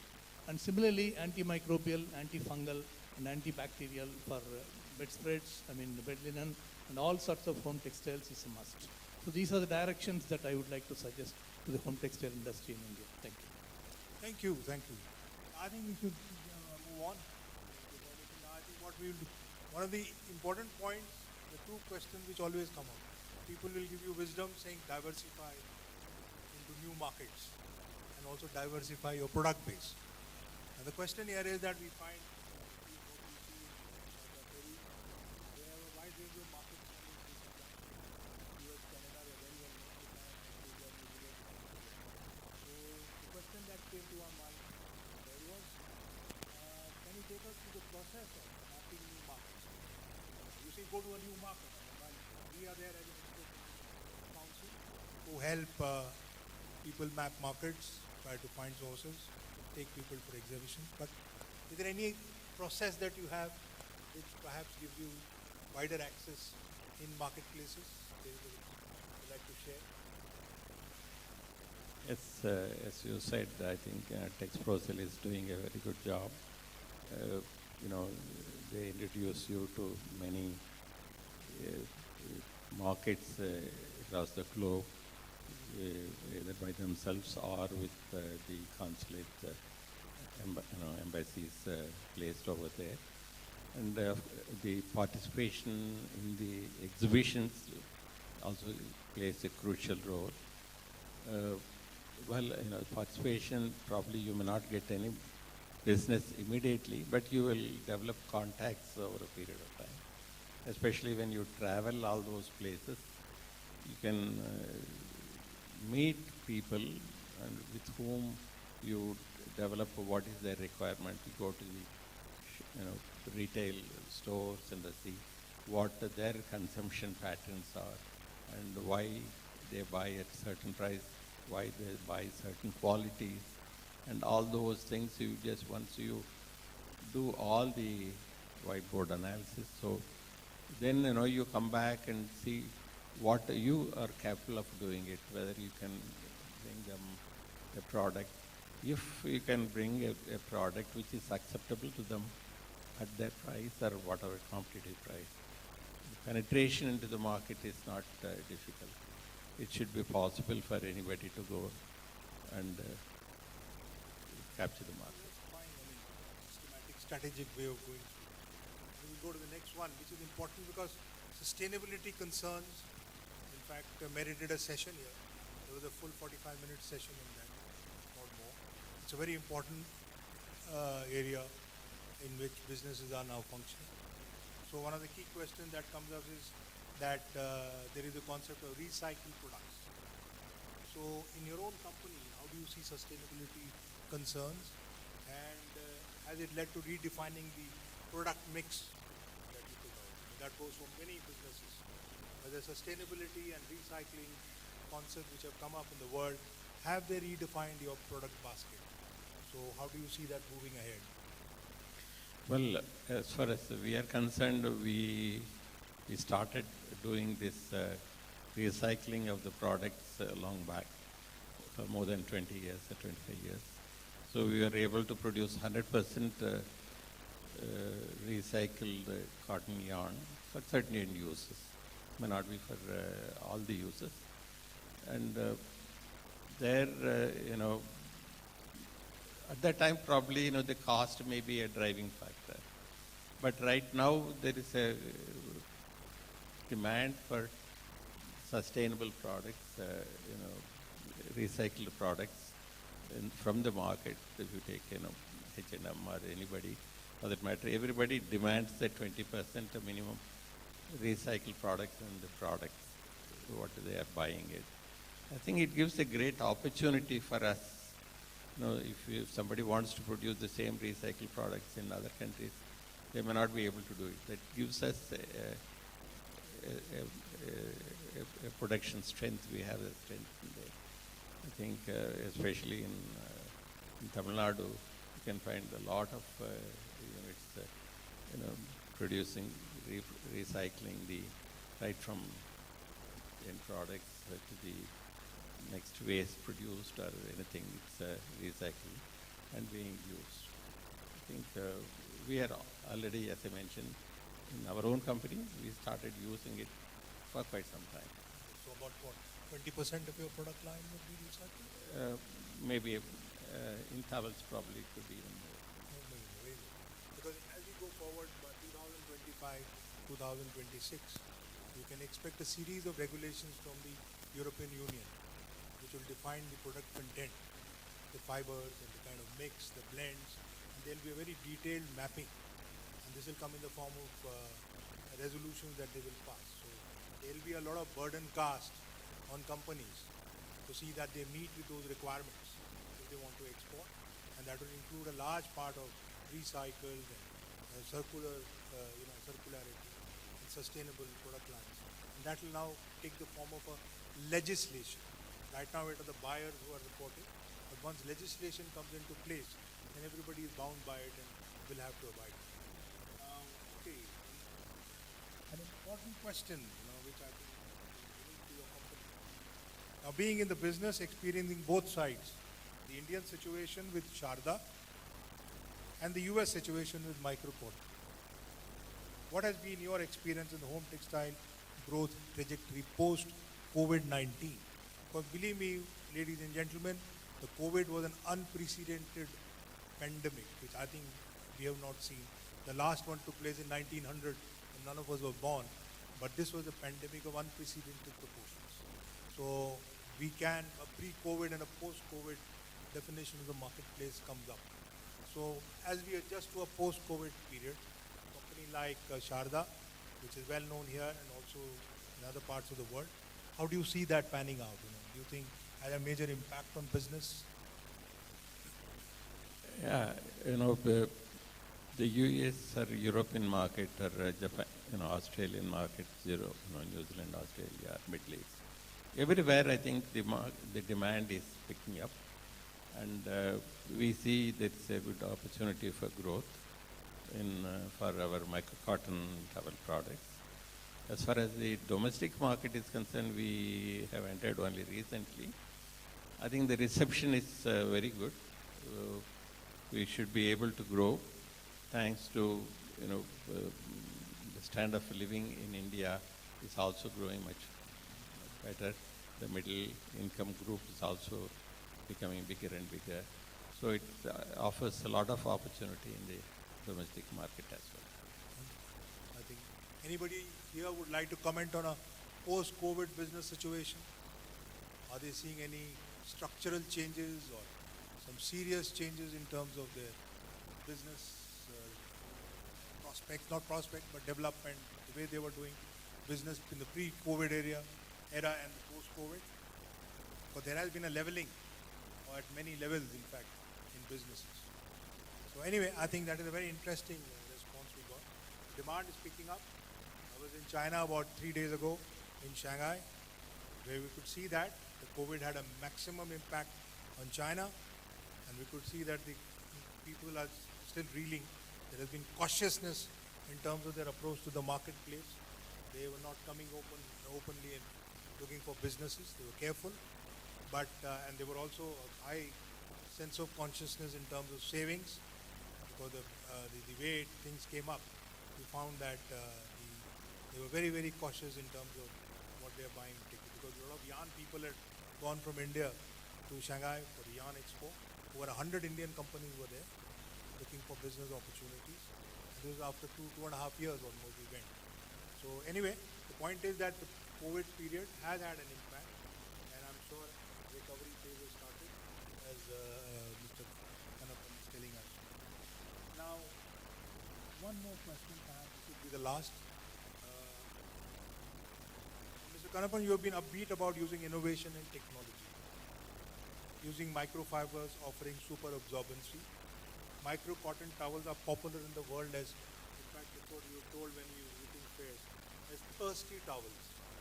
And they fetch a premium at the retails in the US and the EU, the European Union. In your view, R&D and innovation is really a cost burden to a company? And how can people, if so, how do you think people can, because the kind of product lines that you have developed has had R&D components, a lot of research work has gone into it, and innovation has also come up. So there is always a question of financing innovation. How do you really end up financing innovation? We addressed in the last session also, very briefly. But I think there is a case how SMEs and other companies can perhaps, address this issue. So any ideas on that? So challenge to finance innovation? Yeah, the success for our growth or product and things are all innovations. Innovations, it's across the board, not only for in the product, maybe in the process or in the whole supply chain and everywhere. So you take a process. We were the first industry, textile in the textile industry to get zero discharge. And people all the way they went all over the world to find out where they can find a zero discharge. And when they went to Europe, even the delegation from the government of India, from the ministry, they said this is a factory, you should go and see. So that is the kind of things that we do it much before than the industry. So why I'm saying this is, if you have to just think a little bit ahead of the industry. When we introduced the micro-cotton towels, there were big US retailers selling to $2.5 billion each one of them for hundreds of years. So when we presented the product, they said in their history of 120 years, they have never seen this kind of a product. So that gives a big boost for us because that's when the US migrated, started buying. They set up their own buying house and all here, and it helped. And of course, that's following that, everybody copies and goes on. So what do? We have to. It's not a one-time work of identifying, getting a new product or innovative. It has to be continuous process. So unless you continuously creative, introduce new products, processing and all such things, you cannot do it. In the last session they were talking about the water consumption and all those things. Well, when we started, it was about 140 liters per kilogram of towels produced, which brought it down to around 40 liters. But more than that, the water that's required is only 2% for, the remaining 98%, you are able to get it back for your use. So our goal is to gradually bring it down, maybe, over a period of time, probably it should go to around 20 liters or even less. So that is, you have to work towards that with innovative methods and other things. So the innovation is not restricted to the product, but also in the processing and everywhere. That helps, sustain the growth in your companies.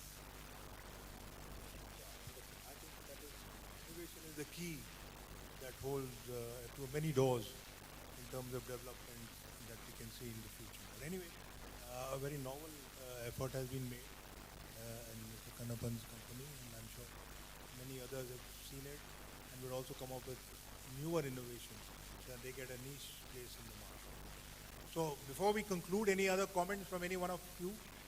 Because we had a fairly comprehensive session with him. A lot of areas have been covered. Anybody has any comments, observations, questions? We could take it, otherwise I'll just about sum it up. I think everybody has a very tired look on their face, must look forward to going home, maybe have a good cup of coffee. They didn't give you a tea break also after the earlier session. So anyway, thank you very much for listening in. Just sum it up so that we place things in a certain perspective.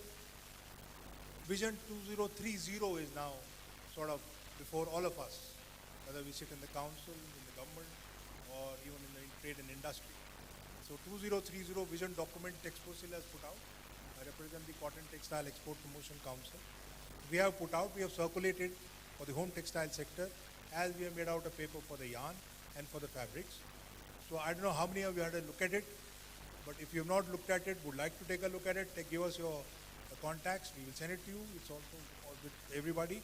And the key points there, in fact, in terms of what we call as the key deliverables or action points, result areas as the KRAs, as we say.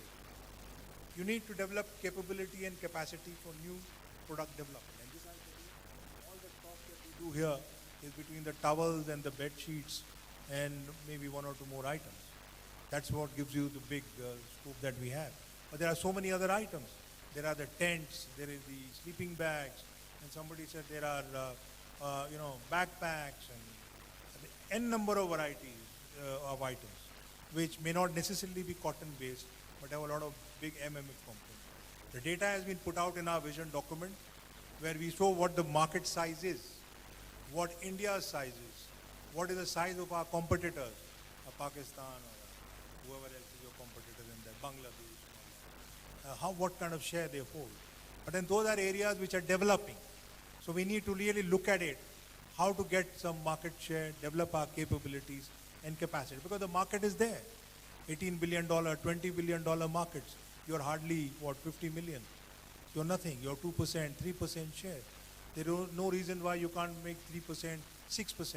Nobody is asking you to make it 30%. But still, the opportunity for growth is enormous. So therefore, one of the points in that paper is that we've identified items which you can look at. Companies can look at, see whether the capabilities can be developed. What needs to be done, you can tell us. Many things need to be done. I know when we sit, there are so many things which don't seem to be right. But nevertheless, there is a case for trying to develop opportunities, sir. That is number one. Second point, dividing for what we call a country-wide disaggregated strategy. And this probably is part of the success of companies like Sharda. A disaggregated strategy needs to be made in terms of country-wise. So therefore, if you look at products, you can break them down to the last digit, 8-digit, 10-digit, 12-digit. There are HS lines. Somebody can do the number crunching, and one can devise strategy out. When I believe you me, that would be one way of really trying to capture HS lines. As you go on building your HS lines, you will certainly find that you also have a share of the market. Third point, of course, is e-commerce. This is a point which a lot of people tell us how much the business is there. Because e-commerce is a platform where items like home textiles can go. You can B2C customers, and you sell 2 bed sheets or 1 sheet. You can do that. So therefore, that we are engaging with the government, because apart from the brick and mortar stores, the e-commerce platform is a very, very important opportunity, a gateway to the marketplace. So that I think government is also trying to do something. If you have any suggestions on how to build e-commerce platforms, what needs to be done, what is not right, or what is not available, please do tell us.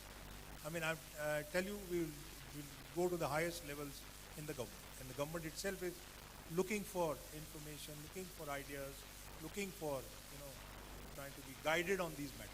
Because it's new for everybody, including the people in the government. So nobody really knows how these things operate. So it would be a very good idea if contributions are made by companies and for those who are a little more tech savvy than many others.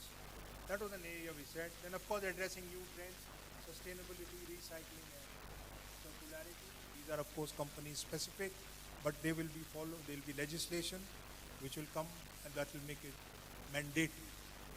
Right now it's all optional, it's all based on convenience, it's on demand. Customer is asking for it, so we have to do it. It's all fine, but it's going to come as a mandate. So once it comes in the shape of a legislation, then everybody will have to fall in line. Even there are individual initiatives, there could be collective initiatives, there could be what associations can do, Export Promotion Council can do, information can be shared. If you're looking for information, you're most welcome to write to us or others also who can give you information, so that we build a ecosystem for this, because this is going to come in a big way. So it's better to be prepared for this as early as possible. And finally, of course, what we have been seeing, and we have interacted with various clusters, cluster-based production will have to be sort of encouraged for items like home textiles.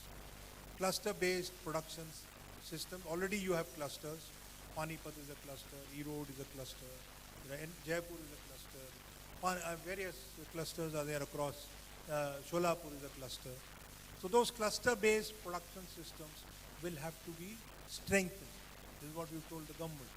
So in the cluster, there could be issues in every cluster that need attention at the level of that cluster. That cluster's problem may not be the same as the other clusters. So therefore, some differentiation and an understanding of those clusters and putting it before and trying to develop the local ecosystems would be a very, very important way of looking. And the government is always trying to do that. This one district, one product program. Idea is to look at the districts in this country and identify one product line and try and help it grow. So that is also sort of a disaggregated cluster approach which looks at districts. So therefore, these are some of the strategies that we have come up with. You are welcome to suggest more strategies, a little more way of looking at things. Our objective is to take the exports of home textiles from the current levels of about $7 to $8 billion to $15 billion. We are already at the end of 2023, and we have just less than 6 years left to achieve that by 2030, which would mean that we have to really pack it with force. And for this, you can expect there's also Indo-Australia FTA has been signed. You have very good news from people that they have been able to crack that market. Retailers were not buying from India. Some companies have told me that they have cracked that market. In the next 6 months, you will see exports to Australia reaching very high levels. We are going to expect the Indo-UK FTA any point in time. The Honourable Minister, our Chairman Saima, Chairman City have been announcing about it. When that comes, that's a huge breakthrough for us, because UK was the largest market in EU when it was part of the EU. So therefore, UK is an important market. Canada is the third one. where there's an 18% or 17% tariff. Even if that 17% tariff comes down to zero ideally, which is what we are trying. Otherwise, even if it comes down to less than 5%, you have an opportunity before you sell. Plus, these are the markets, and government is working. EU, of course, is a long story because EU will come up with a lot of sustainability legislation. Even if it gives you access on a zero duty basis, it's not going to leave you. The question of green that was discussed in the earlier session, the concept of green will sort of guide them right through their, trade negotiation. So these are opportunities, as Mr. Kanapan also said, opportunities are coming up even though we face challenges. So the bright side of it is try to convert every challenge into an opportunity. With these few words, I thank the organizers for inviting me and thank Mr. Kanapan for sharing his experiences, because it's an outstanding company, and I'm sure a case study would have been done. If not, I think it's fit for a case study to be conducted for our students. Thank you very much for your attention. Thank you. Thank you, sir. May I now request Sri T. Rajkumar, Chairman City, to felicitate the dignitaries on the stage by presenting the memento.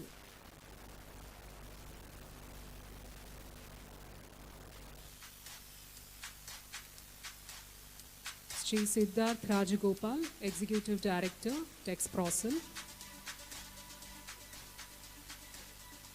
Sri G. Kannappan, Chairman and Managing Director, Sharada Terry Products.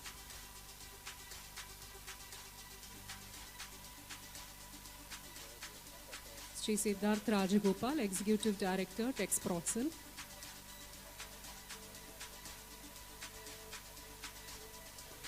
Thank you, everyone. We have now come to the end of the 11th ATEXCon. May I now request Mr. Ashwin Chandran, Vice Chairman City, to kindly propose the vote of thanks.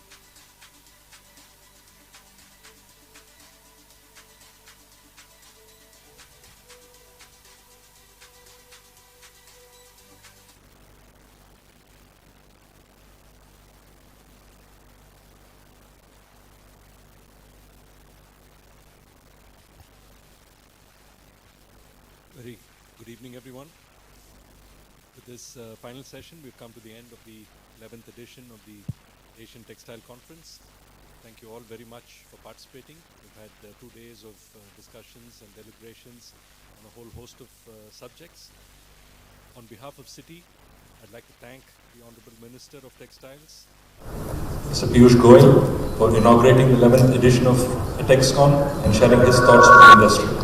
I also thank the Honorable Minister of State for Textiles and Railways, Srimati Darshana Vikram Jardosh, for being the guest of honor yesterday. I'd also like to extend my gratitude to the Honorable Minister for Textiles, Government of Tamil Nadu, Mr. R. Gandhi, Honorable Minister for Food and Civil Supplies, Shri R. Sakrapani, Shri K. Annamalai, the President of the BJP for Tamil Nadu, the National President, BJP Mahila Morcha, and the MLA from Coimbatore South, Srimati Vanati Srinivasan, and Mr. Rohit Kansal, Additional Secretary, Ministry of Textiles, and Ms. Roop Rashi, the Textile Commissioner.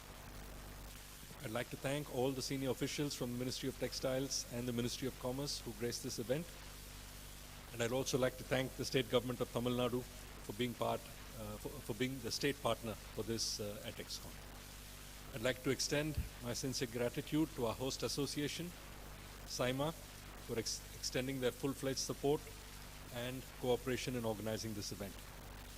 I'd like to thank all our sponsors who supported City in organizing this event.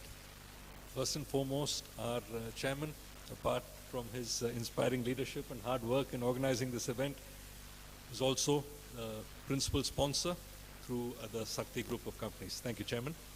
I'd like to thank Lakshmi Machine Works.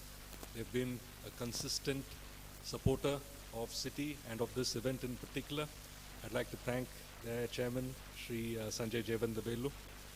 I'd like to thank our silver sponsors, Birla Cellulose and Wari, our bronze sponsors, India ITMI Society and ECGC, our association partners, AEPC, Texprosil, Tirupur Exporters Association, the Karur Exporters Association, SRTEPC, and the Handloom Export Promotion Council for supporting this event. I'd like to thank all our supporting associations and media partners. I'd like to place on record our gratitude to Dr. Ali Irani, Director of the Sardar Vallabhbhai Patel Institute, and thank her for mobilizing volunteers from her institute. I'd like to thank all the student volunteers who've been here and very enthusiastically supported and managed the event.